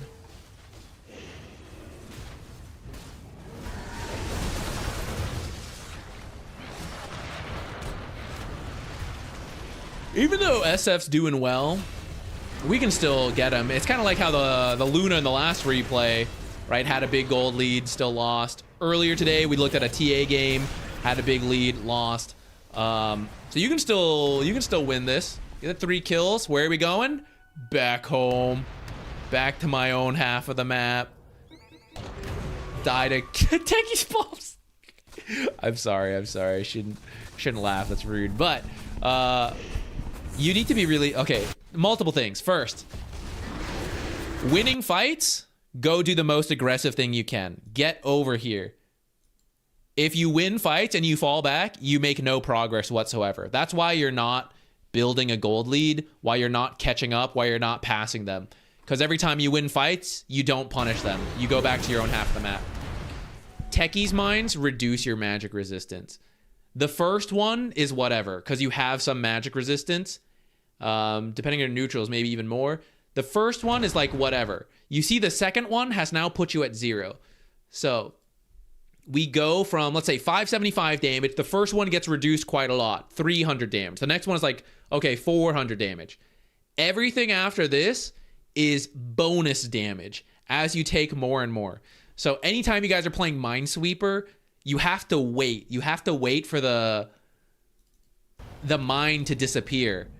Because Clinkz runs back in. Okay, Clinkz actually did wait for them to expire, but then still just ended up tanking the damage. But it is, as you get hit by more, they would blow up. Or like you increase in damage. And that's usually what gets people. In this case, you just like went in, went out. Repeat. Naga does eventually farm the enemies, but to start you farm your own because you want to like hit that threshold. So you like farm your own stuff. Maybe she's not the best example to use, but like after a while you then like move to the enemy half. But it's like the idea of this late game carry who like as long as they hit certain item timings, they're gonna win. Whatever they do with those item timings, right? Separate topic. But if you are that hero, the like hyper late game heroes, that's where you default to your own half of the map a lot. By the way, guys, if you're wondering like how do I punish this SF, it is sort of with like these type of sentries, but then you have to react to it. And like having more along the way, like an observer sentry in this area gives you more warning time. So your team sees the SF coming in. Let's look at OB, an SF player, right? He actually got an Invis rune. Look how long he's been looking on his own. Look where his team is. This is what happens to people who are doing well or smurfing, right? No respect to the enemy, full arrogance. And it works because that's what smurfing is, or that's what like pub chaos is. To punish it, you have to play like a coordinated team and you have to get him once or twice and it will have massive payoffs. It's worth the effort, but you have to do it. You have to see him coming in, running around on his own for this long, and then like respond instantly.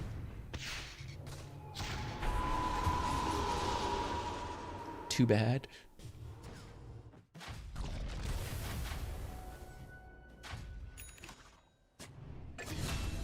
Okay. Observer there. Tisk, tisk, tisk. I think we'll end. I'll let this keep playing and we'll see if Clinkz continues to farm defensively, which is what's happening.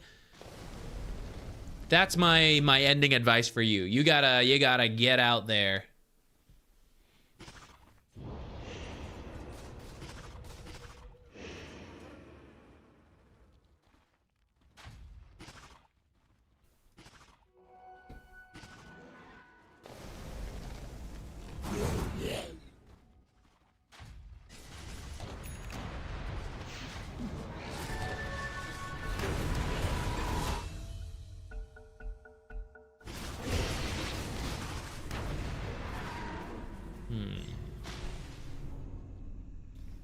Where shall we go?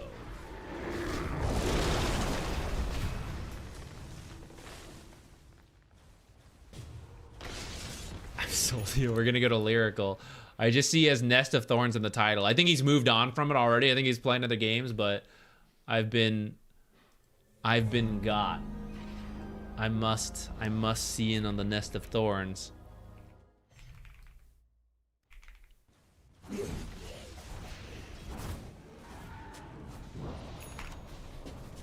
Okay, guys, thanks for hanging around. If this was your first time here, we do this most Mondays and Wednesdays. This coming Wednesday, the topic is warding, so all the replays and questions have to be about warding. I think that's how we'll do it. Like, Mondays will be general reviews, and then Wednesday we'll have a theme. And this one is warding. Thank you to anyone who stuck around from the raid, Lyrical. Sorry, switch that. From Cinderin, thank you. I'm gonna pass you all to Lyrical. Continue the train of raids. I hope you all continue to have a good time. Anyone in the US dealing with the snow, hope you're staying warm. Anyone outside the US dealing with snow, also hope you're staying warm. We will be back on Wednesday. Tomorrow, I'm still trying to finish up some videos and such. I do need to play more Dota before the patch hits and Largo is dumpstered. Warding and Vision, yeah, all about that stuff for Wednesday. All right, Twitch people, I'm gonna send you on the raid to Lyrical. I'll see you later. Goodbye. YouTube gang, I will see you as well next time. Peace out.